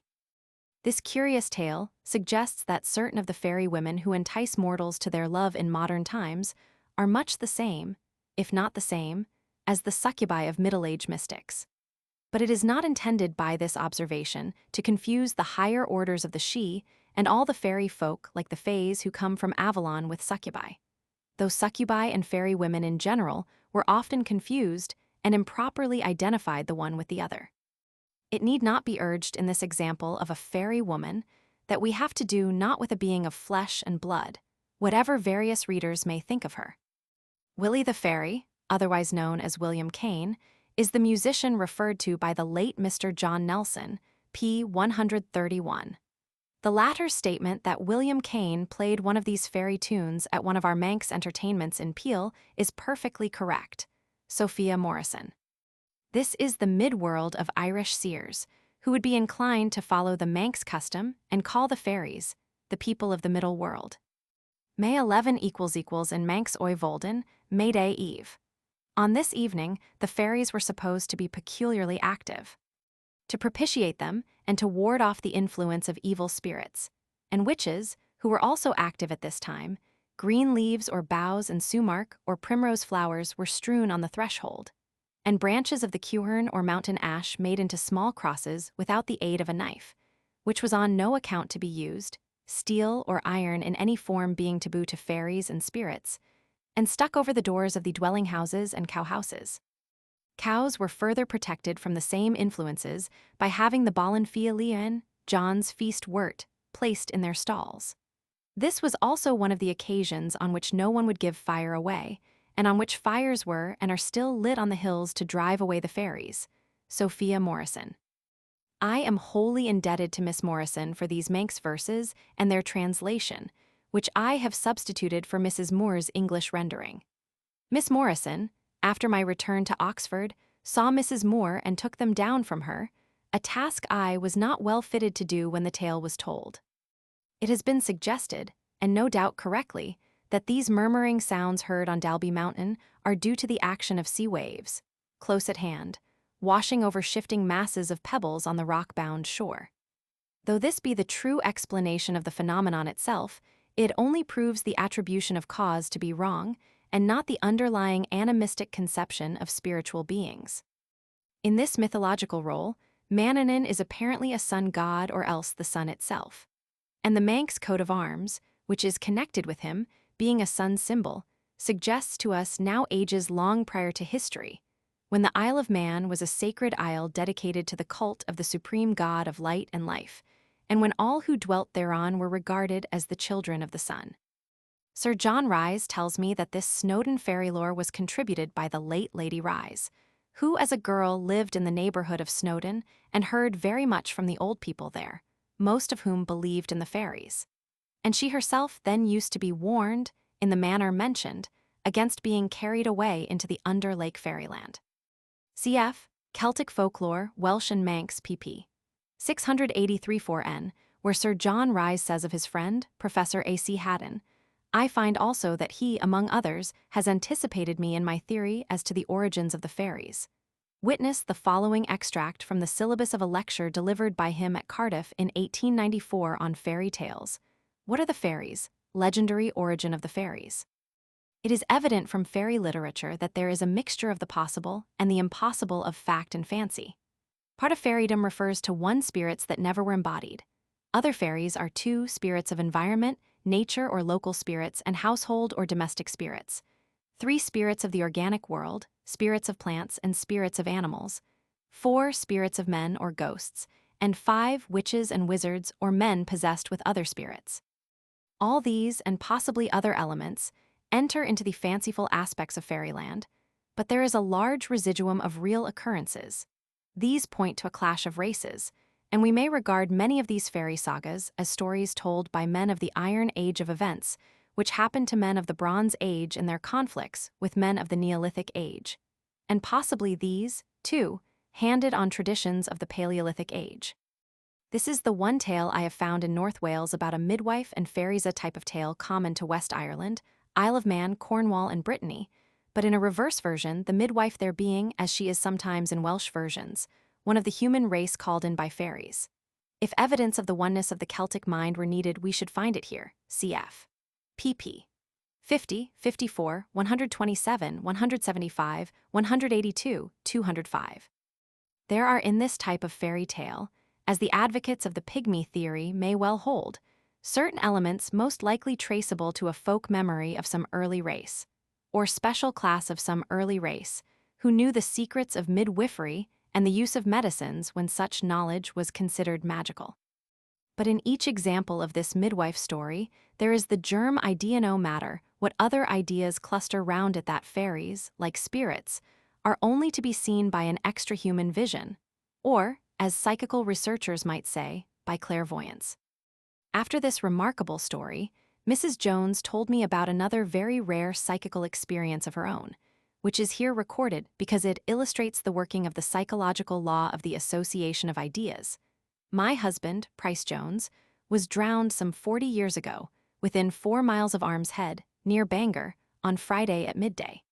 And that night at about 1 o'clock he appeared to me in our bedroom and laid his head on my breast.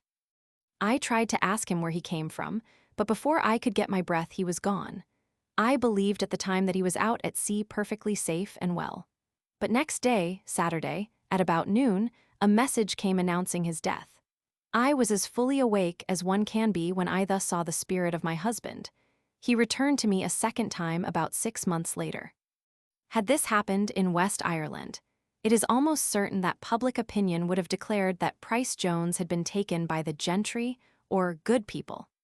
Here we find the Tylwyth Teg showing quite the same characteristics as Welsh elves in general, as Cornish pixies, and as Breton Corrigans or Lutins.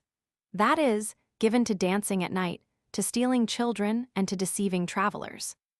This folk belief partially sustains the view put forth in our chapter on environment, that St. David's during pagan times was already a sacred spot, and perhaps then the seat of a druidic oracle. Here we have an example of the Tylwyth Teg being identified with a prehistoric race, quite in accordance with the argument of the pygmy theory. We have, however, as the essential idea that the Tylwyth Teg heard singing were the spirits of this prehistoric race. Thus our contention that ancestral spirits play a leading part in the fairy belief is sustained, and the pygmy theory appears quite at its true relative value as able to explain one subordinate ethnological strand in the complex fabric of the belief. This story is much like the one recorded by Giraldus Cambrensis about a boy going to fairyland and returning to his mother. See this study, p. 324. The possibility that it may be an independent version of the folk tale told to Cambrensis, which has continued to live on among the people, makes it highly interesting. Mr. Jones gives further evidence on the rebirth doctrine in Wales, pp. 388-9, and concerning Merlin and sacrifice to appease place spirits, pp. 436-7. As a result of his researches, the Reverend T. M. Morgan has just published a new work, entitled The History and Antiquities of the Parish of Newchurch, Carmarthen, 1910. In these last two anecdotes, as in modern spiritualism, we observe a popular practice of necromancy or the calling up of spirits, so-called materialization of spirits, and spirit communication through a human medium, who is the Dine Hispies, as well as divination, the revealing of things hidden and the foretelling of future events. This is direct evidence that Welsh fairies or the Tylwyth Teg were formerly the same to Welshmen as spirits are to spiritualists now. We seem, therefore, to have proof of our psychological theory. See Chapter I. Here we have a combination of many distinct elements and influences. As among mortals, so among the Tylwyth Teg there is a king, and this conception may have arisen directly from anthropomorphic influences on the ancient Brythonic religion, or it may have come directly from Druidic teachings. The locating of Gwydion ab Don, like a god in a heaven world, rather than like his counterpart, Gwyn ab Nudd in a Hades world, is probably due to a peculiar admixture of Druidism and Christianity. At first, both gods were probably Druidic or pagan, and the same, but Gwyn ab Nudd became a demon or evil god under Christian influences, while Gwydion ab Don seems to have curiously retained his original good reputation in spite of Christianity. Cf. p. 320. The name Gwenhydwa reminds us at once of Arthur's Queen Gwenhwyvar, or white apparition, and the sheep of Gwenhydwa can properly be explained by the naturalistic theory. It seems, however, that analogy was imaginatively suggested between the Queen Gwenhydwa as resembling the Welsh White Lady or a ghost-like being, and her sheep, the clouds, also of a necessarily ghost-like character. All this is an admirable illustration of the great complexity of the fairy faith. The parallel between this Welsh method of conferring vision and the Breton method is very striking, cf. p. 215. This is the substance of the story as it was told to me by a gentleman who lives within sight of the farm where the image is said to have been found. And one day he took me to the house and showed me the room and the place in the wall where the find was made. The old manor is one of the solidest and most picturesque of its kind in Wales, and, in spite of its extreme age, well preserved. He, being as a native Welshman of the locality well acquainted with its archaeology, thinks it safe to place an age of 600 to 800 years on the manor. What is interesting about this matter of age arises from the query: was the image one of the Virgin or of some Christian saint, or was it a Druid idol? Both opinions are current in the neighborhood, but there is a good deal in favor of the second. The region, the little valley on whose side stands the Penter Evan Cromlech, the finest in Britain, is believed to have been a favorite place with the ancient Druids. And in the oak groves, which still exist, their tradition says there was once a flourishing pagan school for neophytes, and that the cromlech, instead of being a place for interments or for sacrifices, was in those days completely enclosed, forming like other cromlechs a darkened chamber in which novices when initiated were placed for a certain number of days, the interior being called the womb or court of Ceridwen. The same remedy is prescribed in Brittany when mischievous lutins or corrigans lead a traveller astray, in Ireland when the good people lead a traveller astray, and at Rollright, Oxfordshire, England, an old woman told me that it is efficacious against being led astray through witchcraft. Obviously, the fairy and witch spell are alike. The same sort of a story as this is told in Lower Brittany, where the corrigans or lutins slaughter a farmer's fat cow or ox and invite the farmer to partake of the feast it provides. If he does so with good grace and humor, he finds his cow or ox perfectly whole in the morning. But if he refuses to join the feast or joins it unwillingly, in the morning he is likely to find his cow or ox actually dead and eaten. See Sir John Rye's Celtic Folklore, Welsh and Manx, Oxford 1901, Passim. The New English Dictionary, SV, pixie gives rather vaguely a Swedish dialect word, pisk, a small fairy. It also mentions pix as a Devon imprecation, a pix take him. I suspect the last is only an umlaut form of a common Shakespearean imprecation. If not, it is interesting and reminds one of the fate of Marjorie Daw. Piskies came and carried her away.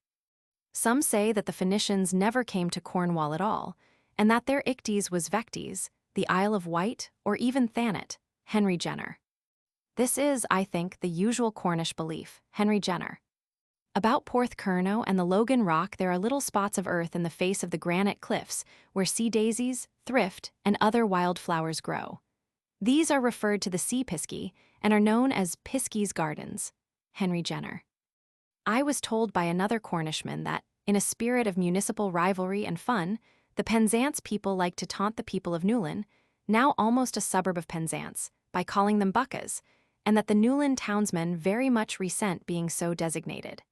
Thus, what no doubt was originally an ancient cult to some local sea divinity called Bucca has survived as folk humor. See Mr. Jenner's introduction, p. 164. Another version, which is more usual, is that the piskie anointed the person's eyes and so rendered itself visible, Henry Jenner. This is a natural outcropping of greenstone on a commanding hill just above the vicarage in Newlyn, and concerning it many weird legends survive. In pre-Christian times, it was probably one of the Cornish sacred spots for the celebration of ancient rites, probably in honor of the sun end for divination. For more about the Talcarn Trolls, see chapter on Celtic rebirth p. 391. Mr. John B. Cornish, solicitor of Penzance, told me that when he once suggested to an old miner who fully believed in the knockers that the noises they were supposed to make were due to material causes, the old miner became quite annoyed and said, "Well, I guess I have ears to hear." For the Cornish folklore already published by Miss M. A. Courtney, the reader is referred to her work, Cornish Feasts and Folklore, Penzance, 1890. A curious hold stone standing between two low menhirs on the moors beyond the Lannion dolmen, near Madron, but in Borlase's time, cf. His Antiquities of Cornwall, ed. 1769, p. 177, the three stones were not as now in a direct line. The Menantal has aroused much speculation among archaeologists as to its probable use or meaning. No doubt it was astronomical and religious in its significance, and it may have been a calendar stone with which ancient priests took sun observations, cf. Sir Norman Lockyer, Stonehenge and other stone monuments, or it may have been otherwise related to a sun cult or to some pagan initiatory rites. I asked what a nath is, and Mr. Spragg explained. A nath is a bird with a beak like that of a parrot and with black and gray feathers. The naths live on sea islands in holes like rabbits, and before they start to fly they first run. The nath, as Mr. Henry Jenner informs me, is the same as the puffin Fratercula arctica, called also in Cornwall a sea parrot. Sometimes it is necessary to turn your coat inside out. A Zenner man said that to do the same thing with your socks or stockings is as good. In Ireland, this strange psychological state of going astray comes from walking over a fairy domain, over a confusing sod, or getting into a fairy pass. Cf. F. M. Lousel, Contes populaires de Basse-Bretagne, Paris, 1887, I 177-97, following the account of Anne Dran, a servant at Coat Fuel, Plowger Neville, Cots du Nord, November 1855. My Breton friend, M. Galvin Lascauer, was born November 20, 1851, at Caroledic in Plownaventer, Finisterre. He is an antiquarian, a poet, and as we shall see, a folklorist of no mean ability. In 1902, at the Concours Doré of Breton poets and singers, he won 2 prizes for poetry, and in 1901, a prize at the Concours de Quimperlé or Concours de Recueils Poétiques. This story concerns persons still living, and, at M. Lascauer's suggestion, I have omitted their names. By a Carnac family, I was afterwards given a sprig of such blessed boxwood, and was assured that its exercising power is still recognized by all old Breton families, most of whom seem to possess branches of it. This idea seems related to the one in the popular Morbihan legend of how Saint Cornley, the patron saint of the country, and the saint who presides over the alignments and domestic horned animals, changed into upright stones the pagan forces opposing him when he arrived near Carnac. And these stones are now the famous alignments of Carnac. Lousel op. Cit. Roman 3, 226-311, I 128-18, Roman 2, 349-54. Ib. Roman 2, 269, cf. Our study p93. According to the annotations to a legend recorded by Villemarquet in his Barzez Brise, pp. 3944, and entitled The Submersion de la Ville d'Ise, Saint Genelay was traditionally the founder of the first monastery raised in Armorica. And Dahat the princess stole the key from her sleeping father in order, fittingly, to crown a banquet and midnight debaucheries, which were being held in honor of her lover, the Black Prince. Lousel op. Cit. Roman 2, 257-68, I 313. P. Saboulot, Traditions et Superstitions de la Haute-Bretagne, Paris, 1882, I 100. General references, Saboulot Ib, and his Folklore de France, Paris, 1905. Saboulot, Traditions et Superstitions de la Haute-Bretagne, I 73-4. Ib, I 102, 103-4.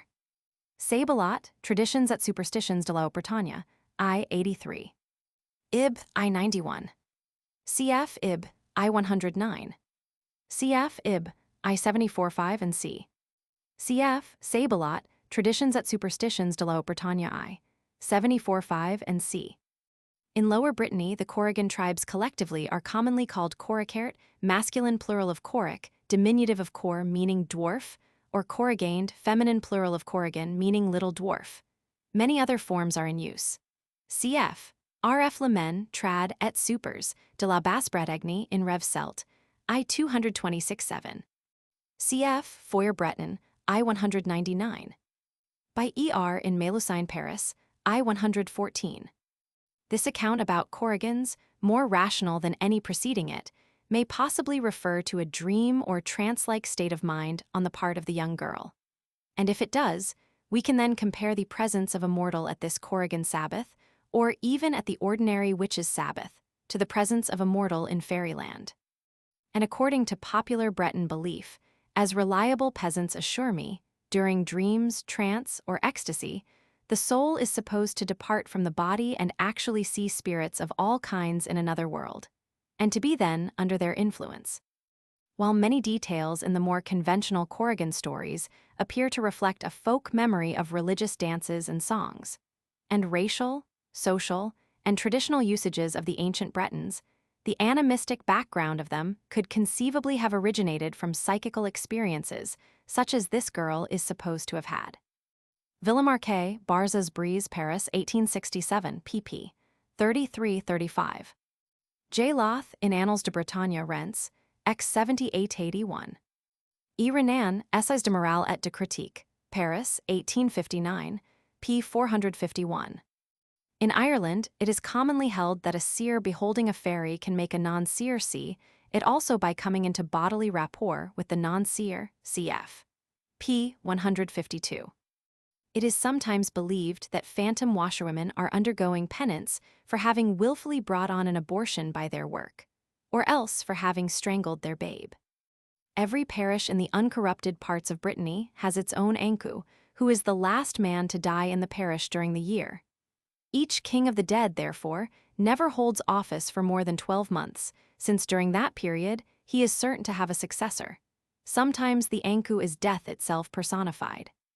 In the Morbihan, the ankou occasionally may be seen as an apparition entering a house where a death is about to occur, though more commonly he is never seen, his knocking only is heard, which is the rule in Finisterre. In Welsh mythology, Gwyn ab Nudd, king of the world of the dead, is represented as playing a role parallel to that of the Breton ankou when he goes forth with his fierce Hades hounds hunting the souls of the dying. Cf. Rise, Arth. Leg. p. 155. Cf. Et le Braz, la légende de la mort, introduction by L. Marelier, Paris, 1893, pp. 31-40. Cf. Le Braz, la légende de la mort, introduction by Marelier, pp. 47, 46, 78, 40, 45, 46. Cf. Le Braz, la légende de la mort, introduction by Marelier, p. 43. Ib. Notes by G. Dotton, Paris, 1902, p. 44. Ib. Introduction by Marelier, pp. 1923-68. Cf. Ib. Introduction by Marelier, pp. 53 ff. 68. A Breton night's entertainment held in a peasant's cottage stable or other warm outhouse. In parts of the Morbihan and of Finisterre, where the old Celtic life has escaped modern influences, almost every winter night the Breton Celts, like their cousins in very isolated parts of West Ireland and in the Western Hebrides, find their chief enjoyment in storytelling festivals, some of which I have been privileged to attend. The word in the Ms is boitu, and in relation to a devil or demon, this seems to be the proper rendering. B. Spencer and F. T. Gillen, Nat, Tribes of Scent, Ost, London 1899, chapters Zy Roman 15. R. H. Codrington, Jern, Anthrop, Inst. X 261, The Melanesians, Oxford 1891, pp. 123, 151, and c. Also cf. F. W. Christian, The Caroline Islands, London 1899, pp. 281 ff, and c. H. Callaway, The Religious System of the Maezulu, London 1868, pp. 226-7. C. G. Leland, Memoirs, London 1893, I 34. R. C. Temple, Legends of the Panjab in Folklore, X 395. W. W. Skeet, Malay Magic, London 1900, Passim. Hardouin, Traditions et Superstitions Siamoises in Rev. Trad. Pop. V. 257-67. Elegy Sykes, Persian Folklore in Folklore, Roman 12, 263. I am directly indebted for this information to a friend who is a member of Lincoln College, Oxford, Mr. Mohammed Said Lautfi, of Barking, Lower Egypt. Mr. Lautfi has come into frequent and very intimate contact with these animistic beliefs in his country, and he tells me that they are common to all classes of almost all races in modern Egypt. The common Egyptian spellings are Afrit in the singular and Afarit in the plural, for spiritual beings, who are usually described by percipients as of pygmy stature, but as being able to assume various sizes and shapes. The jinns, on the contrary, are described as tall spiritual beings possessing great power. J. C. Lawson, Modern Greek Folklore, Cambridge, 1910, pp.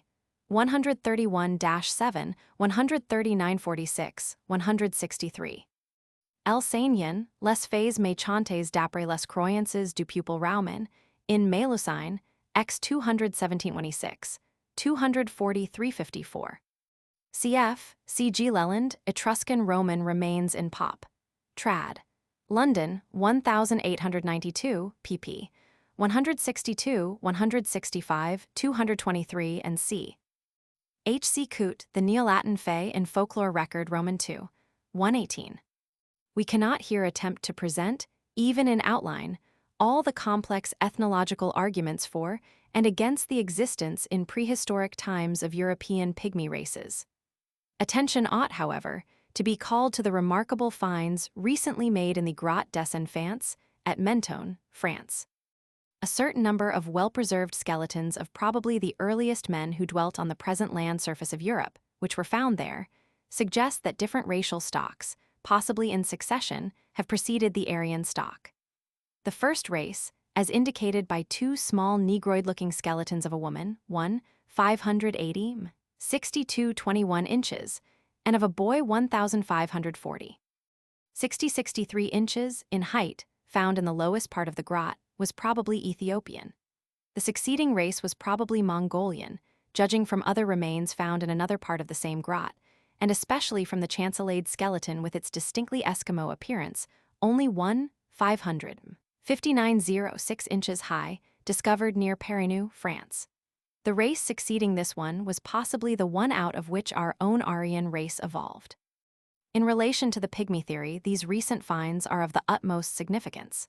They confirm Dr. Windle's earlier conclusion that, contrary to the argument advanced to support the pygmy theory, the Neolithic races of Central Europe were not true pygmies, a people whose average stature does not exceed 4 feet 9 inches, cf. BCA. Windle, Tyson's Pygmies of the Ancients, London, 1894, Introduction. And furthermore, these finds show, as far as any available ethnological data can, that there are no good reasons for believing that European, and therefore, Celtic lands were once dominated by pygmies even in epochs so remote that we can only calculate them in tens of thousands of years.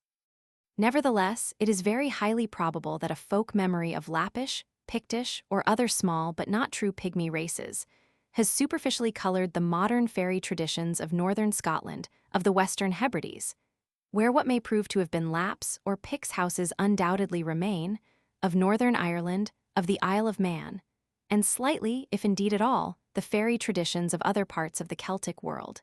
Cf. David Macritchie, The Testimony of Tradition, London, 1890, and his criticism of our own psychological theory in the Celtic Review, October 1909 and January 1910, entitled respectively, A New Solution of the Fairy Problem and Druids and Mound Dwellers. Again, the very small flint implements frequently found in Celtic lands and elsewhere have perhaps very reasonably been attributed to a long-forgotten pygmy race, though we must bear in mind in this connection that it would be very unwise to conclude definitely that no race save a small-statured race could have made and used such implements. American red men were, when discovered by Europeans, and still are, making and using the tiniest of arrowheads, precisely the same in size and design as those found in Celtic lands and attributed to pygmies. The use of small flint implements for special purposes, e.g. arrows for shooting small game like birds, for spearing fish, and for use in warfare as poisoned arrows, seems to have been common to most primitive peoples of normal stature. Contemporary pygmy races, far removed from Celtic lands, are also using them, and no doubt their prehistoric ancestors used them likewise. J. G. Campbell, The Fians, London, 1891, p. 239. An Irish dwarf is minutely described in Silva Gaedlica, Roman 2. 116, O'Grady's translation. Again in Mallory's Mort d'Arthur B. Roman 12. cc. I Roman 2, a dwarf is mentioned. Campbell, The Fians, p. 265. S. H. O'Grady, Silva Gaedlica, London, 1892, Roman 2. 199. Commentary on the Senchas Mar, I 71, Stokes's translation, in Rev. Celt, I 256-7. Sir John Rye's, Hibbert Lectures, London, 1888, p. 592. Dwarfs supernatural in character also appear in the Mabinogion, and one of them is an attendant on King Arthur. In Beowulf's Tristan, Frosin, a dwarf, is skilled in astrology and magic, and in the version by Thomas we find a similar reference. Tyler Prim, Cult, 4 I 385. Cf. Windle Op. Cit. Intro, p. 57. Hunt Anthrop, Mems. Roman 2, 294 cf. Windle Op. Cit. Intro, p. 57. Smith, Myths of the Iroquois in Aymer. Burr, Eth. Roman 2, 65. Skeet, Malay Magic, p. 329. Munier Williams, Brahmanism and Hinduism, London, 1887, p. 236. Codrington, The Melanesians, p. 152. Dwarfs in the East, in Folklore Roman 4, 401-2. La Couperie, Babylonian and Oriental Record v. cf. Windle Op. Cit. Intro, pp. 21-2. A. H. S. Landor, Alone with the Hairy Ainu, London, 1893, p. 251, also Windle Op. Cit. Intro, pp. 22-4. J. G. Fraser, Golden Bough 2, London, 1900, I. 248 ff. Cf. A. Wiedemann, Ancient Egyptian Doctrine Immortality, London, 1895, p. 12. Cf. A. E. Crawley, Idea of the Soul, London, 1909, p. 186. Examples are in Orcagna's fresco of the Triumph of Death in the Campo Santo of Pisa, cf. A. Wiedemann, Ank, Edgy, Doct, Immort, p. 34 ff. And over the porch of the Cathedral Church of St. Trophimus ad Arles. Cf. Crawley Op. Cit. p. 187. General references. Eliphas Levi, Dogme et Riddle de la Haute Magie Paris, Paracelsus. A. E. Waite, The Occult Sciences, London, 1891. W. B. Yeats, Irish Fairy and Folk Tales, London, p. 2. W. B. Yeats, The Celtic Twilight, London, 1902, p. 92n. In this connection should be read Mr. Jenner's Introduction, pp. 167 ff. Cf. Creary, Scottish Scenery, London, 1803, pp. 347-8. P. Graham, Sketches Descriptive of Picturesque Scenery on the Southern Confines of Perthshire, Edinburgh, 1812, pp. 248-50-253. Mahe Essai sur les Antiquités du Départ. Du Morbihan, Vans, 1825. Maury, Les Faits du Moyen Âge, Paris, 1843. David McRitchie, Druids and Mound Dwellers, in Celtic Review, January 1910, and his Testimony of Tradition. K. Mayer and A. Nutt, Voyage of Bran, London, 1895-7, Roman 2 231-2. Cf. Tyler Prim, Cult 4 Roman 2, 61. Lawson, Modern Greek Folklore, pp. 356-359. Rise Hib, Lecht, p. 201, Jubainville Sick, Myth, Earl, pp. 106-8. E.O. Curry, Manners and Customs, Dublin, 1873, ICCCXX, from Book of Balamote, Fall, 145 BB. Codrington, The Melanesians, p. 286. Ib, p. 275. Ib, pp. 226-289. Crawley, Idea of the Soul, p. 114. Codrington, The Melanesians, p. 289. Ib, p. 194. Cf. Crawley, Idea of the Soul, Chapter Roman 4. For a thorough and scientific discussion of this matter, see J. L. Nevius, Demon Possession, London, 1897. N. G. Michelin's Birth, Marriage, and Death Rites of the Chinese in Folklore Journ. v. 225. Very curiously, the pagan Chinese mother uses the sign of the cross against the demon as Celtic mothers use it against fairies, and no exorcism by Catholic or Protestant to cure a fairy changeling or to drive out possessing demons is ever performed without this worldwide and pre-Christian sign of the cross, CPP. 271. R. Merritt, The Threshold of Religion, London, 1909, p. 58 and c. p. 67. W. James, Confidences of a Psychical Researcher, in American Magazine, October 1909. Fraser, The Golden Bough 3, London, 1911, I. 220. Fraser, The Golden Bough 3, I 221-2. Ib. Chapter Roman 4. Si Apuleius de Dio Socrates, Cicero de Natura Diorum lib I Iamblichus de Mysteries Egypt, Chaldeer, Assyrier, Plato Timaeus Symposium Politicus Republic Roman 2, Roman 3. X. Plutarch de Defectu Orculorum, the demon of Socrates, Isis, and Osiris, Proclus Commentarius in Platonis Alcibiadum. Pliny Natural History XXX, 14. Cf. G. Dotton, La Religion des Celtes Paris 1904, p. 44. The Neoplatonists generally, including Porphyry, Julian Iamblichus, and Maximus, being persuaded of man's power to call up and control spirits, called white magic theurgy, or the invoking of good spirits, and the reverse gaierty, or the calling up and controlling of evil spirits for criminal purposes. Cf. F. Leylet, Du Daemon de Socrate, Paris, 1836. If white magic be correlated with religion as religion is popularly conceived, namely the cult of supernatural powers friendly to man, and black magic be correlated with magic, as magic tends to be popularly conceived, namely witchcraft and devil worship, we have a satisfactory historical and logical basis for making a distinction between religion and magic.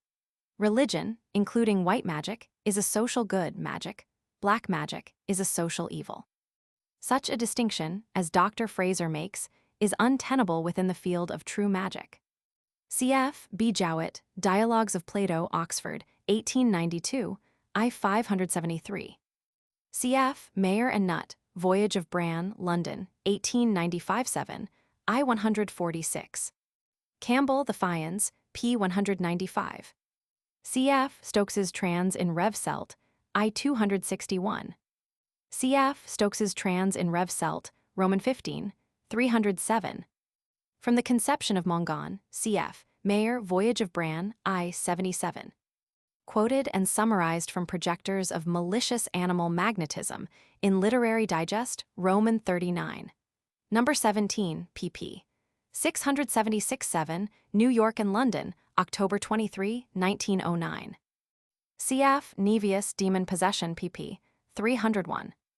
For a fuller discussion of the history of witchcraft, see The Superstitions of Witchcraft, by Howard Williams, London, 1865. Cf. J. Quicherat, Proses Paris, 1845, Passim. Ib. I 178. Codrington, The Melanesians, pp. 127, 200, 223 ff. Bergier Dict, de Théal, Paris, 1848, Roman 2, 541-2 and c. W. Stokes, Tripartite Life, London, 1887, pp. 13, 115. I am personally indebted to Dr. W. J. Watson, of Edinburgh, for having directed my attention to this curious passage, and for having pointed out its probable significance in relation to Druidical practices. Adamnan, Life of S. Columba, B. Roman 2, cc. Roman 16, Roman 17. For this fact, I am personally indebted to Mrs. W. J. Watson, of Edinburgh. Stokes, Tripartite Life, pp.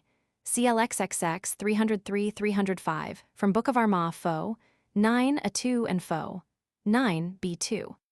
Bergier Dict, de Théal, Roman 2. 545, 431, 233. See Instructions sur le rituel par l'évêque de Toulon, Roman 3, 1-16.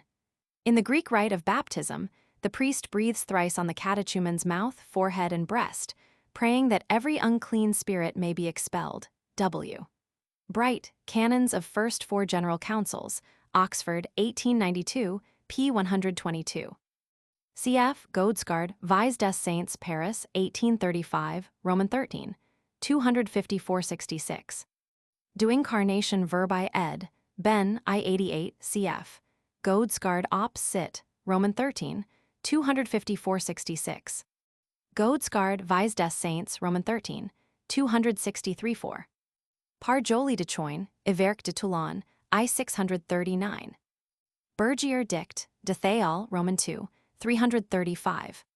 Stokes, Tripartite Life, Intro, p. 162. J. E. Merville, Des Esprits, Paris, 1853, I 475. Instructions sur le rituel, par Joly de Choyne, Roman 3, 276-7. G. Evans, Exorcism in Wales in Folklore Roman 3, 274-7. W. Crook in Folklore Roman 13, 189-90. For ancient usages C. F. Lenormant, Chaldean Magic, London 1877, pp. 103-4, Iamblichus and Other Neoplatonists, and for modern usages see Merritt, Threshold of Religion, Chapter Roman 3. Cf. Merritt is taboo and negative magic, in the Threshold of Religion, pp. 85-114. Codrington, The Melanesians, p. 277. Eastman Dakota, p. 177, cf. Tyler Prim, Cult 4 Roman 2, 52n. Shortland Trad, of New Zeal, p. 150, cf. Tyler Op. Sit, Roman 2, 51-2. Precisely like Celtic peasants, primitive peoples often fail to take into account the fact that the physical body is in reality left behind upon entering the trance state of consciousness known to them as the world of the departed and of fairies, because there they seem still to have a body, the ghost body, which to their minds, in such a state, is undistinguishable from the physical body. Therefore they ordinarily believe that the body and soul both are taken. Fraser Golden Bough 2 Passim. Cf. Ib. I 344 ff. 348 Roman 3, 390. Codrington, The Melanesians, pp. 177, 218-9. Cf. Eleanor Hull, Old Irish Tabis or Gisa, in Folklore Roman 12, 41 ff. Cf. Fraser Golden Bough 2, I 233 ff. 343. Cf. E. J. Gwynn, On the Idea of Fate in Irish Literature in Journ. Ivernian Society, Cork, April 1910. Cf. Our Evidence, pp. 38-44, also Kirk's Secret Commonwealth, CI, where it is said of the good people or fairies that their bodies are so pliable through the subtlety of the spirits that agitate them, that they can make them appear or disappear at pleasure. Some have bodies or vehicles so spungous, thin, and delicate that they are fed by only sucking into some fine spirituous liquors that pierce like pure air and oil. Laws Roman 4, cf. Jowett, Dialogues of Plato, v. 280-290. Chief General References: Le Cycle Mythologique Irlandais, Paris, 1884, and L'Épopée Celtique and Irland, Paris, 1892, both by H. Darbois de Jubinville. Chief Sources: The Book of Armagh, a collection of ecclesiastical MSS. Probably written at Armagh and finished in AD 807 by the learned scribe Ferdinand of Armagh, the Liebhar na Étuator, or Book of the Dun Cow, the most ancient of the great collections of MSS. Containing the old Irish romances, compiled about AD 1100 in the monastery of Clonmacnoise. The Book of Leinster, a 12th century ms compiled by Finn Mac Gorman, Bishop of Kildare. The Yellow Book of Lecan, 15th century.